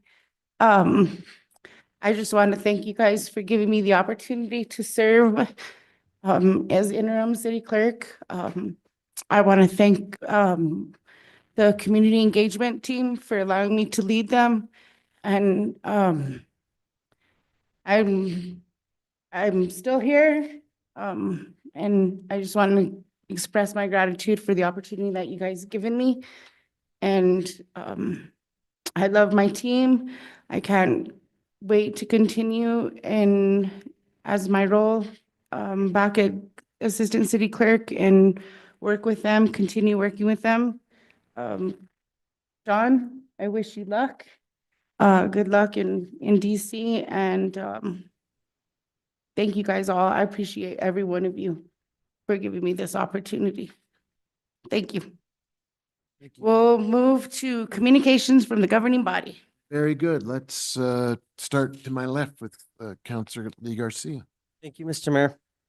I too, I want to express my gratitude to John, the city manager, for taking on such a very difficult role as a leader in the city. You know, they say the leadership is a lonely place up at the top of the pyramid, and the only way that you kind of get through it is by knowing that your base supports you. So kudos, thank you for everything that you did do during this tenure, and I wish you all the best. Counselor Cassidy. Thank you so much, Mr. Mayor. I also really do want to thank you so much, John, for your work. I'm truly going to miss you both professionally and personally, although another reason for me to go visit DC. This is a really hard job. And I know that I'd expressed this in a meeting a couple months ago that, you know, regardless of whether there was, you know, decisions that everybody agreed with or we didn't agree with each other or whatever the case may be, I think that what was so important to me is that I always saw how much you care. These are really hard positions. These are, you know, frequently decisions that are not black and white, many shades of gray. And it is, you know, tough in the moment. But what I always appreciated about you is that I know that you were leading from a place of real care for this city, this community that's yours, that raised you, that will always be yours, even if you're not living there at the time. So really wishing you the best in whatever comes next. Going to miss you, and I will look forward to visiting you when you are here and going there. And then, G, I also really want to thank you for all the incredible work that you have done over the past year. Glad we don't have to say goodbye to you and we will still have you around. But, you know, both through re-election last year, you know, I remember you took over in the middle of an election cycle. And I was so incredibly appreciative for all the assistance that, you know, you gave when I was a candidate. And then, of course, the way that you have served us. And really do appreciate it. And I know that Andrea is going to, assuming she's appointed, that she's very much going to be leaning on you. And I know that you're going to provide that incredible support. So thank you as well. The only thing else I have to say is, happy Halloween to everybody tomorrow. Please be safe. Halloween is a lot of fun, and it is also really important, though, that everybody, take precautions, make sure that you are, your kids have glow ups so you can see them, glowy sticks or whatever the case may be, so that you can take care of them. You check the candy, all of those really important things. And I hope everybody has a really fun and safe Halloween and takes care of themselves. Thank you. Thank you. Councilor Mayor Worth. Thank you, Mayor. Happy Halloween, everyone. Agree with Councilor Cassett. Be safe out there.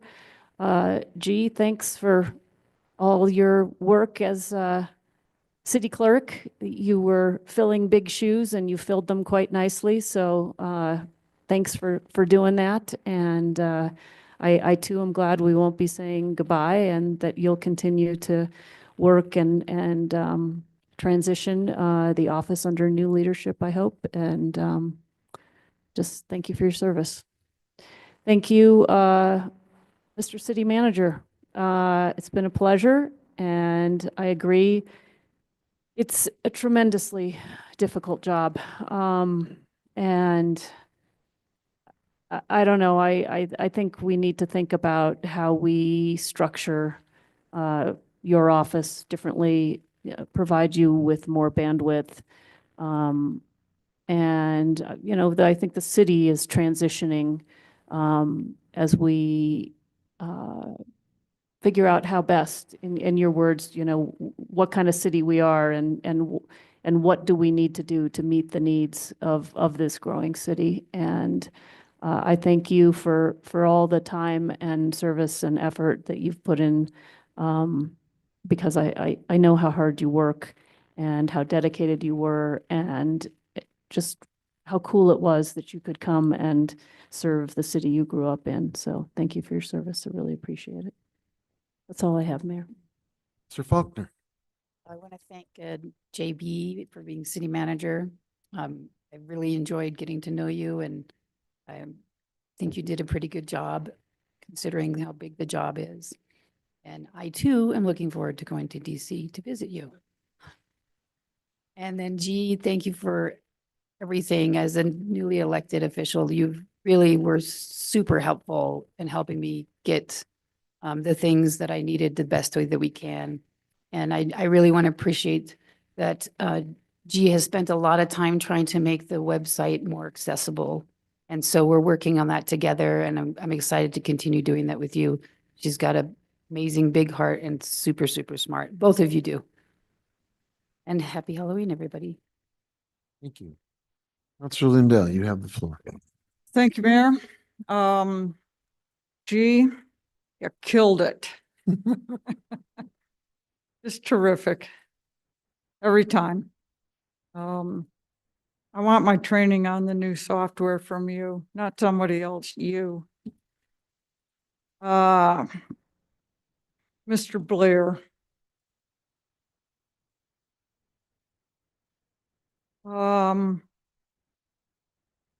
It's been fun serving with another queer. And I had this Dr. Seuss moment. And I put it down on paper. So I'll read it to you because I figured I could read something to you and not cry about it.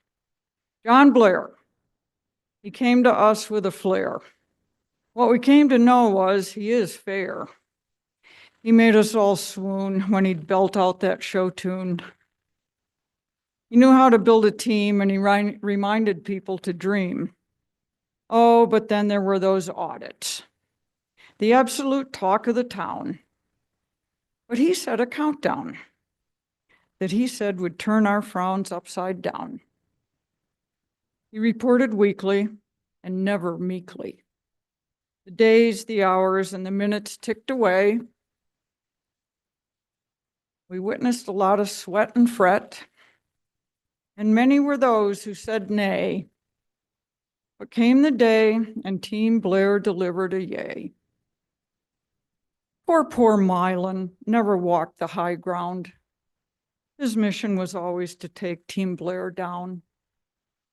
Some here went along, but most knew it was wrong. I'm so sad to see you go, but what I know is you'd tell me not to grieve.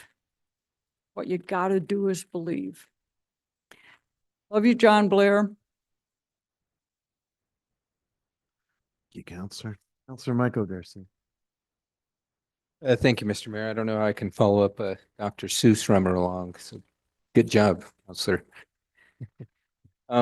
Happy Halloween, everybody. Hopefully I'll see some folks tomorrow night at the GCCC. Thanks to G and her team for putting that together. Definitely look forward to seeing everybody dressed up. Also want to give a quick shout out to some city folks. Some folks reached out to Councilor Romero Worth and myself, and I've never seen a sign get replaced so quickly. It was within the day a sign got taken down. So shout out to Mark Barella, Mike Damlin, and Izzy for coordinating and getting that done. So G, if you wouldn't mind passing that along to Izzy. And as well, thank you for your service as interim. Always a pleasure. I'll have to run upstairs to go check on you, making sure your Vikings are still kicking some butt like they are right now, but we'll see at the end of the season. And John, kudos, good luck. Wish you all the best. Whatever adventure awaits you, I know you're going to have fun and do it with the John Blair style that you bring to the table. So have fun, and it was a pleasure having the opportunity to work alongside you. So thank you. That's all I got, Mr. Mayor. Thank you, Counselor. Thank you, Mayor. G, thank you for everything you've done. I think you've stepped in and you've done it so elegantly and with ease. And I don't think that any of us noticed the hiccup because of your work. So thank you so much. What I will say about John, I want to really say out loud that I feel sorry for any person that didn't give themselves the opportunity to know your heart and who you really are, and who chose to make false judgments towards you because all they did was miss out on an individual that had a wonderful heart, who truly cared about people and who really cared about making a difference in a position that is close to impossible as it is currently structured, I will say. But you did the best you could, and you saw the flaws, and there was never a time that I had a conversation with you where you weren't honest about what you thought was what needed improvement, whether others agreed or not. Like, you approached things with your heart, and it makes me mad. I'm like happy that you are going on to better things because your heart wasn't appreciated, I don't think, the way it should have been, and it wasn't set up for success the way it should have been either. But you were here and you showed up and you were lovely in every single way. And I will miss sitting across from you and sending you an occasional text to make you giggle. But yeah, so for those of you that didn't, no one's here, but there are those people out there that were very disappointing, but were the only ones that truly missed out, that didn't get the time or take the opportunity to really dig into who you are and how lucky we actually were. And it's their loss, and you get a win and move on to better things. And I am cheering you on. Good for you. That's what we do to haters. Is that inappropriate? Sorry. Lastly, happy Halloween. I will be at GCC, me and my zombie twin cheerleader, Lena. We will be there as zombies. I will do my best to pretend I am not sick tomorrow. But yes, everyone have a happy Halloween. Be safe. To those of you that work in the education realm, good luck tomorrow. Good luck on Friday. They're the two most difficult days of the year. So happy Halloween, everyone. Thank you, Counselor. Counselor Castro. Start with happy Halloween. Thank you all for the amazing words. I can't really say more about these people who I was only lucky enough to work with you for a year, but it has been an amazing year. So thank you both so very much. I also am going to miss the singing and the texts and just, seeing our city manager take the time to spend a moment with somebody who's having a mental health crisis in our hallway, dealing with all of the things that come along with managing a city of 90,000 people. We are no longer a small town. It's an impossible job, and you did an amazing job. So thank you so much. And G, I'll keep bugging you, don't worry. Thank you, Counselor. I didn't know we were going to be doing this at 1:45. I got a bucket of things I do want to quickly talk about. And then I'll get to the two main events. I had a great week last week. I got to attend the 70th wedding anniversary of Ernest and Vonda Schnitger. 70 years married and full of vitality and energy, and going to their celebration at the end of the day was a big up for me. It just, you get to see people been married for 70 years and still in love. That's a great day. Congratulations to our arts and culture director, Chelsea Johnson. She has an article published in Iowa Review. That's a big deal. If you're a writer, that's playing in the big leagues. And so if you haven't seen it or you want to see it, she's not only a terrific city employee, but she has terrific writing skills that we should all acknowledge. Last week was the 15th annual Fred Harvey History Weekend at La Fonda. Big deal. Once again, Santa Fe puts on a show like nobody else can do.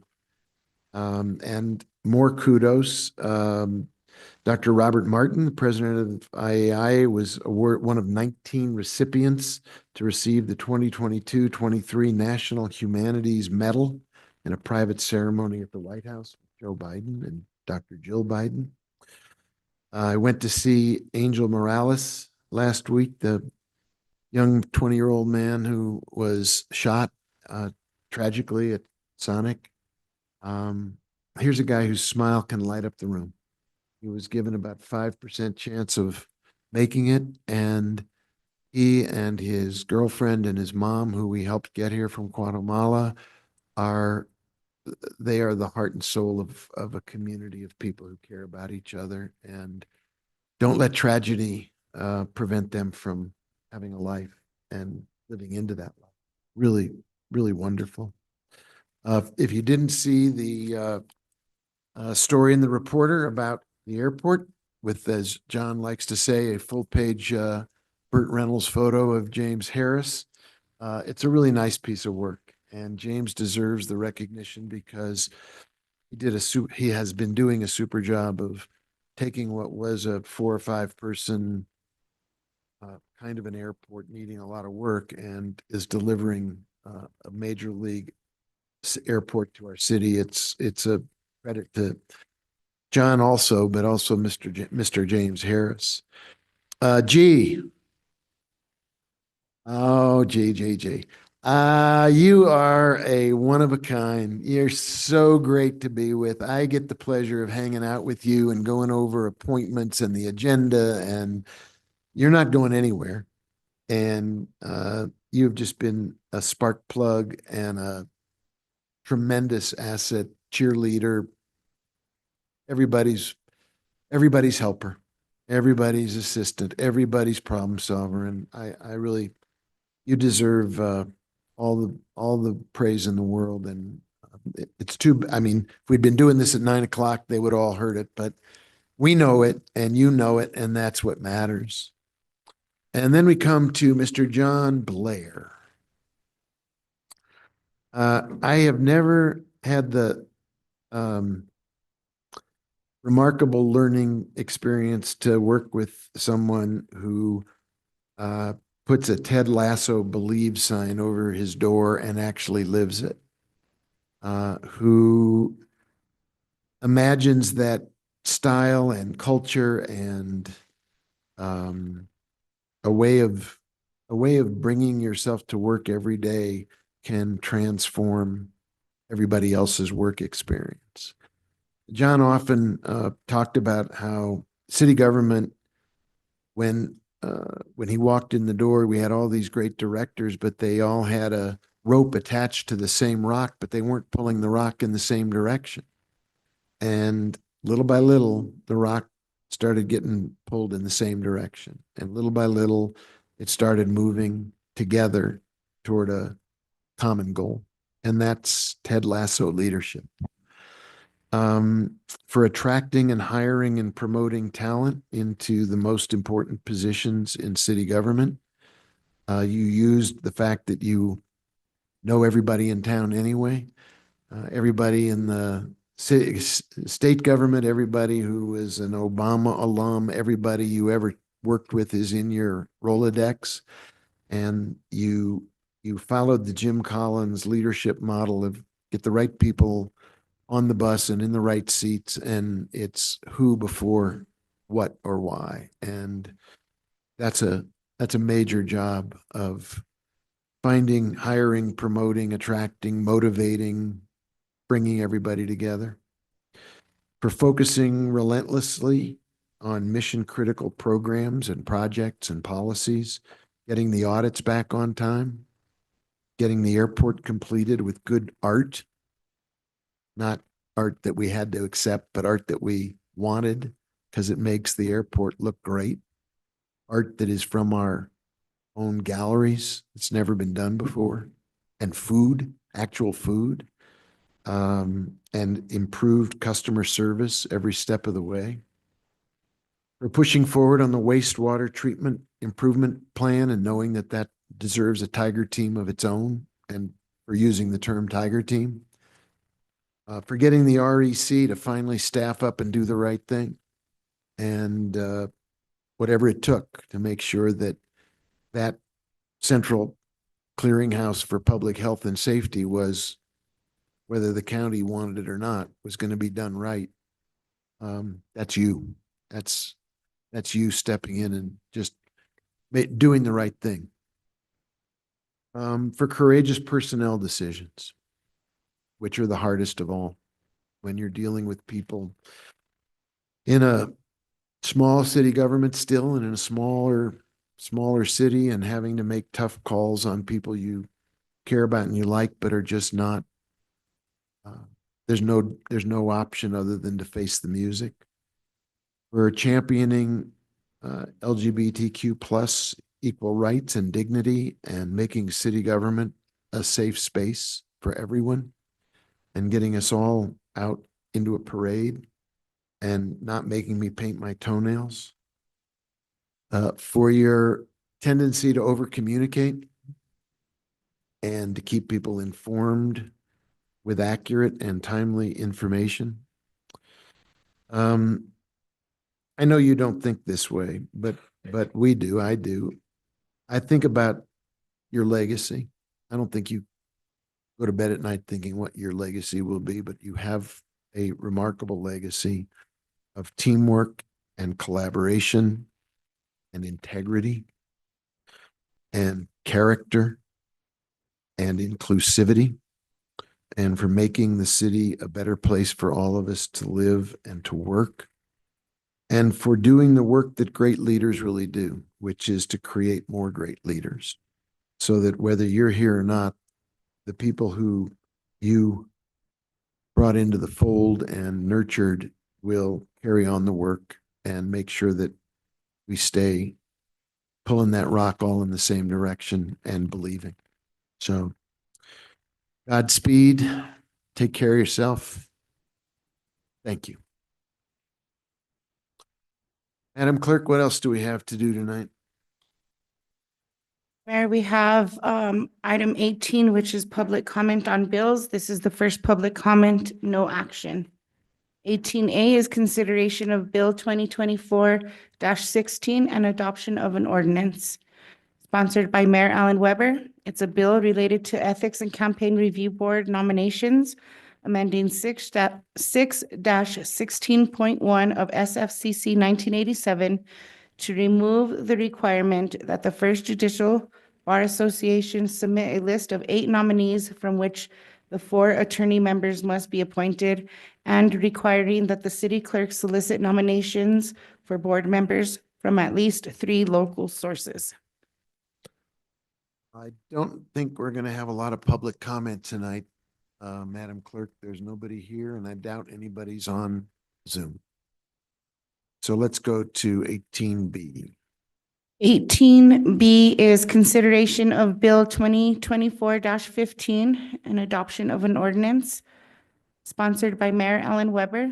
It's a bill granting Easy Fiber Texas LLC a non-exclusive franchise to operate a telecommunications network within the city of Santa Fe, the right to use city public rights-of-way to provide telecommunications services within the city, and fixing the terms and conditions thereof.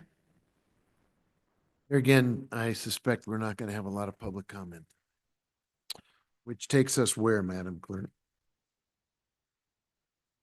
Sorry, Mayor, we'll move on to 21F, interim city manager.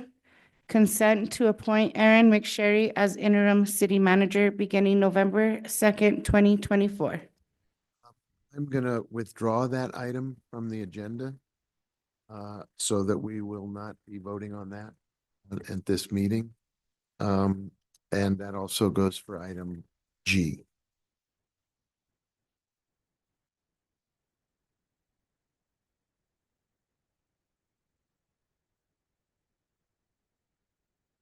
Okay, we'll move on to 21H.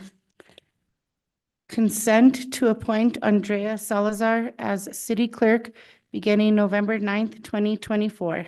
To approve. Move to approve. Is there discussion?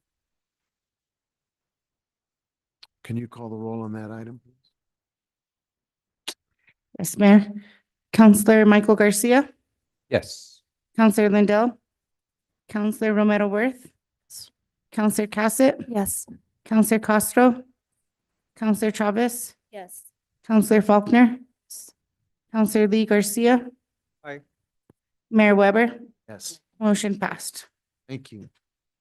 With that, we completed tonight's agenda. We'll have a special meeting that we'll be talking about very soon. But